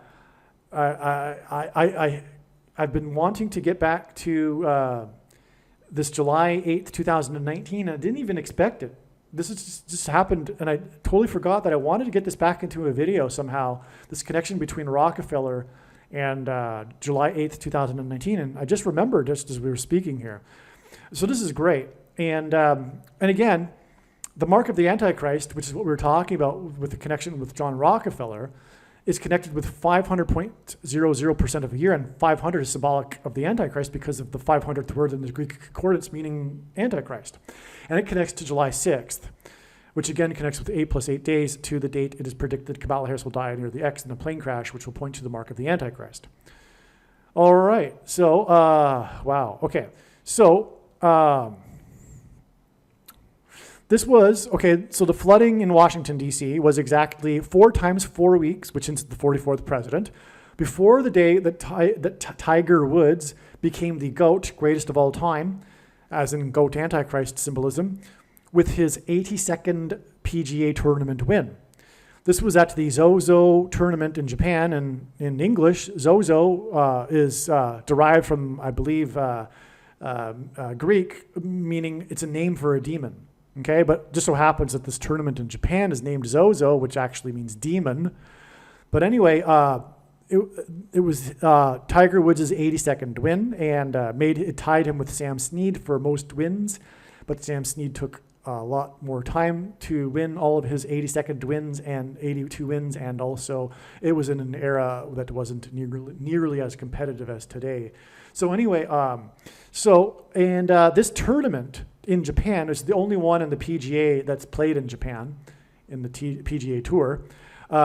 This tournament that year, in 2019, was delayed a day due to epic flooding of the golf course from a typhoon. Okay? And it was exactly 4 times 4 weeks after the other flooding in Washington, D.C., and God uses 4 times 4 weeks because of the 44th president who was in Washington, D.C. This golf course, God pointed to this golf course. It is the only location in the world in which, because the golf course was flooded, it is the only location in the world in which a particular microbe is found. This microbe that was discovered by a microbiologist who is also an avid golfer, picked up a sample one day, a Japanese microbiologist, and shared it with his colleague in the US, and the two of them went on to win the Nobel Peace Prize for their discovery of I'll spell it out for you, the IV and ends with an ectin. Okay, it begins with Iber, okay, and then the word ends with an ectin, right? So you know what I'm talking about, which is God's cure for the CVD disease. And that's what this prophetic sign is pointing to. There's far more confirmation for this, but I've explained it in other videos many other times. And so because it was 82 weeks before Phil Mickelson won the PGA at the age of 50, the PGA Championship on the Pentecost, which literally means 50th day. And that was exactly 50 weeks after the storm had 50-mile-per-hour winds, Cristobal, which means follower of Christ. The crossover storm crossed over from the Pacific into the Gulf of Mexico, and it was known for its tornadoes, which blew a huge billboard sign right up against the church. It was a literal judgment warning sign for the church. It was an evangelical church. 50 symbolizes church, so does Pentecost. And that day, in turn, was exactly 4,000 days, and G4000 is the word that means 5,000, after the day that Michael Jackson, as in Phil Mickelson, died at the age of 50 after taking a thing. How did Michael Jackson die? Through a thing. All right, that's why it all connects. And Phil Mickelson's golf course was also prophetic, which confirms the prophetic significance of the golf course location in Japan, because Phil Mickelson's golf course was right at the coast in South Carolina where the eclipse exited the U.S. So there you have it. I actually summed it up really quickly. It was exactly 82 weeks after Tiger Woods' 82nd win. GOAT stands for greatest of all. I just explained all that. So anyway, okay, that's all confirmation that the begins with an IV and ends with an ectin thing is the cure for the CVD disease. Now, so let's see now. So the flooding in Washington, D.C., including at the Washington Monument, and by the way, it all connects to John Rockefeller, the pioneer of the thing industry, as I just explained, because it's 60 plus 60 plus 60 months, and then exactly 4 times 4 weeks to Tiger Woods' win at the Zozo Championship, okay? The Zozo tournament. Now, the flooding at the Washington, D.C., including the Washington Monument, on July 8th, 2019, was 2 times 30 days, which is the number 23, after the tree fell at the Washington Monument. Okay? The Washington Monument flooding was also 2 times 23 days, which is at 223, the 48th prime number, which is at the 48th president, after the tree fell at the Washington Monument a second time during the prophetic tornado warning at the Capitol building on the day that Obama posted his picture of him with the Washington Youth Academy kneeling in front of him. Okay. Again, the prophetic W, is the 23rd letter in the alphabet, and this sign on July 6, 2024, at the Washington National Game, in which the run difference in the score was 8 runs, during Hurricane Beryl, the 8th Beryl storm, was 1,711 days after the Nationals won the World Series with an 88-mile-per-hour pitch against batter number 23, which was in turn exactly 23 weeks after the Washington Nationals Youth Academy kneeled in front of Barack Obama on May 23, 2019, and Barack wore jersey number 23.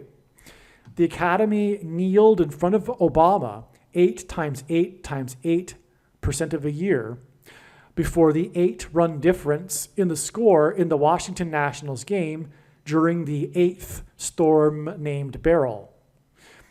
H 1288 in Strong's Concordance is the word Barak. I should say Barak, which means to kneel.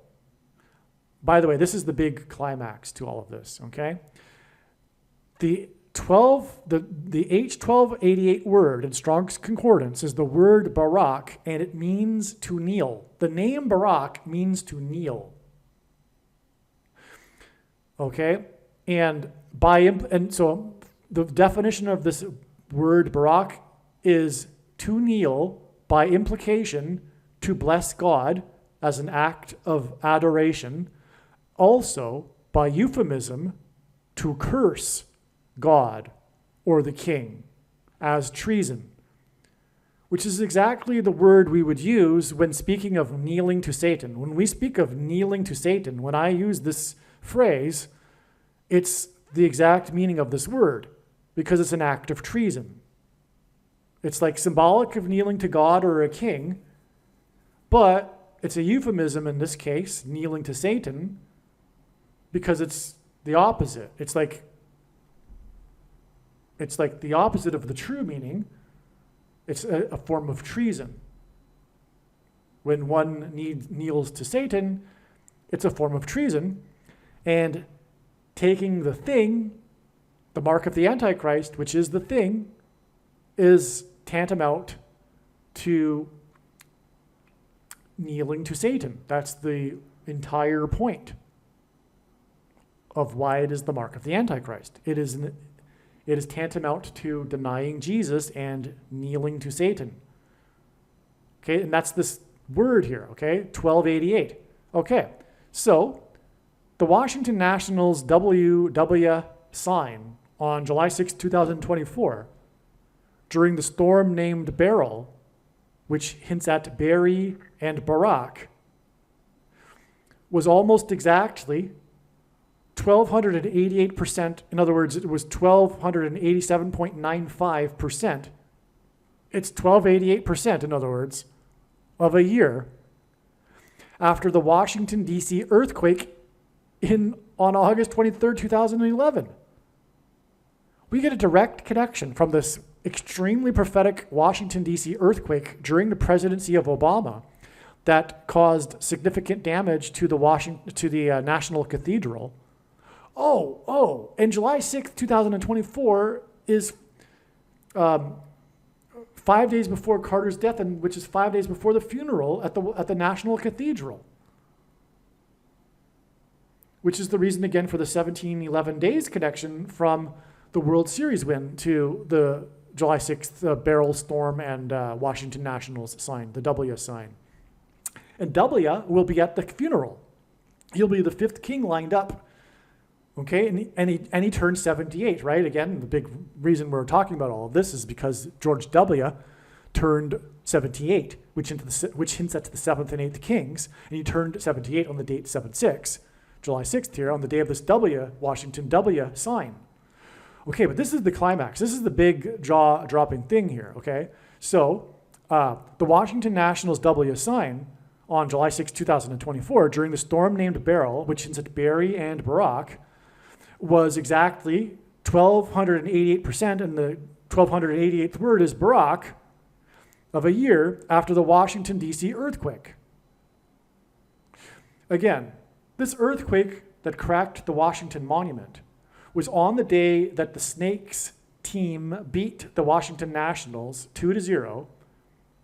The game that started at 7:26 p.m., which hints at the rapture, the escape from the mark of the Antichrist, the thing. Okay, and this was the day of the double, the two-hit base, hit by the 22-year-old in Cleveland, 22nd president, with the pitch count at 2-2 with 2 outs. Jesus said to look for earthquake signs of his return. Not only is the extremely prophetic Washington, D.C. earthquake 1,288% of a year before the Washington Nationals WW sign on July 6, 2024, and the storm named Beryl, which hints at Barry and Barack, which is what that word means, 1,288th word, Barack. But it was also 4,701 days. 4,701 is the 1,288th semi-prime number. 8 exclamation marks. Okay, so there's this connection between the earthquake and the Washington Nationals sign on July 6th is 1,288% of a year, but the number of days also hints at 1,288 because 4,701 is the 1,288th semi-prime number. Even the 88 in 1288 seems to hint at the 8 plus 8 days from the 8-run difference score and the 8th storm named Beryl, meaning Barack, to the date of Harris's predicted plane crash in the 8 plus 8 plus 8th state, the 24th state, Missouri, which will lead to Obama's second presidency, which is predicted to begin on August 25th, 2024, 50 days after the Washington Nationals W sign, and the Washington Nationals won the World Series in their 50th year. All right, now I can explain how it's so relevant that this is a step in the trail that's leading to Jimmy Carter's funeral. Again, this was the date that it was predicted that Jimmy Carter's funeral would be on, not the date he was predicted to die on, because God was pointing to this date with such connections, as I'll explain. But what I'm going to do right here at this moment is explain how it's relevant and how it connects on, because I just explained how this date connected to the earthquake in Washington, D.C. that pointed to George Washington, who was born on the date 2/22.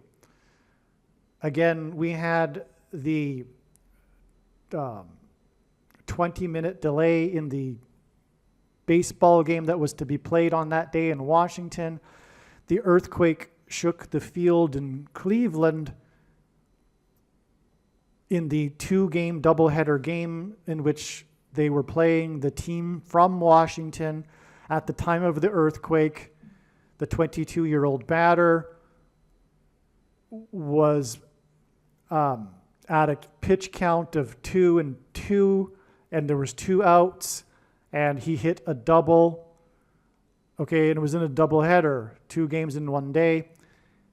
And so we have all of that, and it was, again, Cleveland President Grover Cleveland was the 22nd president. So I've explained all of this, and I've explained how it's all about George Washington. And furthermore, on this day, I think I've explained it already, we had the baseball game that pointed to the W, George W., on his birthday. right? George as in George Washington, George W. We had that prophetic baseball game on July 6th, 2024 with the Washington Nationals.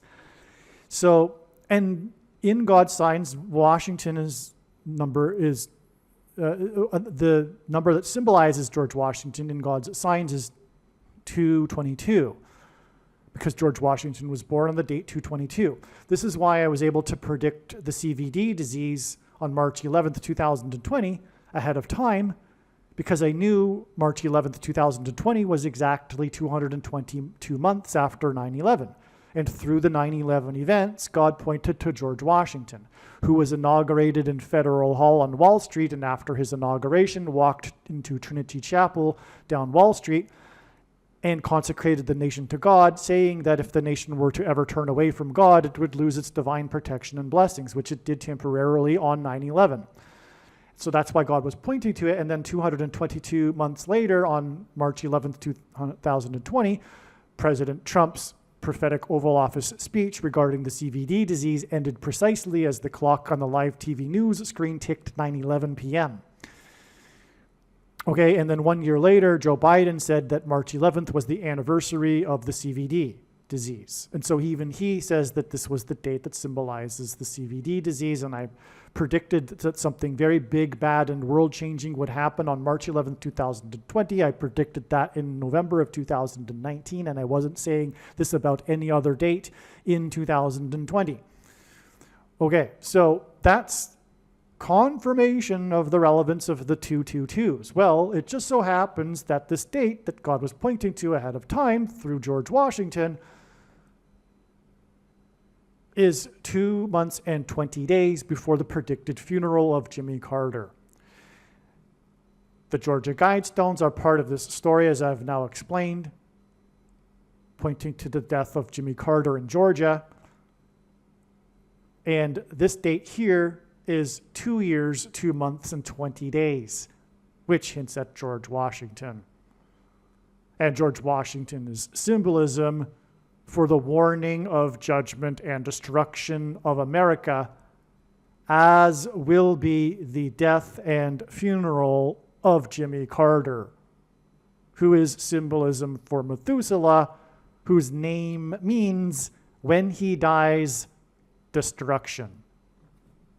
All right, the last couple of minutes was recorded prior to September 26th, which was 2 months and 20 days after July 6th, and again, 2 years, 2 months and 20 days after the Georgia Guidestones were destroyed.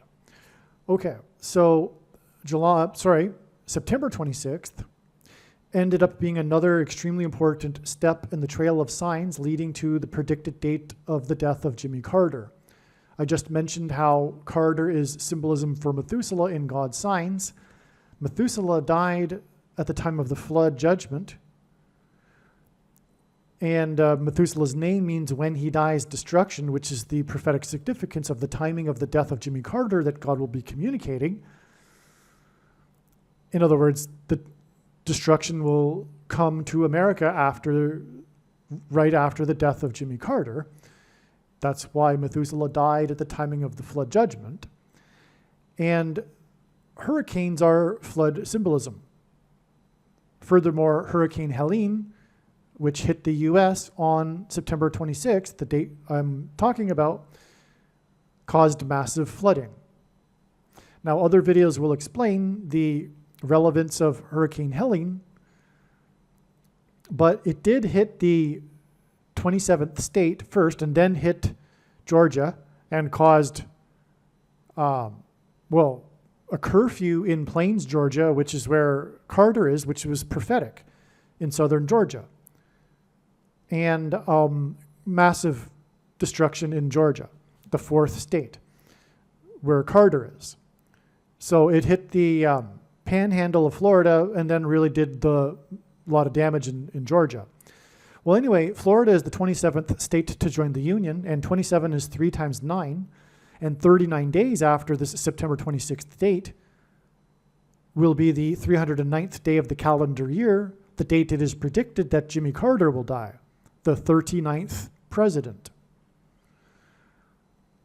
All right. So also, Carter's funeral, which is the subject of this video, on November 8th, will be exactly 5 times 5 times 5 days after July 6th,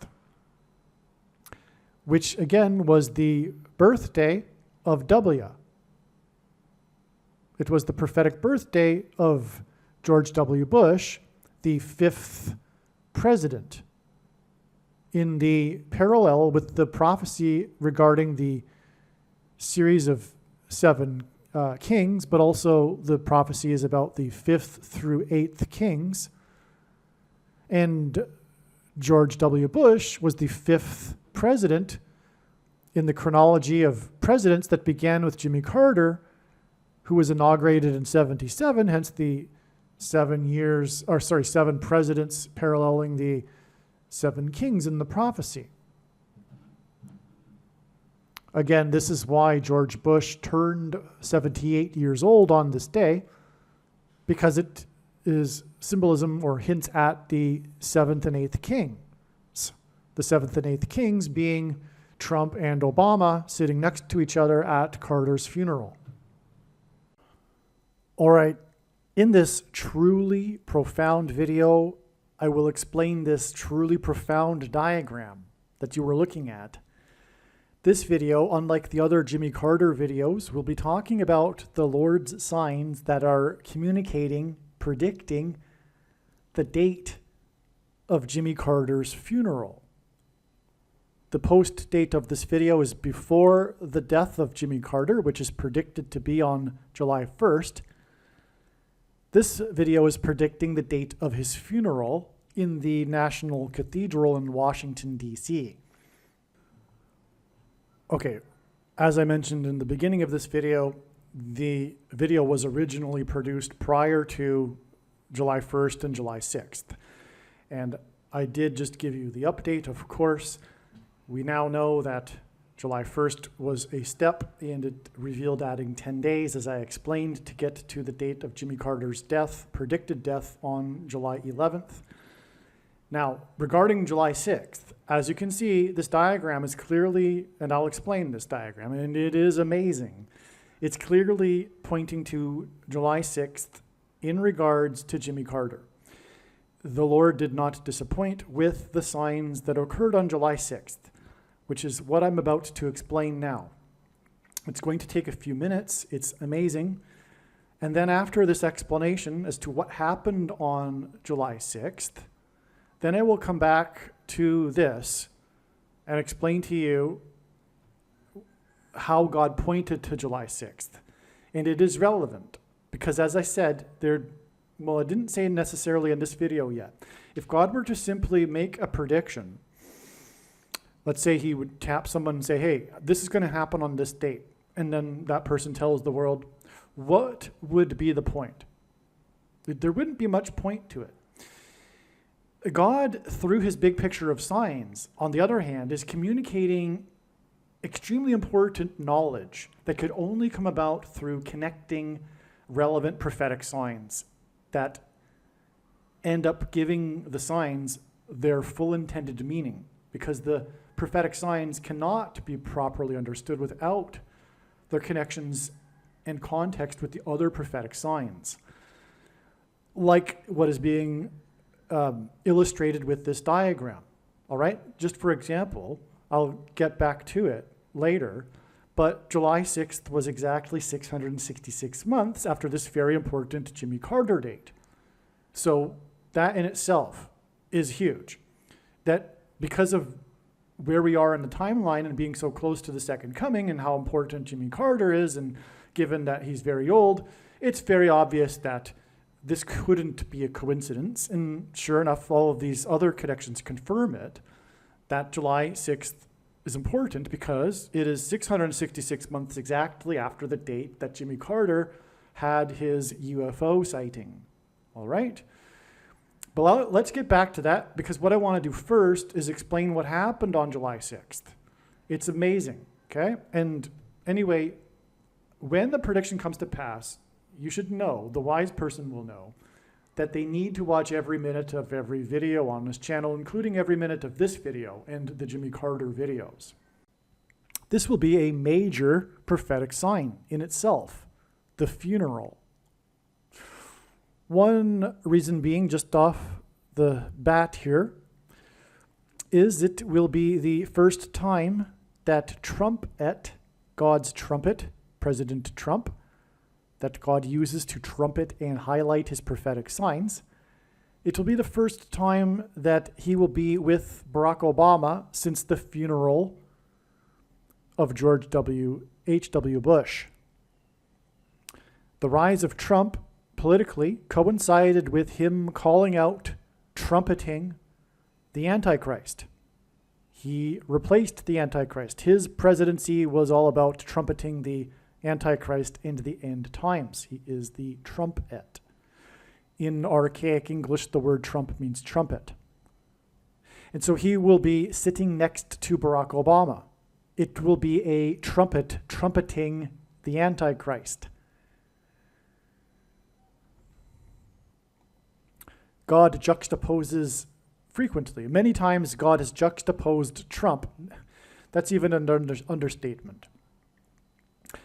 God, in general, juxtaposes Trump with Obama in his prophetic signs. And this will be one such instance. They will actually literally be next to each other. Now, the date of the funeral, the predicted date, July 6th, 7/6, is a hint at Jimmy Carter in itself, because Carter was elected in 76. Also, he was the 76th governor of Georgia. The number 76 in God's signs hints at the 76th semi-prime number. And God uses semi-prime numbers in his signs and connections. The 76th semi-prime number is 226, which hints at H226, the 226th word in Strong's Hebrew Bible Concordance, which is the Hebrew word that means prophetic sign. In other words, Jimmy Carter is a prophetic sign. All right, Jimmy Carter, his initials JC, hint at Jesus Christ. His campaign slogan in 76 was, JC can save America, because it was a prophetic sign that only Jesus Christ can save America. It was a judgment warning for America that had already by that time been well underway to rejecting JC, Jesus Christ. Okay, so this date of the funeral was initially discovered because it was realized that the date that the UFO president, Jimmy Carter, cited a UFO is exactly 666 months before the predicted date of Jimmy Carter's funeral. In Bible prophecy, 666 is the number that symbolizes the Antichrist, Barack Obama. Well, let me elaborate some more, because there are two Antichrists described in Bible prophecy. The first of the two, from which the second one gets his power, is Pope Francis. Barack Obama is the second of the two Antichrists, who speaks like a dragon, as is described in Bible prophecy. Because Barack Obama is the biggest liar that ever walked the earth. All right? Jimmy Carter was the first U.S. president to host a pope at the White House, which is extremely prophetic. Because not only is Jimmy Carter JC and symbolic of Jesus Christ, and let me elaborate that a little bit more too. Jimmy Carter was born in 1924 and he will die in 2024. It's a 24 to 24 because the 24/24th word, 2424th word, in Strong's Greek Concordance is the word Jesus. And so JC hints at Jesus Christ, and the dates, or rather the years in which he was born and will die, also hint at Jesus. Okay, but that's not to say that Jimmy Carter is symbolic of Christianity or anything like that. In fact, it's quite the opposite. But I've already explained this more than enough in the other Jimmy Carter videos. He is, in fact, Jimmy Carter in God's signs, a foreshadow, someone with many, many parallels with Barack Obama. Deceivers. Moralism people. Jimmy Carter's presidency was known for his moralism. He was known for his actions during his presidency were motivated by his moralism. Everyone knows this about Jimmy Carter. This is the big thing about Jimmy Carter. He was, well, for example, during the oil embargo, he turned down the thermostat in the White House and wore sweaters. Barack Obama is constantly moralizing to the public, to people. He's the great moralizer, but it's phony. And the moralism that Obama spouts is lies. He is the constant liar. He speaks like a dragon, as is described in Bible prophecy. All right, so that's why we have at Jimmy Carter the parallel foreshadow for Barack Obama, trumpeting the Antichrist Obama. Okay? Now, what I was getting at is that popes have always been antichrists, lowercase a. Bible prophecy is extremely clear. Old Testament prophecy, more than clear, that the Antichrist would be a pope.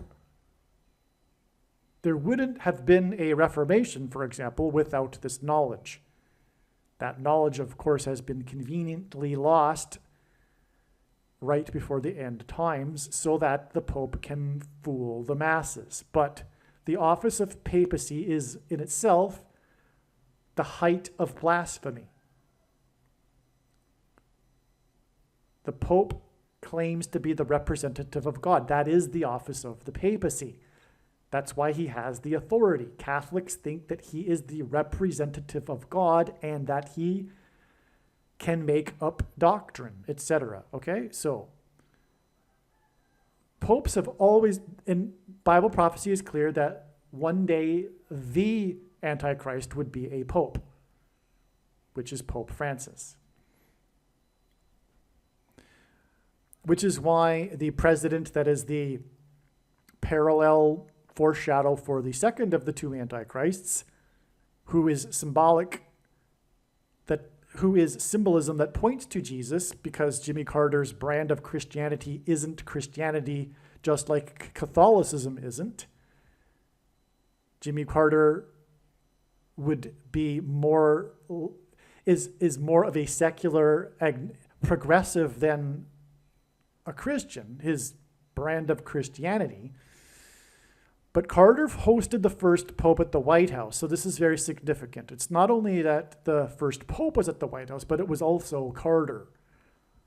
And that date points to Barack Obama too, because October 6th, the date of this visit of the Pope, John Paul II, is exactly 44 years and 9 months to the date that it is predicted that Jimmy Carter's funeral will take place at the National Cathedral, known as, also nicknamed, the spiritual home of America, which is why it suffered massive damage in the Washington, D.C. earthquake during Obama's presidency.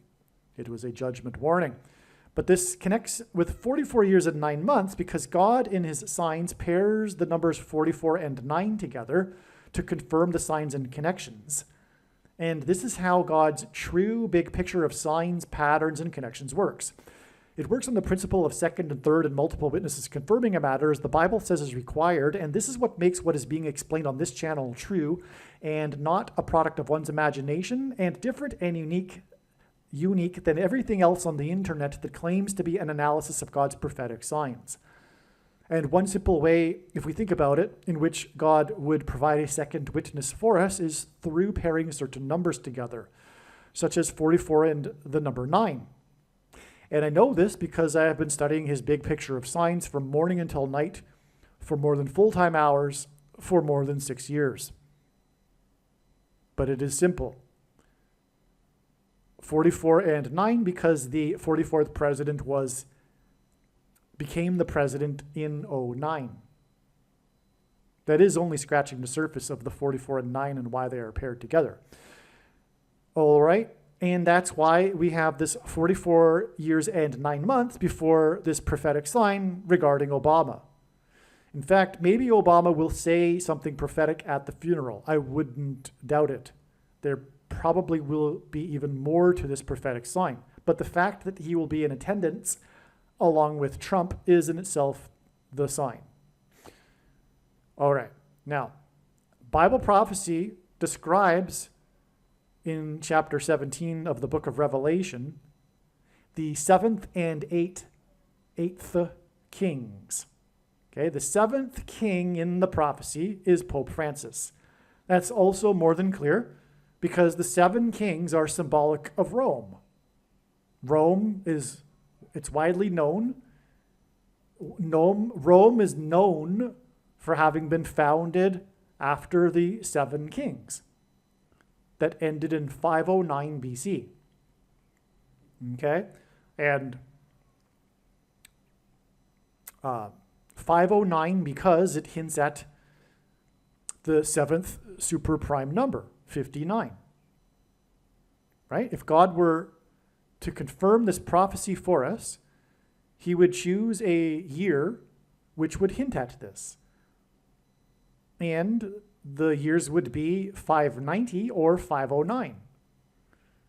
Not only that, though, 59 is the 17th prime number, and this prophecy occurs in Revelation chapter 17. But it is the 7 kings we are talking about that ended in 509, and 59 is the 7th super prime number, because 17 is the 7th prime number. That's also a way to point to Revelation 17, the fact that 7. But also in the prophecy, the beast that is the metaphor for this has 7 heads and 10 horns, which hints at the number 17 also, which again is hinted at with Rome, with its foundation beginning in 509 BC after the 7 kings. Well, so the 7th king is Pope Francis. It's very clear that it's the Pope. It's the prostitute that rides the beast. The beast, as it is described, was, isn't, and will be again, as it's described. And that's because Rome was the seat of power in Western civilization. Then Napoleon stripped Rome of its temporal powers. It suffered the mortal head wound, as is described. The beast suffered the head wound. It was no longer the temporal center of power. And then it will be briefly again at the end, just as Bible prophecy says. So the Bible prophecy also speaks of the 10 kings giving the power to the beast, the 8th king, who is of the 7 kings. Right? The 8th king is the beast, which is the revived Roman Empire, with Rome as its capital. The seat of authority, not just spiritual, but temporal as well. Okay, so that's the 7th and 8th kings. And the 7th king, the prostitute, the harlot, rides the beast, the 8th king. It's very clear if you read that prophecy. Okay, because it even says in the prophecy that the 8th king is the beast, right?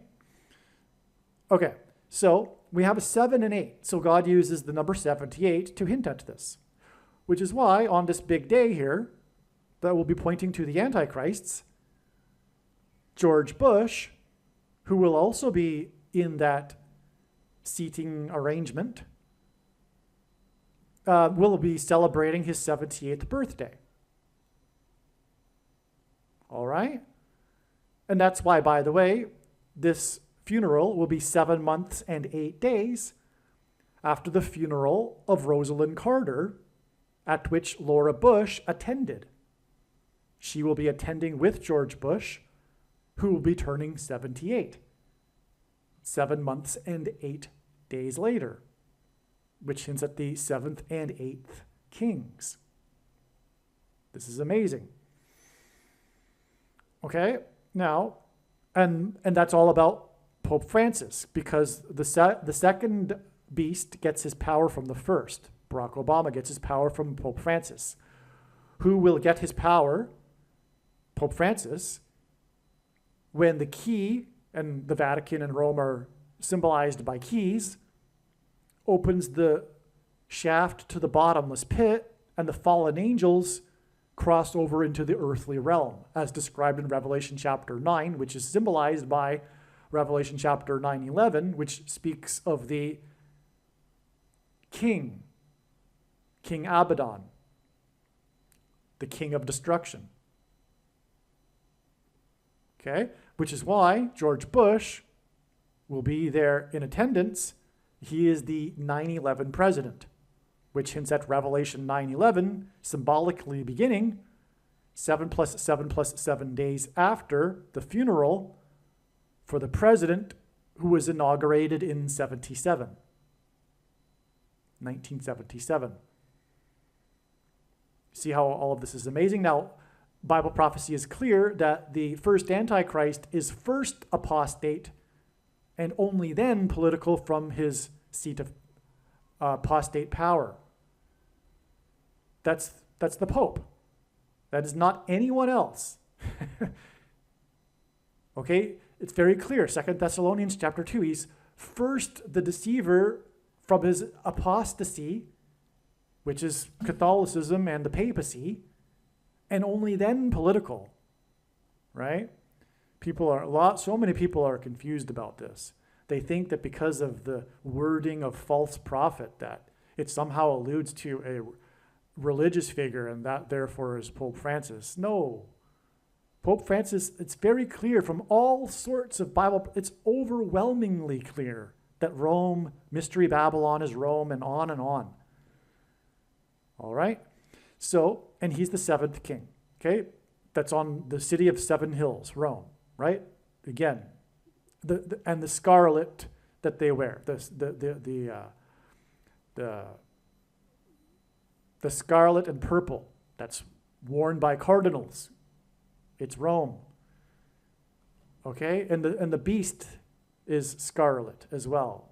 Okay? So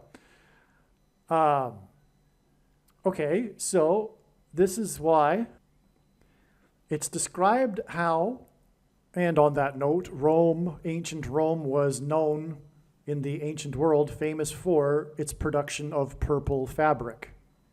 Jimmy Carter, who was inaugurated in 1977, was the beginning of a symbolic 7 kings that is mentioned in Bible prophecy.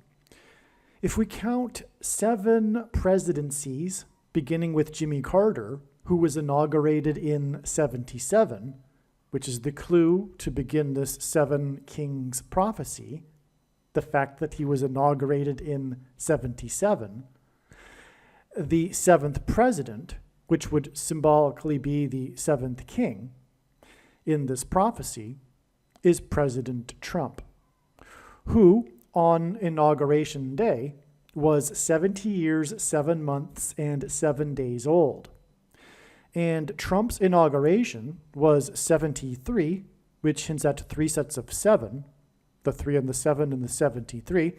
And I'll just explain why that's important, because God frequently uses 3 sets of 7 in his signs to hint at judgment because the Israelites marched around the walls of security of the ancient city of Jericho, and before they collapsed in God's judgment, they enacted a symbolic 3 sets of 7. And Trump's presidency was synonymous with his border wall of security, which collapsed after he left office. He was trumpeting, and also the Israelites blew trumpets before the walls of security of Jericho collapsed. Okay? So, on Inauguration Day, Trump was 70 years, 7 months, and 7 days old exactly, and it was 73 days, which hints at 3 sets of 7, after he was elected by a margin of 77 electoral votes. The day he was elected by 77 electoral votes was in turn exactly 73 weeks after he first descended the golden escalator and announced his candidacy for president.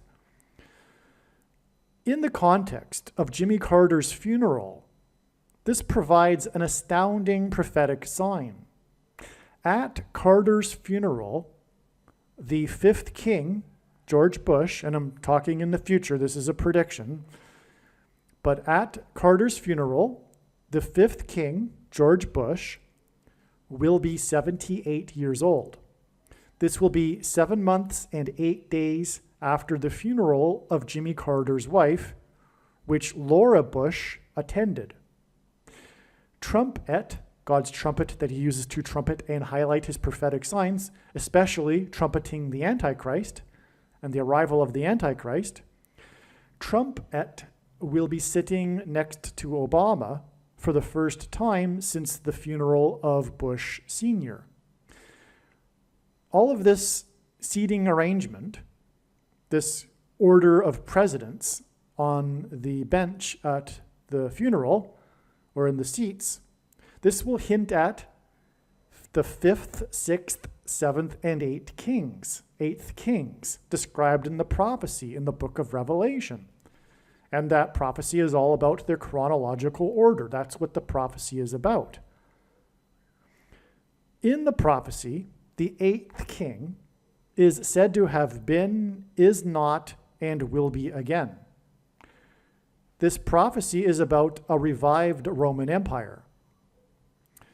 The Vatican in Rome was stripped of its temporal powers by Napoleon at the end of the 18th century, but in the last days, Rome will again be the capital seat of power of the Western nations.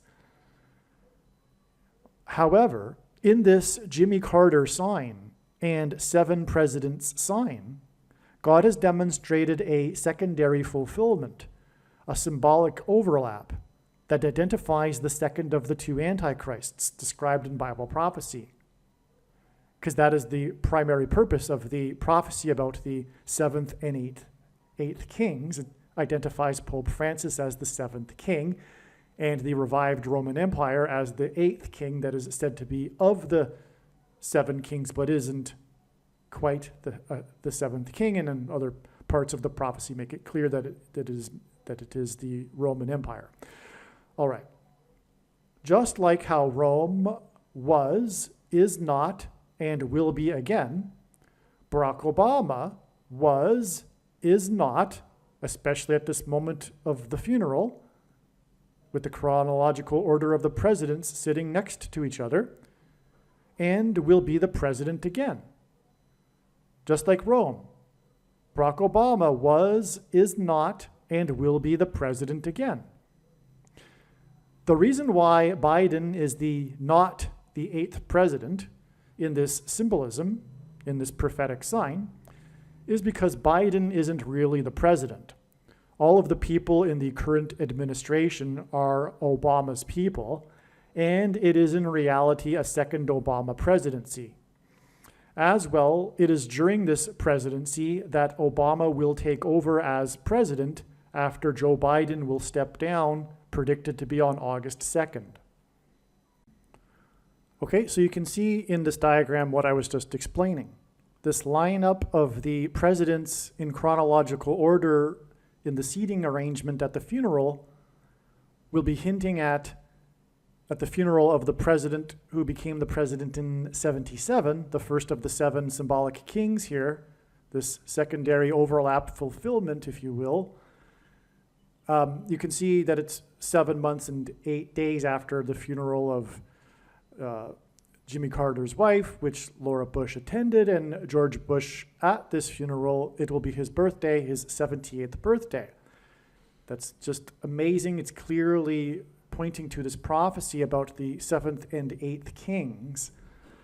But to get to this description of the 7th and 8th kings, God has some very clever, creative language in the prophecy regarding a 5th king, which would be George Bush. Okay? And okay, so I just explained everything. Now, also, this prophecy about the 7 kings, beginning with the president who became the president in 77, is also why we have this 7 plus 7 plus 7 days to King Abaddon Day, Antichrist Day,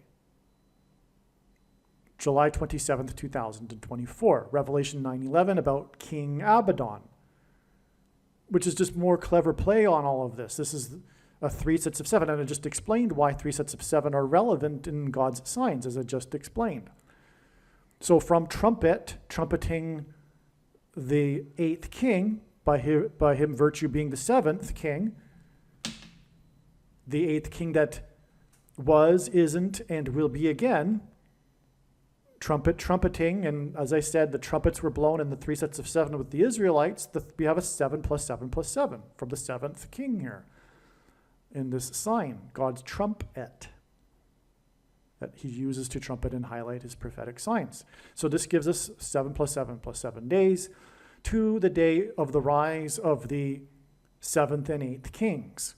The 7th king primarily being Pope Francis, and again, the 8th king that the 7th king is riding in that prophecy, because the prophecy describes much more than just a 7th and 8th king. It's all allegory. It's all symbolism.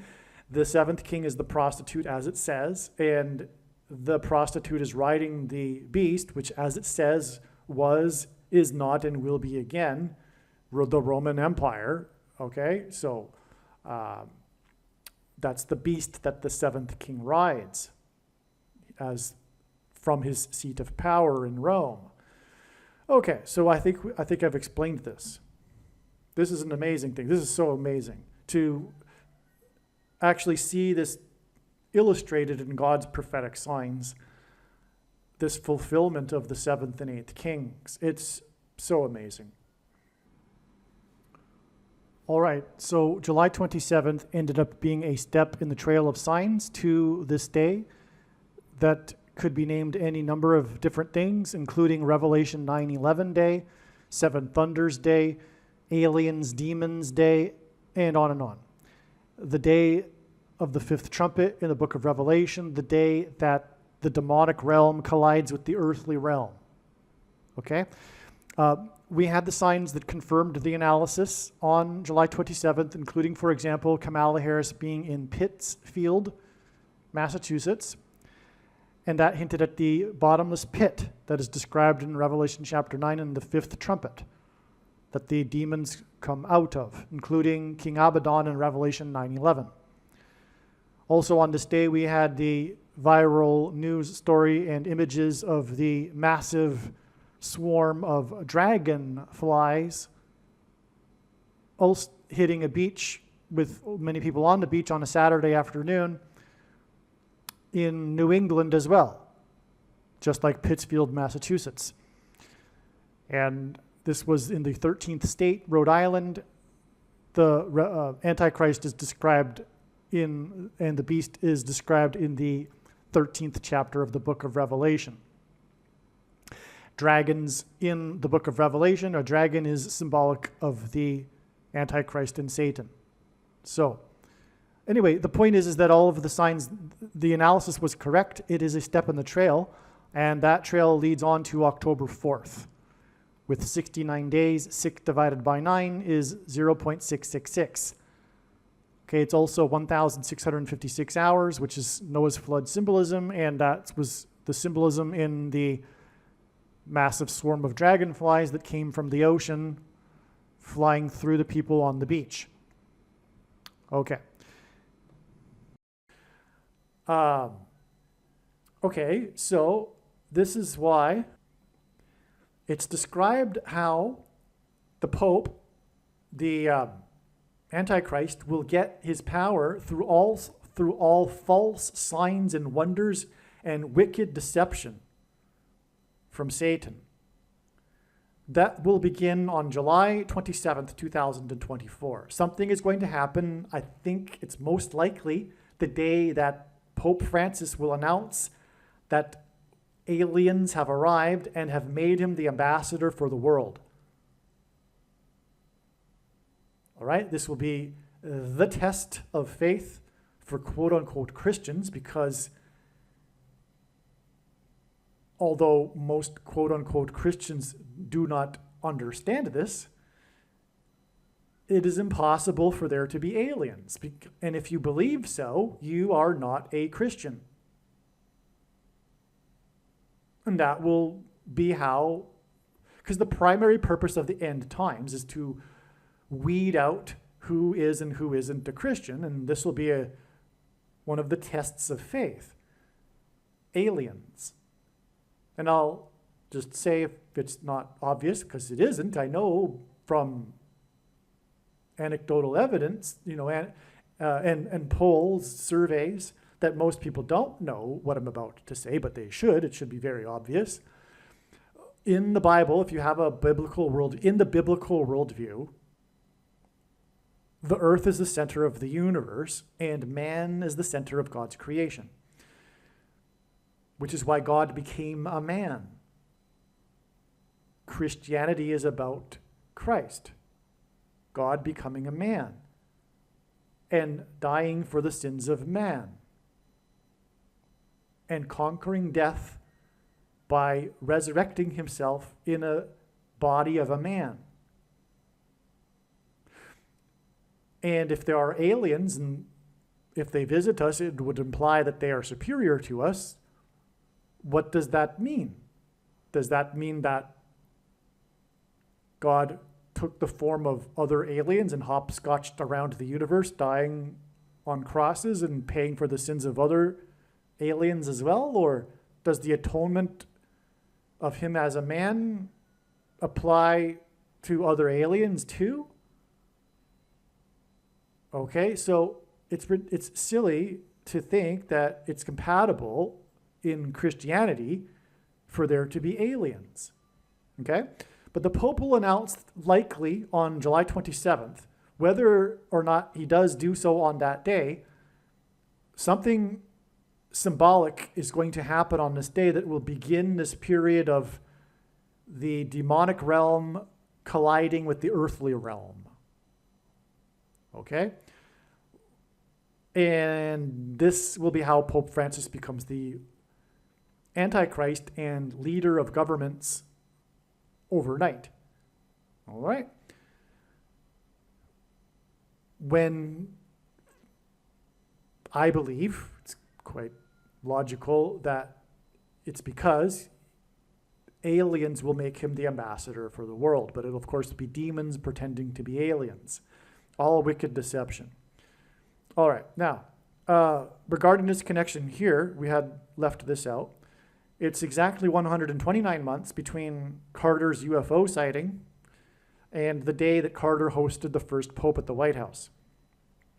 That's relevant because God uses 129 to hint at G129 in Strong's Concordance, which is the word for blood.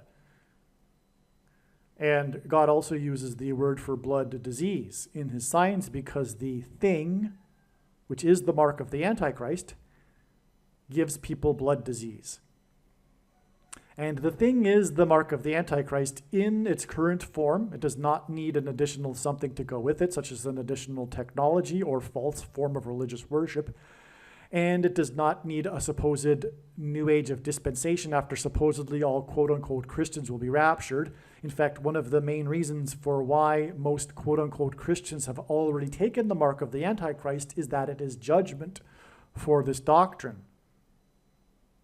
which is Nicolaitan, and as Jesus said, he hates this doctrine and is coming to make war with the sword of his mouth on those that teach and have the works that are a product of this doctrine. This doctrine that says that the things written to the 7 churches does not apply to Christians and only applies to people after the supposed all Christians will be raptured. Nonsense. It is nonsense because, first of all, the letters were written to the churches in Asia Minor who were Christians before the rapture. And anyway, this dispensationalism is rooted in sovereign grace and Calvinism and free grace, which both lead to once saved, always saved, our righteousness is as filthy rags, one verse that was taken out of context by Luther to develop his entire theology, etc.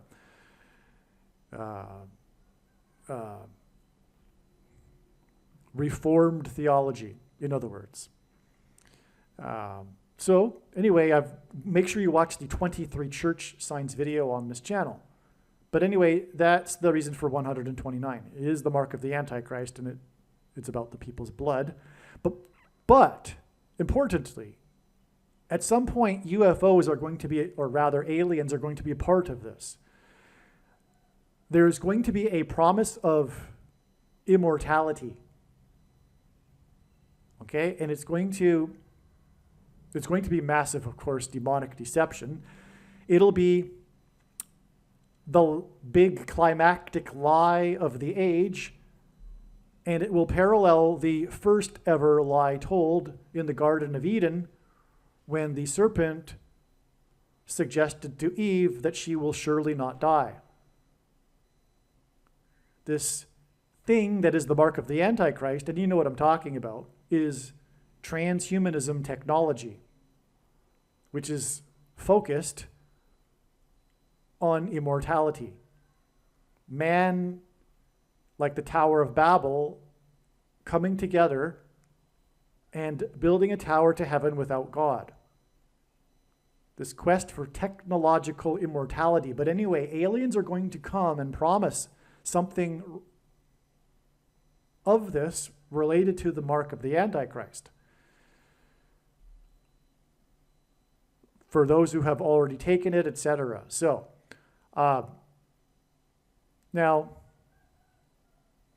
how that plays out remains to be seen. I know what God is communicating, and this will be explained in other videos. Make sure you watch all of the videos and every minute of them. Obviously, when the prediction comes to pass, the wise person will know to do that. Okay, now speaking of this concept of UFOs and the promise of immortality and aliens and demons, we jump up to the top here because the day that Jimmy Carter became the longest living president was a major prophetic sign because of the date. He became the longest living president in history on the date 3/22, March 22nd. The date 3/22 hints at Genesis 3:22, which is what I just mentioned, which is when the serpent suggested, which is about immortality. And the Lord God said, "Behold, the man is become one of us, to know good and evil. And now, lest he put forth his hand, and take also of the tree of life, and eat and live forever." Genesis 3:22. Now, Carter is the UFO president because he had the UFO sighting, and he filed an official report of his sighting with International UFO Bureau, okay, as I've explained in the other videos. And it's amazing because the UFO president connects to the date that he is predicted to have his funeral from the date that he became the longest living president. That and the date itself hints at immortality, living long, living forever, etc. Prolonged life through the technology, through the promise from the demons that will be coming. It's amazing. Okay, now this connects with exactly 276 weeks. And the number 276 is one of 3 unusually specific numbers in the Bible that are all triangular numbers. It is the 23rd triangular number. The number 23 is the 9th prime number, and the number 9 is the most important number in God's big picture of end time signs because from the Bible it symbolizes God's judgment. Okay? So,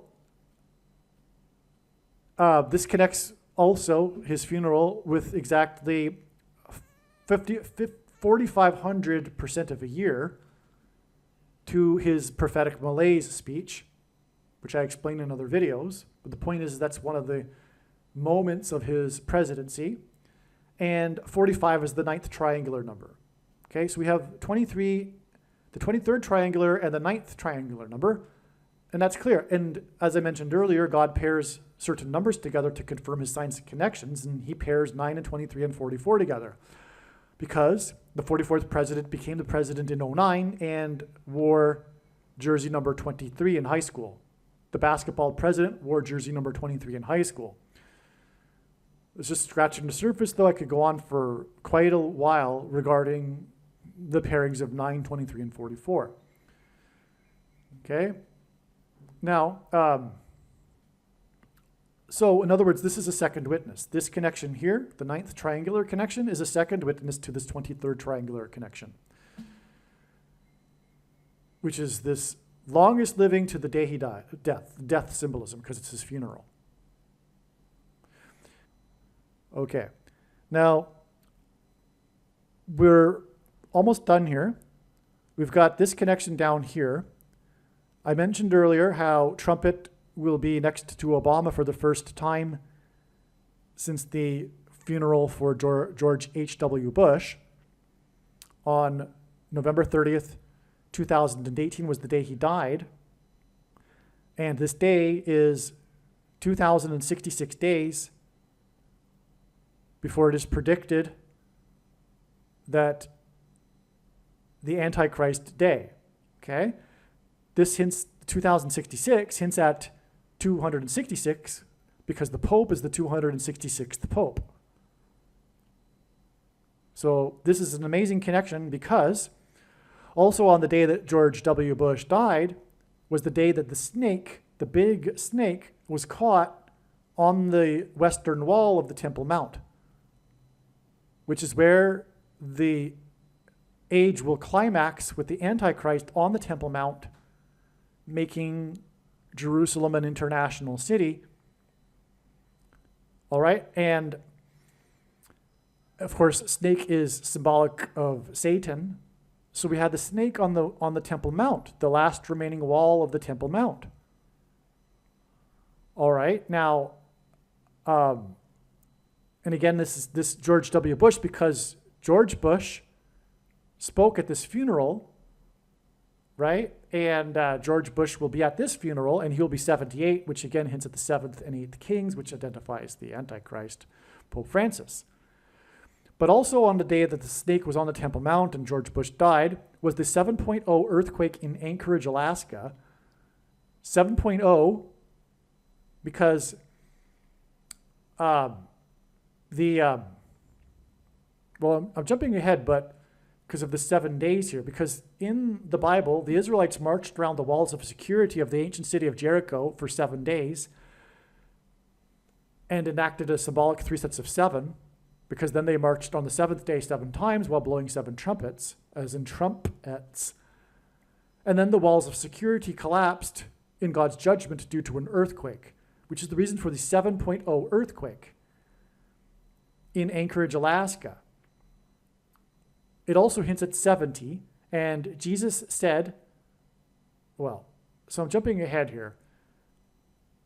Jesus, let's see, which way do I go? Let's come back to this because we need to finish this up here. We also had on the day of Anchorage, because this is symbolic of Jesus, our anchor.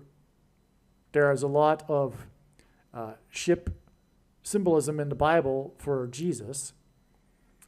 And the only building that burned as a result of the earthquake was an evangelical church. It was the roof of the church, which hints at the church because the church age began in the upper room on Pentecost. Okay? So this was a judgment warning for the church, one of many church roof destruction signs, including, for example, the cathedral in Paris that burned, which is another story. The day that Michelle Obama was on the cruise in the river, and the cathedral is situated on an island in the middle of the river, and her cruise had to be redirected because of the fire, the Notre Dame Cathedral fire, because Michelle Obama will become the president after Kamala Harris's predicted death, and then Barack Obama will replace Michelle as the president. Well, anyway, on this same day as this prophetic earthquake was this prophetic earthquake, the 3.8 magnitude earthquake, right as leaders were arriving for the G20 summit on this same date in Buenos Aires, Argentina, which is where Pope Francis is from. He was the cardinal from Buenos Aires, Argentina. Okay? Now, 3.8 hints at 3/8, which is the numeric value of the name Jesus in Greek in gematria. Now, this earthquake occurred right in the path of totality of a prophetic eclipse, and on, actually. But this is sufficient. This was also the 69th something regarding an international yoga festival in Buenos Aires. It coincided with this, which, by the way, in the most central prophecy is a 69 period followed by a 70th period. The 70th period is symbolic of the end times and the Antichrist, which is the reason for the 7.0 earthquake in Anchorage, Alaska that burned the church. Okay, so this is amazing. It confirms this 2066, which hints at this 266th Pope, who is from Buenos Aires, Argentina. This earthquake in Buenos Aires, Argentina, with the gathering of the leaders at the summit, is 2,066 days before Antichrist Day. This connection is huge, all right? I want to emphasize that. Not only that, though, on this day, Pope Francis was sitting in Rome, and he got very angry with things that Trump was saying, and he was angry with America, like all leftists are. They hate America, they hate individualism, they hate freedom, they hate capitalism. Okay? Because Pope Francis is a Marxist. That's not even controversial. Everyone should know that. There's evidence for that. He used to subscribe to communist magazines delivered to his house that's come out, he is a Marxist. And anyway, that's why he was very angry. And on this day of this earthquake and everything that I'm describing, the snake on the Temple Mount, etc., he called for a reporter to the Vatican to be interviewed. And in the interview on this day, he spoke of his anger, his discontent with America, and said that the world needs a government body with teeth in order to rein in America. Okay. All right. So, and that's the thing about America, is it's God's Gentile nation, which is spiritually why the left hates it and wants to bring it down, to bring in the global order. America is the thing that stands in the way of the global order, the sovereign nation of America.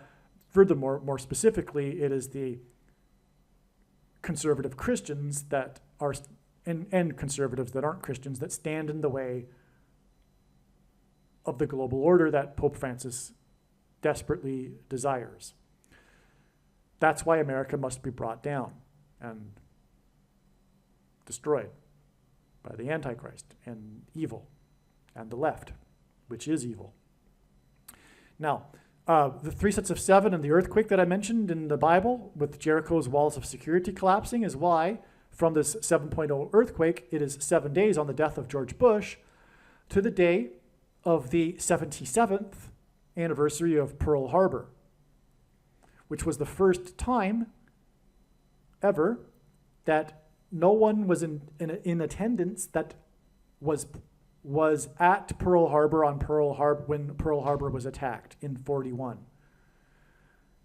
The people that were still alive that were at Pearl Harbor in 41 could not make it. They were too old. So this was the first time. The reason for this relevance is George Bush is known for World War II symbolism. He was the youngest pilot. And in the Pacific Theater, which began with Pearl Harbor. Now, Pearl Harbor was on the date 12/7 because of Revelation 12:7, which says that war broke out in heaven and Satan and his angels were cast down to earth, which is this day here. Okay? Now, war broke out in heaven in Revelation 12:7, which is why war broke out for America on 12/7 in 1941. Now, George Bush was the last of the GI generation presidents. Carter will die after him, but in chronological order of presidents, the last of the GI generation presidents was George Bush. He, in other words, symbolized the passing away of a generation. The first time that no one was present at the ceremony that was alive during Pearl Harbor also represented a passing away of a generation. That's because Jesus said that when the fig tree puts forth its leaves in the springtime, and in the Bible, the fig tree represents Israel, and Israel was reborn in the spring, May of 1948, Jesus said that a generation would not pass away before the second coming. Psalm 90:10 tells us that a generation is 70 years, which is why on the day of George Bush's death, the passing away of a generation was the 70.0 earthquake in Anchorage. It's an amazing, and it was 7 days before the 77th Pearl Harbor passing away of a generation. This is huge. This is so huge. This is like, it should be made, a video in itself should be made about this because it's that important. And then, as I'm saying now, it's now known that this date connects with the date that symbolizes the Pope to the Pope Day, the Antichrist Day. It's amazing beyond words. Now, what's also amazing is that exactly this number of days that in Bible prophecy is mentioned 7 times as symbolizing the period of the Antichrist, we subtract this number of days back and we get the day of this earthquake in the Gulf of Aqaba between the Sinai Peninsula and Saudi Arabia on the beach of Nuweiba. Nuweiba Beach is the beach of the Exodus. It is where the 1 million or so Jews gathered in their escape of Pharaoh of Egypt and his army when the Dead Sea, the Red Sea parted. Right at Nuweiba, so the Gulf of Aqaba is quite deep, but right at Nuweiba Beach, there is this underwater land bridge, this shallow underwater land bridge between the Sinai Peninsula in Egypt and Saudi Arabia. There's all kinds of evidence that this is the location of the crossing, where the waters parted. The name Nuweiba in the native language is rooted in Moses parted waters. That's what Nuweiba means, in fact. There's evidence at the bottom of the sea of chariot wheels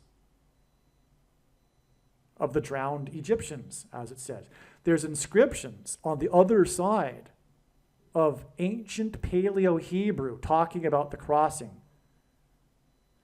And those weren't put there in modern times because no one is allowed to go there because of Saudi Arabia.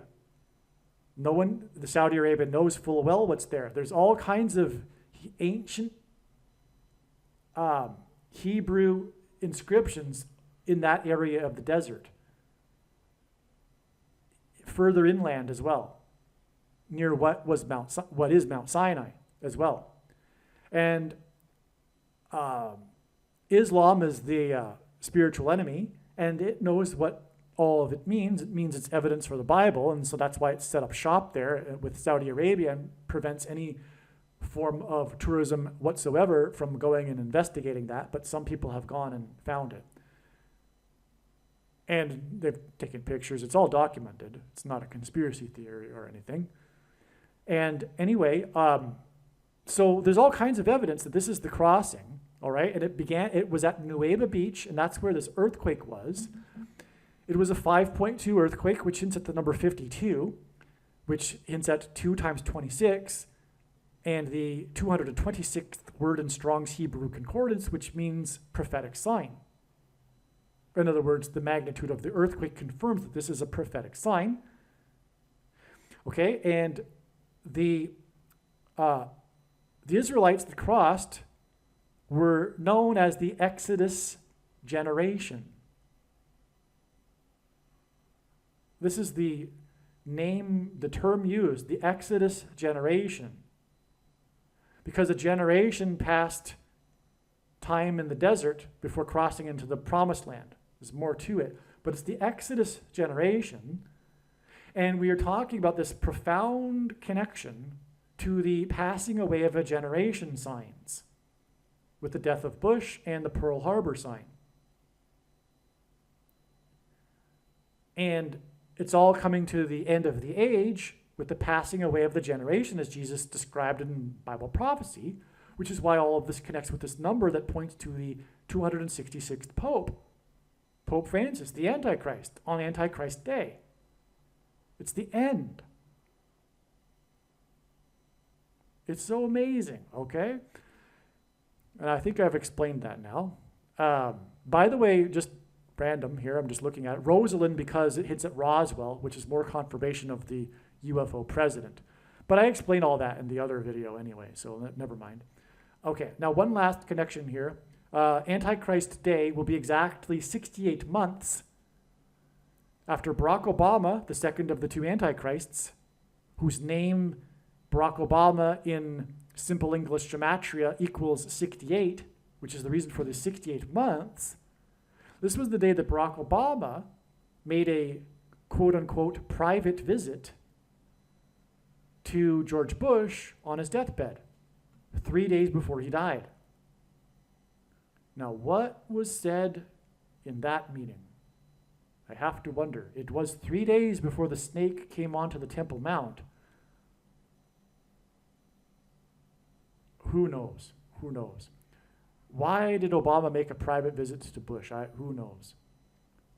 But anyway, this does, regardless, identify Barack Obama because of all of what I just described here, with the snake on the Temple Mount on the day of Bush's death. Okay?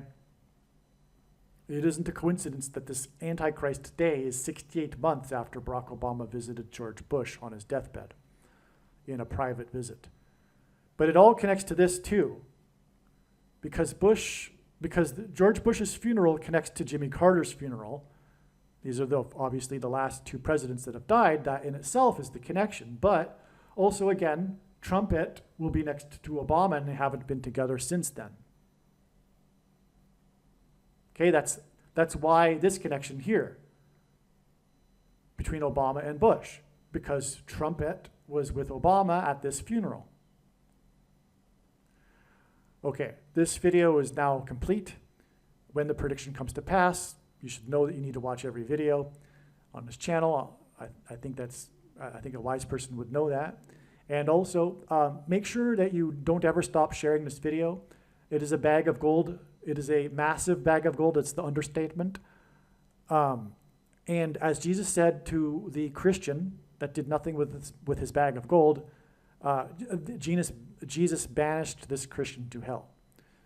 It's quite clear. One needs to use their bags of gold, which represents a Christian's opportunities and abilities, and there is no bag of gold like this.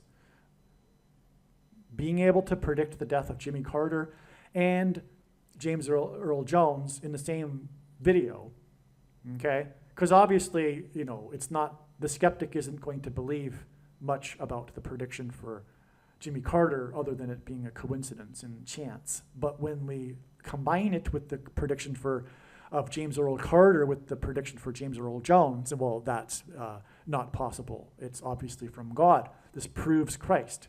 And it proves all of the other controversial things that Jesus wants other people to know. And so anyway, what I suggest you do is post the link to this video nonstop. Just work at it.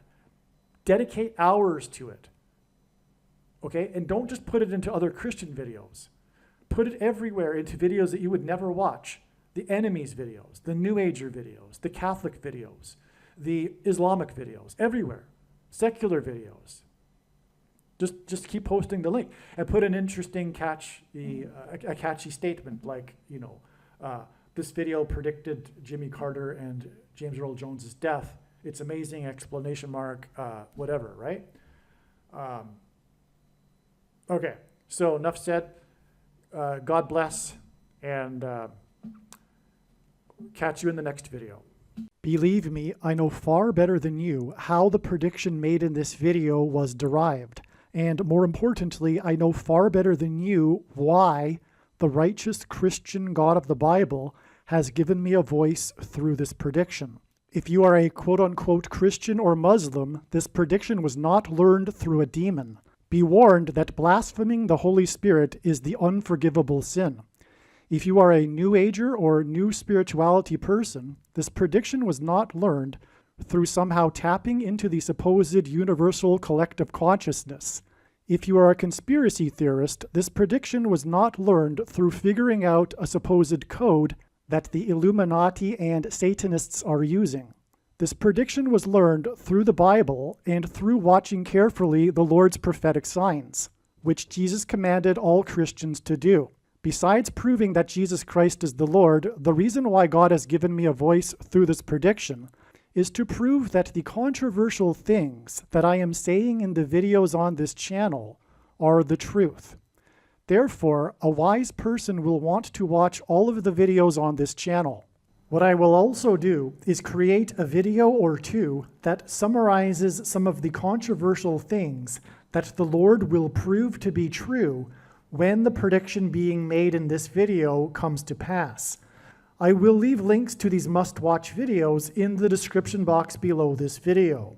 Again, the purpose of this prediction, that is from God, is to prove these things that I will talk about. And therefore, it would be foolish to not watch the videos that I will leave links for in the description box below this video.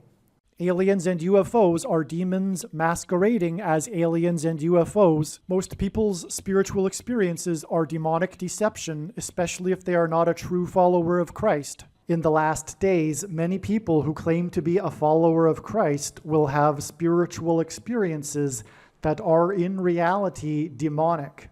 God became a man and died a horrible death at the hand of the ruler of this world, Satan, and then defeated death for you, so that you too can overcome death, which is the price that must be paid for sin. It is time to repent, which means to change one's ways and turn to God and become a disciple of Jesus. Please leave a like and upvote the video, and once this prediction has come to pass, share this video with everyone you know, and more, don't stop sharing it everywhere in social media. It is essential that everyone immediately read the homepage of my website, TrumpPrediction.com. If you are watching this on the YouTube platform, please note that not all of the videos are on YouTube. You need to switch to the BitChute.com or the Odyssey.com channel. And do it now in case you aren't able to later.